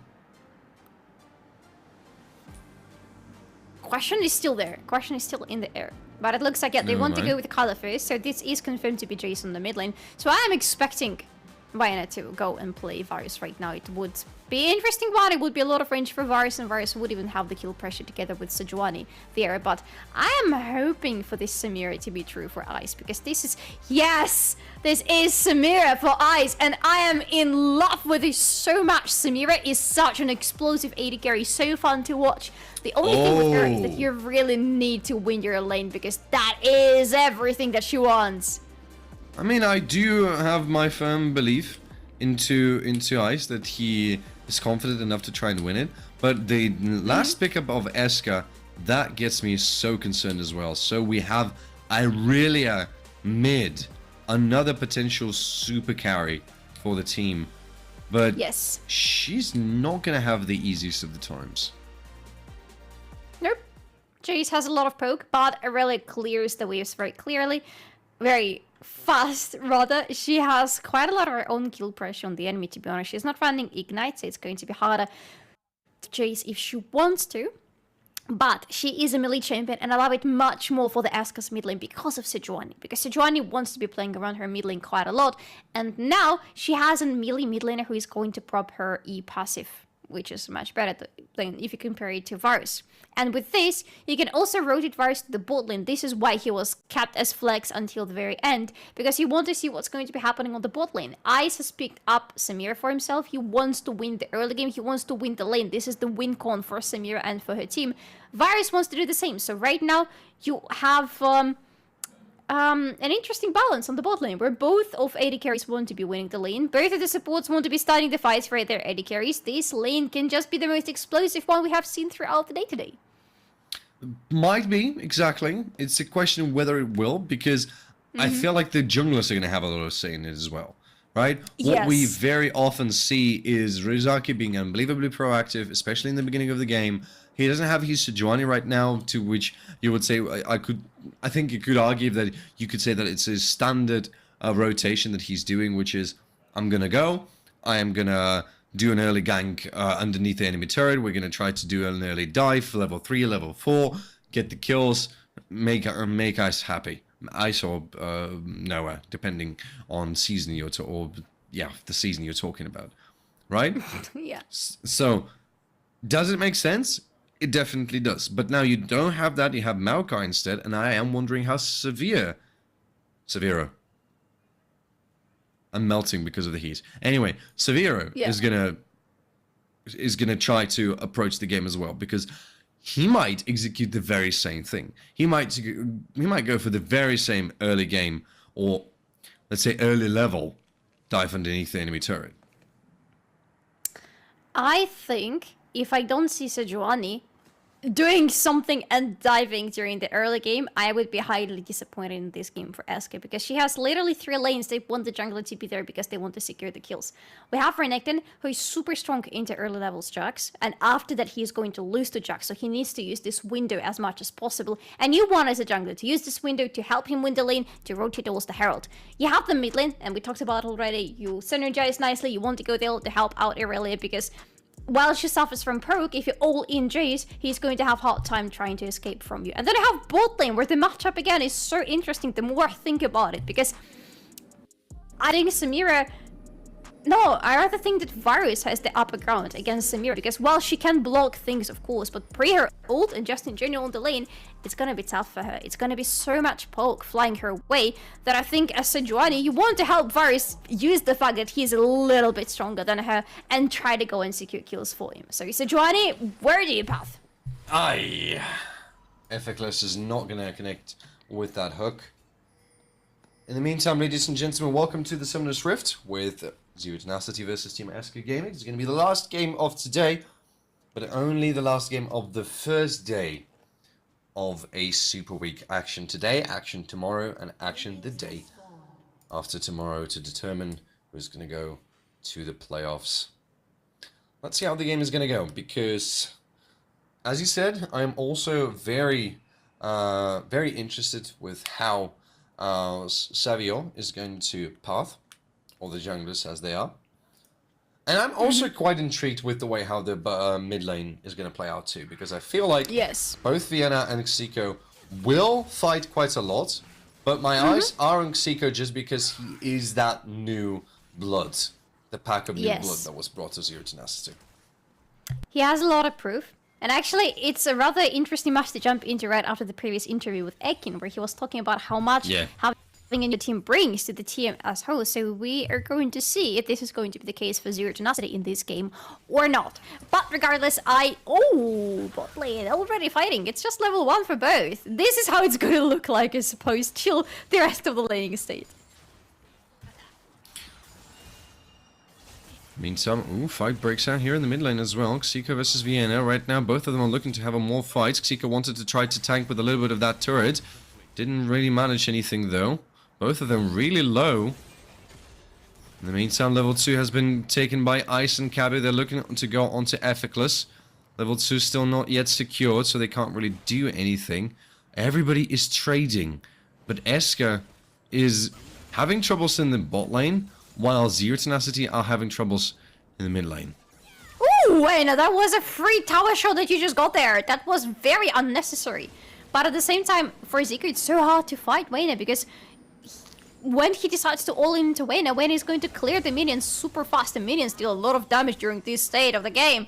But look at Xavier, he's around, Ryazaki is around. Both of them are looking for ways to go in, but can't find them, and everybody is fighting, ladies and gentlemen. This lane gets a fight, this lane gets a fight, everybody is just fighting all the time. Quebec might be fighting here as well. Savio is here to try to help him out. And so Colin now, the stun coming in through another one as well with the passive. Are they going to kill him? No! He's going to walk out! He didn't hit him with a Q. He didn't get the knock-up and the damage with a Q on Sejuani. That is very unfortunate for ESCA right now.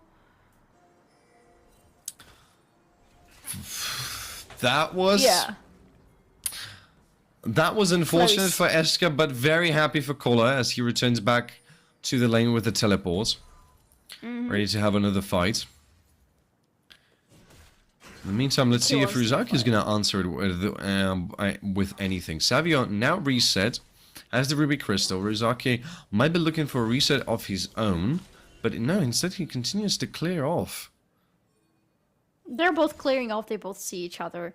Mid lane is still fighting, bot lane is not fighting now, but they're looking for ways to keep fighting, I guarantee you. Both of these AD carries know that if they are behind, leaving the lane, they are going to feel so useless. We just saw the confirmation of that with Varus in the previous game, very unfortunate one. And the same with Samira. If she doesn't kill in the lane, then why do you even pick Samira at all? So both of them need to be looking for ways to go in, but it's really risky. Because these supports can make or break the game. If it's your support, he can make the game for you. If it's the enemy support, he can break the game for you. So they need junglers to be added to the equation. They're fighting again on the mid lane. Yeah, and again, Seiko didn't manage to push Vienna towards the turret. Ryuzaki is here to help out though. So is Savior.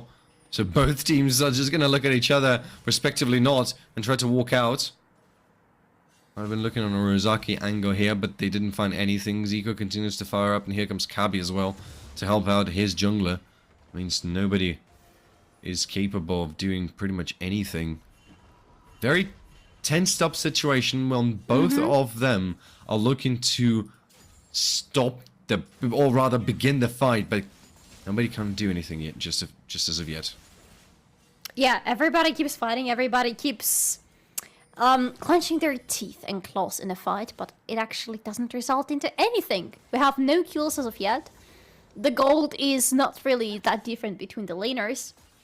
So the state of the game is dead, and it's up to the junglers to keep farming and to make a decisive move.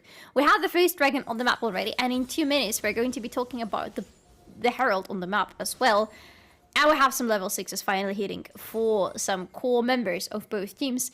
This is the time where I think we're closing to the first blood. Might be. Let's see how it plays out. Everybody's trying to play it slow. Nobody wants to slip. For ESCA, this game is unbelievably important, as it is pretty much their ticket into the playoffs. It is their way to try and fight for that sweet top 6 spot. Well, this is their last chance. Ooh. Pretty much, yes. Because if they don't win today, the last 2 wins, I believe, this week are not really going to matter too much, because they're still behind their 2 closest contestants, so Exceed and Iron Wolves. They could still try to catch up with Exceed, but this is going to be catching up with the 7th place, and 7th place is not getting into the playoffs, so ESCA effectively might just be facing elimination if they lose today. I will need production or somebody who can do math to confirm that for me, but it does feel this way that for ESCA this is literally the last call. While they're facing, this is the worst ever last call to have, because they're facing the team that has nothing to lose, but not in the sense like Grypciocraft and Komil Friends. This is the team that has already locked in the first place. They can do whatever they want. They can even lose the game, which is going to be only their 2nd loss throughout the season. It doesn't matter. Right now, teams are not exactly in any rush. Dragon is on the map. The Mountain Drake is the first Drake of this game. They're not exactly looking to try and force the hand. Neither their own, neither their enemies. Still might see a fight here in the mid. Onto Vienna now. Vienna re-engages. Sees Ryuzaki, tries to go the other way around. Vienna tanks a bit of that damage from Seiko. As Savior is here. Maybe looking for a way to go. Maybe looking for a way to help out his mid laner, but he can't really do anything.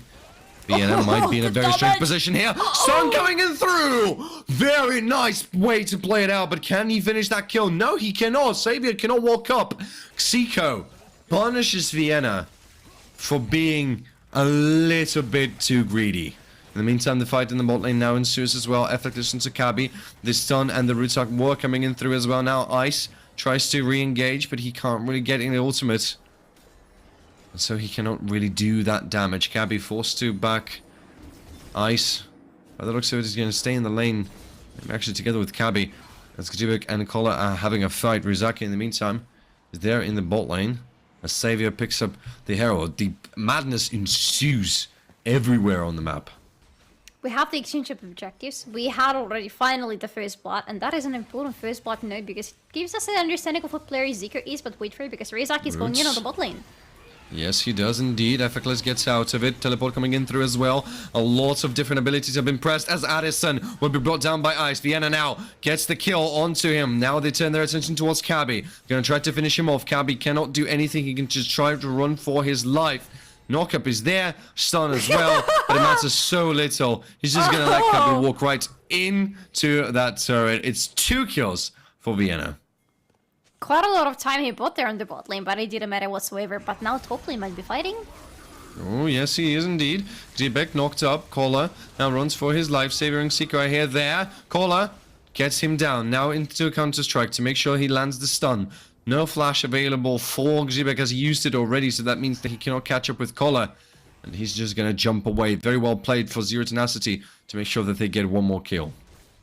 That was a very important kill for them, because after what happened on the bot lane, they needed to find some other advance on the map. It wasn't just the kills, 2 kills that they gave away to the enemy and to Wena, who was just losing the lane thanks to Zico's efforts. Oh, he's going for another one. Onto Ice now. He tries to dance it around. The ultimate is coming in through. So much damage, Vienna. Can he do it? No! He cannot. Ice picks up the kill for himself in that solo bolo. That is Ice. That is Samira, ladies and gentlemen. That is the perfect combination, and I am so in love. He missed a minion, but it doesn't matter. He didn't miss the kill whatsoever.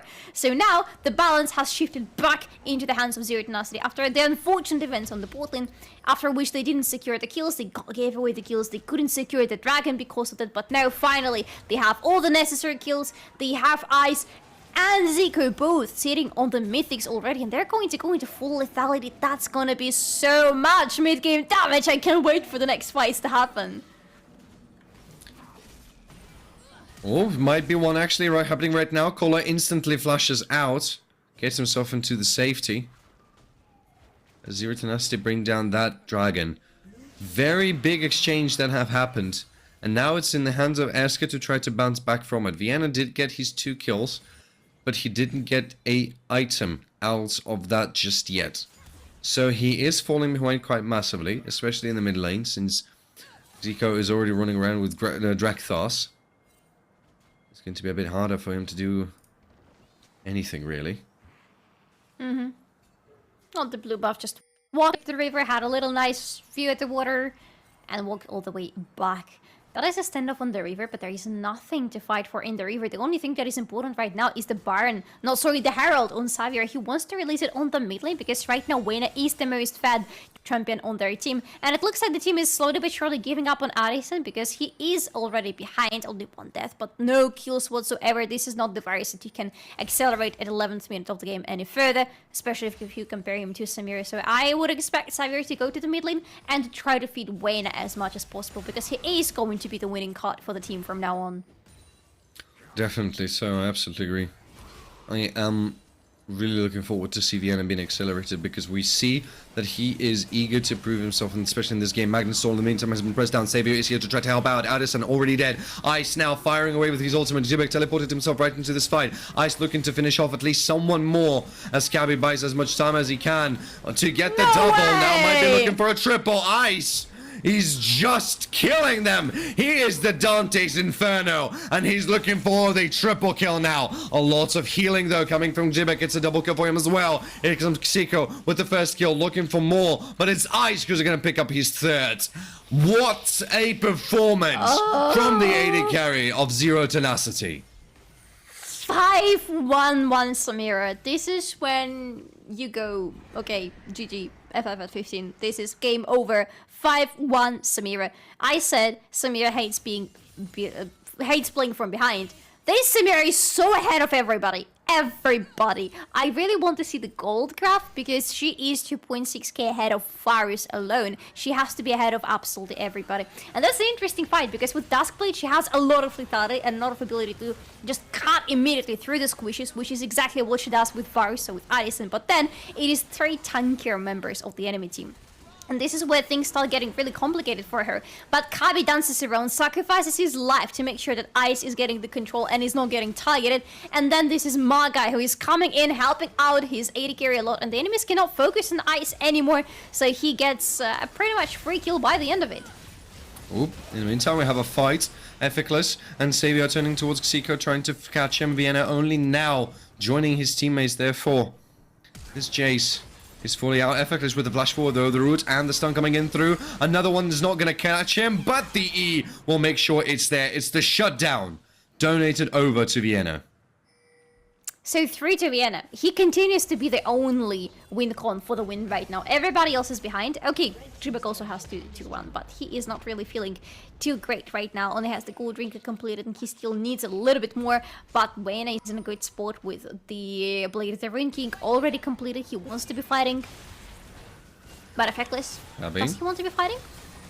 By the looks of it, here comes the roots coming in through. Ice now trying to catch up onto Addison. Doesn't really exactly get into the fight, but he will right now with the Inferno trigger. Flashes out, tries to look for more, but the stun, the damage coming in through. It's the double, yes, but he's dead. Vienna picks up 2, and now Xico gets onto the teleport. That's the first kill for him, the second one as well. Xico cleans the house, and it's the double kill for the new mid laner. Zico is on the janitor duties today. He just teleports in and finishes the kills for whoever couldn't do it before him. 4-1-2 already. He is feeling good in this game, but Vienna is also feeling not too bad. This is his 3rd death, which is not too good, but Irelia usually is the champion who dies quite a lot because of her all-in mentality. She's do or die. You jump in, and you either get the kills and get out, or you get the kills and you don't get out. This is the only 2 scenarios available for her. But this is still 12-8. Your Tenacity are still heavily in the lead in terms of the kills. In terms of the gold, it is around 3k gold lead for them as well, which is quite nice to have at 15th minute in the game. The question is, who's gonna get the second herald now, because this is the next big target for both of the teams. Majority of that gold lead, however, sits in the hands of Ice, right?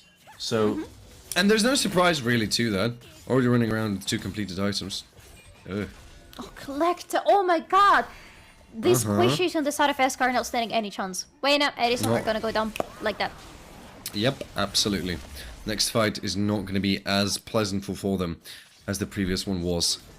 Let's see what they can do about it. The Herald now jumped into the hands of Savio as Xube continues to push a little bit further, trying to force Color out of the lane, who is pretty happy to play as the weak side, to give all that glory to Ice. Vienna now tries to engage, has their Effortless with him, but there's Rizaki and Xico as well onto Ice now. The knock up from the death charge is going to happen. A lot of control coming in as well. Vienna just tries to finish him off, but he can't. He's going to get denied. Effortless will go down as well, and Addison flashes out, knows that it's a dire course here. Savio trying to pretty much tank everything, but the Rizaki flies all the way from the lane to make sure that he's pinned and to make sure that he is dead. Zero Tenacity take everything. Whatever they see, they claim that it's their birthright to take it.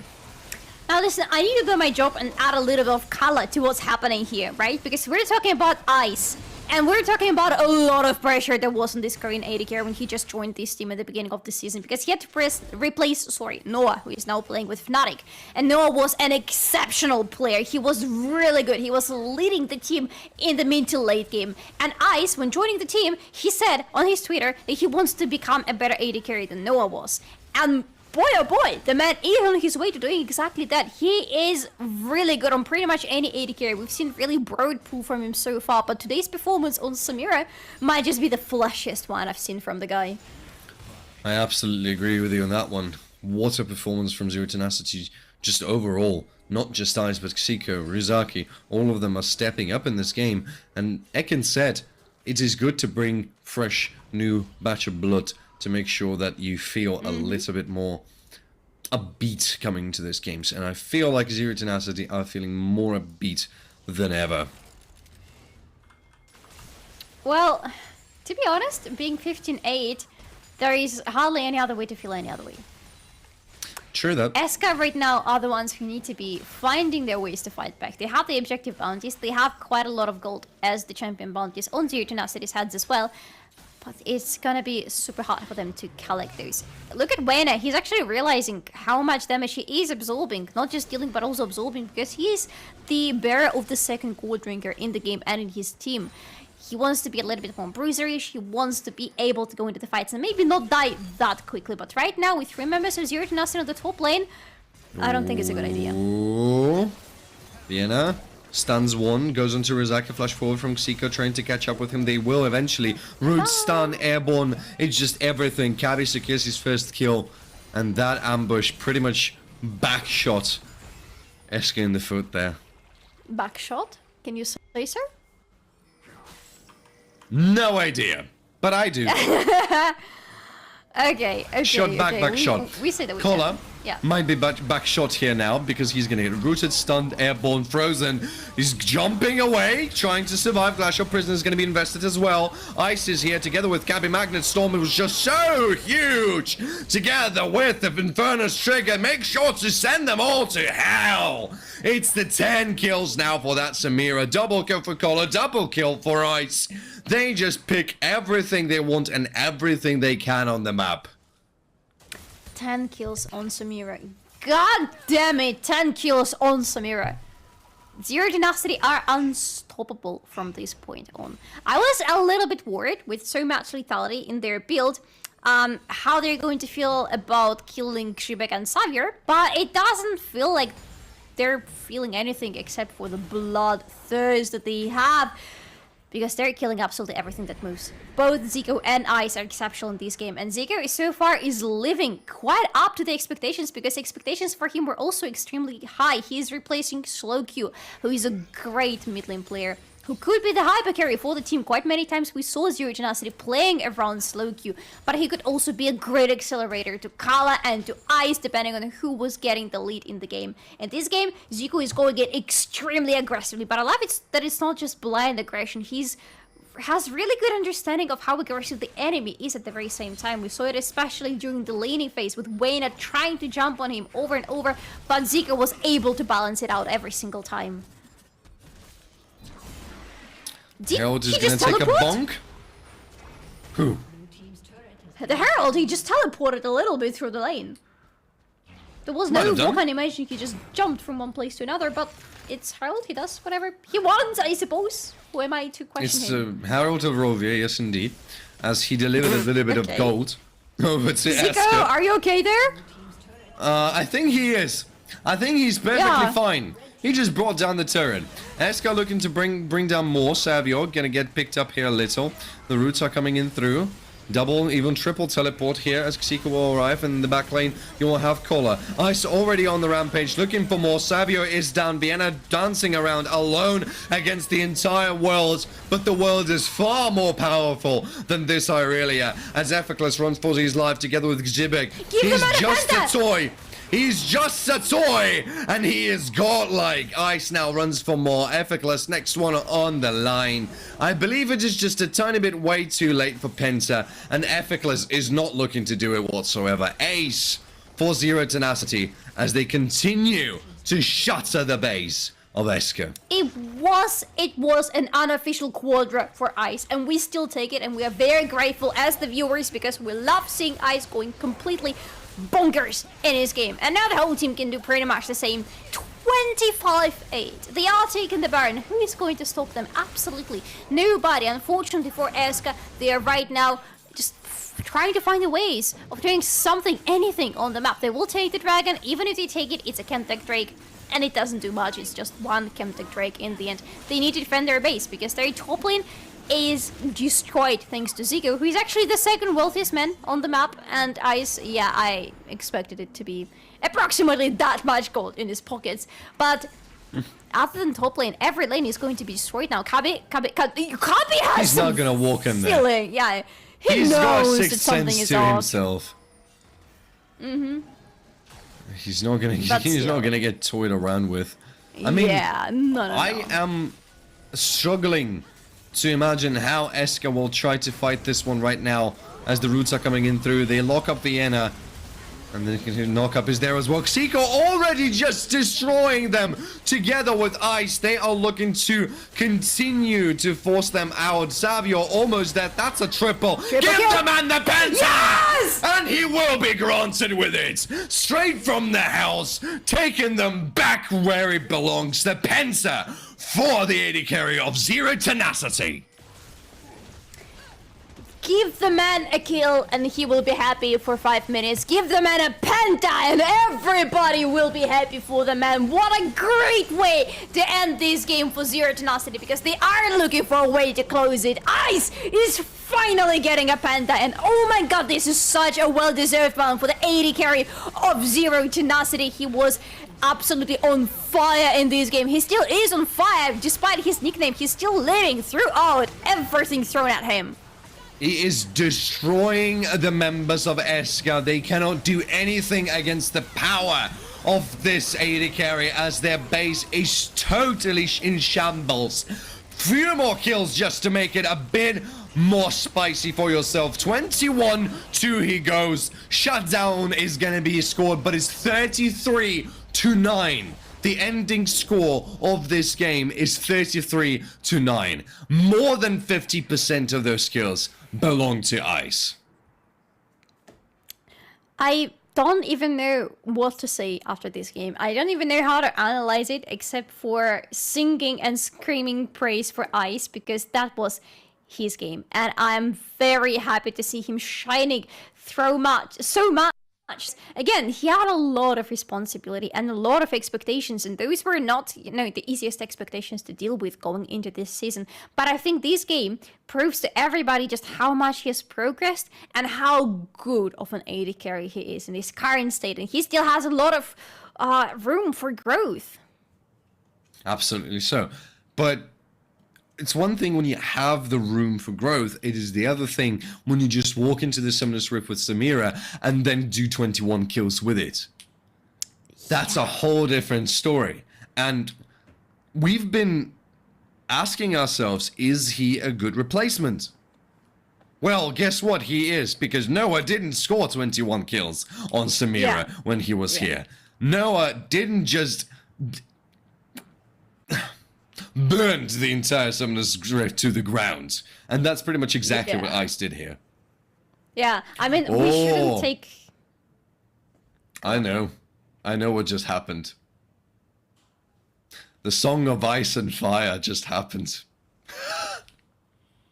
And you cannot deny it. This is exactly what happens. Yeah, I know, I cannot deny anything. There is one more thing that I cannot deny. It is the fact that Noah was a really good AD carry. He also scored a penta in the previous season. And I don't want to take anything from him. So listen to what I'm saying right now with, some judgment or whatever you want. But when it was Noah's penta in the previous season, it was Ryazaki paving the way for him and everybody else dancing around that Zeri, making sure that she leaves and kills. This time, the penta looked like Ice gets a kill, Ice gets another kill, Ice sees 3 other members and he jumps in them, and immediately, just like that, they are dead and he has the penta. He just pops them up on the place exactly. But to be frank, ESCA, they have tried to punch back, but it felt so hard for them to do anything. Yes, we had a very great one-on-one standoff in the mid lane, but when it came to pretty much everywhere across the map, Zero Tenacity were quite ahead over their adversary, especially with Ice just steamrolling over his opponents. Yes, Ice was exceptional. Zico was exceptional as well. Again, this is a really great way for him to debut in this team on the official stage of Ultraliga. So very, very nice. Congratulations, Zico. We of course need to see much more of you, but in this game, you felt really confident and it felt like a good match for Zero Tenacity. It didn't feel like they were lacking anything from their mid lane with the exchange from Slow Q to Zico.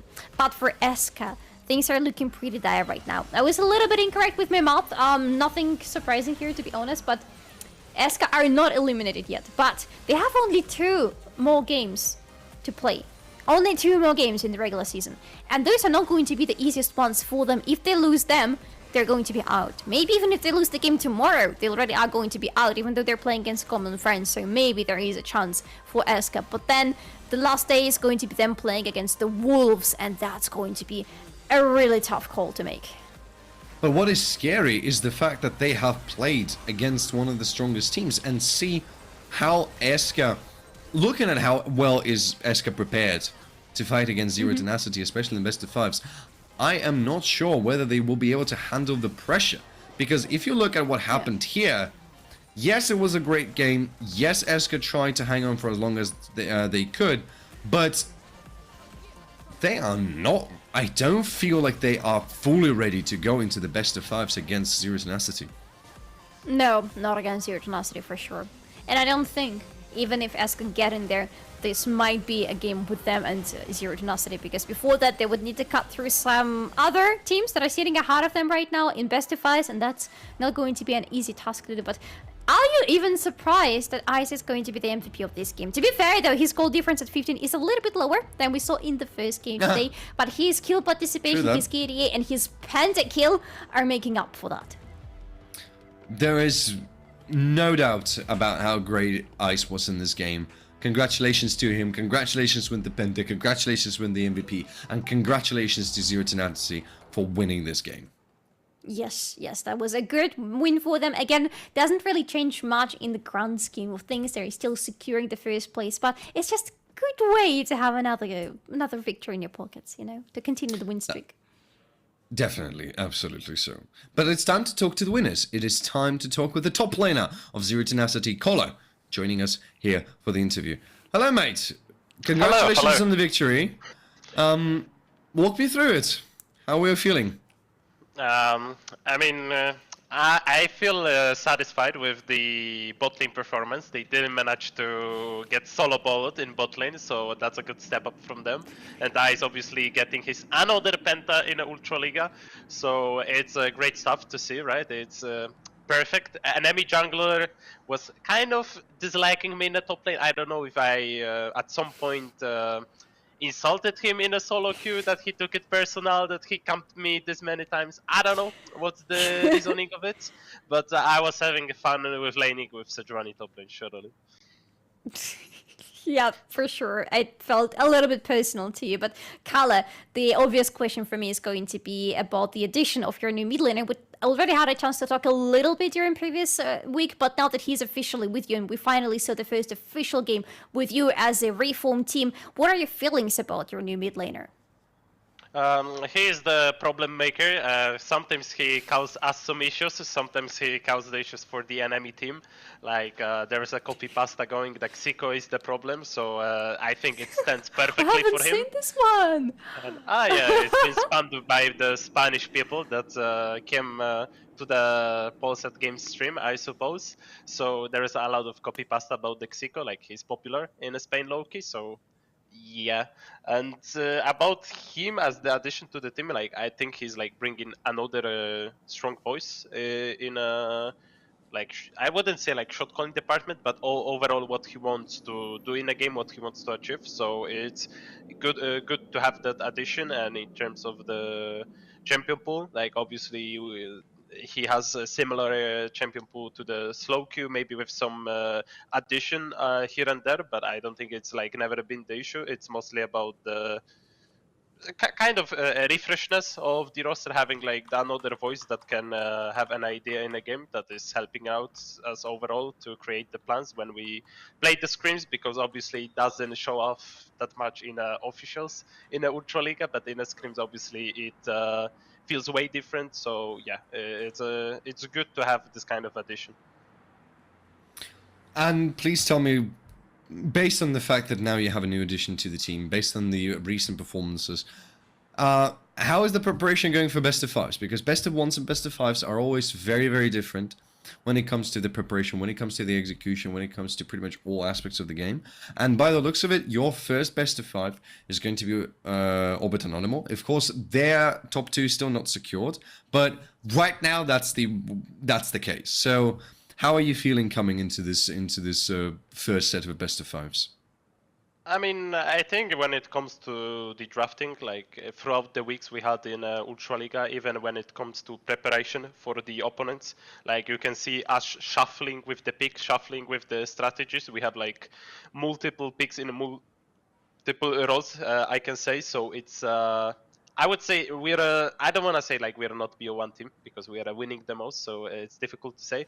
But we are not the team that has only one dimension, that we play like one trick of the champions in certain role. Like I have probably played the most of the unique champs in the top lane in the entire like Ultraliga top. I don't know if I have like the widest champion over the entire league, but it's like irrelevant. Probably the Royston is also good contender in that spot, but I think when it comes to bot lane or other roles, we have a lot of unique picks that other teams don't really play, that they don't seem to be playing as we do. So when it comes to BO5, we will be even a scarier team for the upcoming like Anonymo or whoever end up second, right? It's most likely Anonymo, and I kind of expect them to make it. If they don't, I will be surprised, but yeah, I think when it comes to BO1, we are scary, but in BO5s will be even a more scary team. And who are you scared of? That's what I'm actually interested. There's got to be a team that you're looking at and feeling, I'm not sure.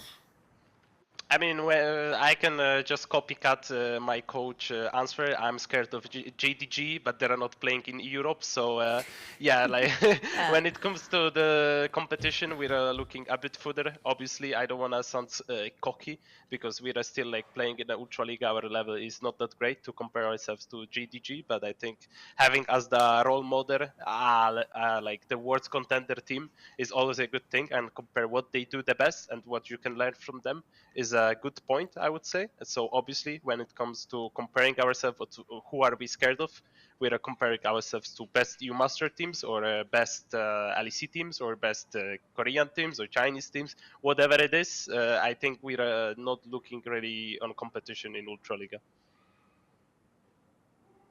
Kolo, thank you very much for your interview, and thank you very much for your time. Again, congratulations on the victory, and you know the drill.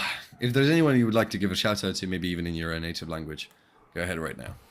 I mean, shout out as always to my precious team. Like everyone is doing so well, so it's always worth it to give them a shout out for, because it's like so amazing to play in such environment with such fellow teammates. I can say it's like complete. I feel satisfied with playing like every day with the people we have out here, and it's like pretty good to feel. And I think that's all greetings I have.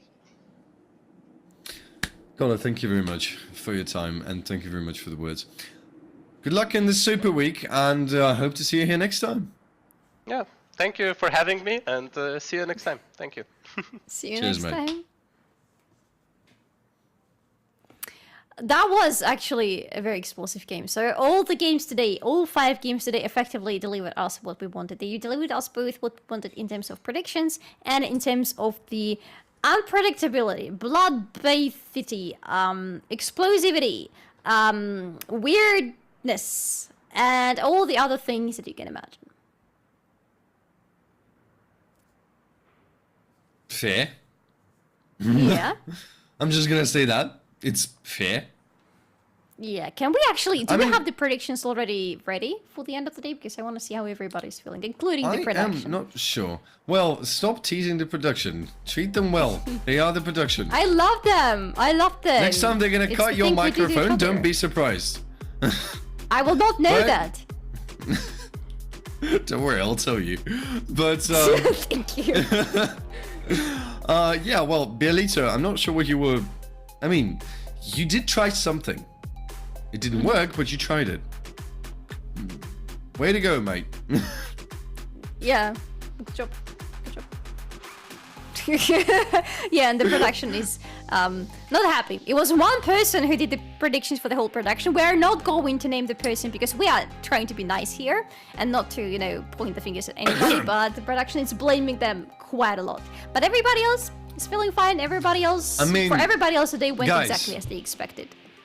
Guys, chill. It's not that you're scaling, but you're not the last, so it's alright. It's not that bad as it could have been. It's alright. Yeah. I mean, nobody's catching up with even Sylvan neither. anyway, so relax. Yeah, it's alright.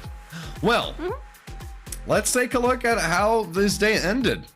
Overall, because, well, I mean, you can see the results over there on the left, but looking at the tournament scoreboard, shifted quite a bit, wouldn't you say? Yes. Illuminar Gaming and Iron Wolves are both now on the 5th place. And we have Which some actually very haven't important changed, isn't it? shifts actually. Because Grypciocraft and Komil Friends are still the only 2 teams that are out of the run for the playoffs. However, Zero Tenacity, Anonymo, and now Alior and Maturalni Forsaken, we have 4 first teams who have officially secured their playoff spots. We don't know the exact places yet. Everything can shift except for the first place. Even Anonymo can still lose their second place. But we have 4 teams who are in the playoffs, which means the last 2 spots, it is up to Illuminar Gaming, Wolves, Exeed, and ESCA to try to fight for those. And I feel like it's going to be quite a big of a fight, especially because of the fact that both Iron Wolves and Illuminar really want to get to that sweet playoff spot. Well, judging by the games today, of course, because Iron Wolves almost managed. I mean, it's really hard to say if they almost did or did not manage, but their attempt against Anonymo was very good. And while Illuminar, they are pretty much on the run right now. They have secured themselves a very nice win, blasted themselves into that 5th place, and they are not looking to leave, honestly. No, honestly they're not. I really wonder what the next matches are going to prepare for them, but right now they are looking like a very strong contestant for the 5th place, and it looks like they might just be staying there. However, they're right now sharing it with the Wolves, and it's going to be a bloody bath between these 2 to try to determine who in the end is going to stay there. Maybe both of them. Maybe this is how we're going to see the standings still being at the end of this super week, because we have 2 more days packed with action this week, and I can't wait to see more, to be honest. And let's get ready for the schedule for tomorrow. We have Illuminar versus Exeed, Maturalni Forsaken versus Zero Tenacity, Alior Bank Team versus Team R, Iron Wolves, Orbit Anonymo versus Grypciocraft, and KMF versus ESCA Gaming. An explosive schedule that is waiting for you tomorrow. And don't forget, this is a super week, which means there's going to be 3 days of Ultraliga action this week. For sure, the 1st and the 3rd match are going to be so damn important, possibly decisive ones for both Illuminar Gaming and Iron Wolves. They need to win their games. Illuminar going against Exeed, which is the team that is below them, so maybe that is a chance that for Exeed, this is not for Exeed, sorry, but rather for Illuminar, this is going to be a nice easy game. Or maybe an upset, but at 7 PM tomorrow, this match is going to be legendary. Remember, last split, it was Alior Bank Team and Iron Wolves fighting in the very last match of this split to get to the last place on the playoffs. Because it was only 1 left, it was 2 teams, and in the end, Alior Bank were the ones who got it. So, is it going to be Alior Bank's team again taking the win and destroying the wins of Iron Wolves of getting into the playoffs? Or maybe finally the Wolves will find themselves in a more comfortable spot than they are at right now. A lot of things to look forward to and a lot more drama to be unveiled here on the Summoners Rift. But now it's time to take a good rest, breathe in, breathe out, and get ready for the action tomorrow. Ladies and gentlemen, it's been an absolute delight. Samsung Galaxy Season 10 of Ultraliga, Week 8, Day number 1, Super Week, now just officially started. Let's get ready for more. My name is DrBrilmann. I was joined here by Solari. Thank you very much, and we'll see you tomorrow. Cheers, guys.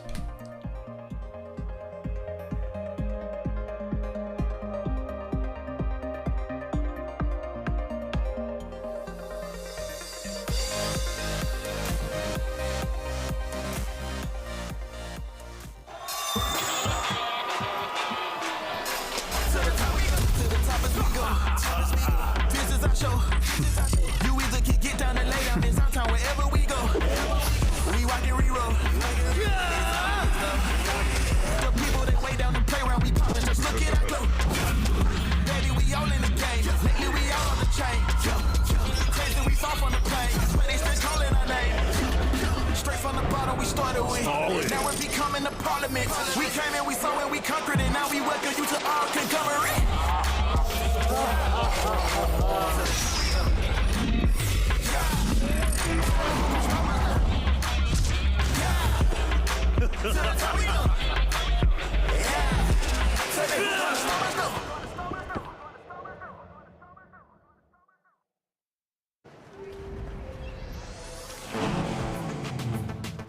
Wow.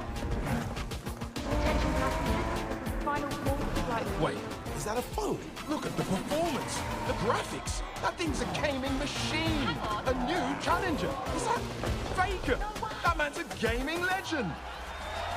Everyone, fasten your seatbelts. And here we go!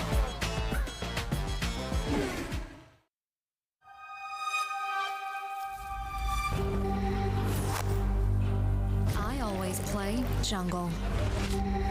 I am top. I am mid lane. I play bot, AD carry. I am support. No matter your position, stay true to your lane and join Kia at the League of Legends EMEA Championship. Kia, movement that inspires.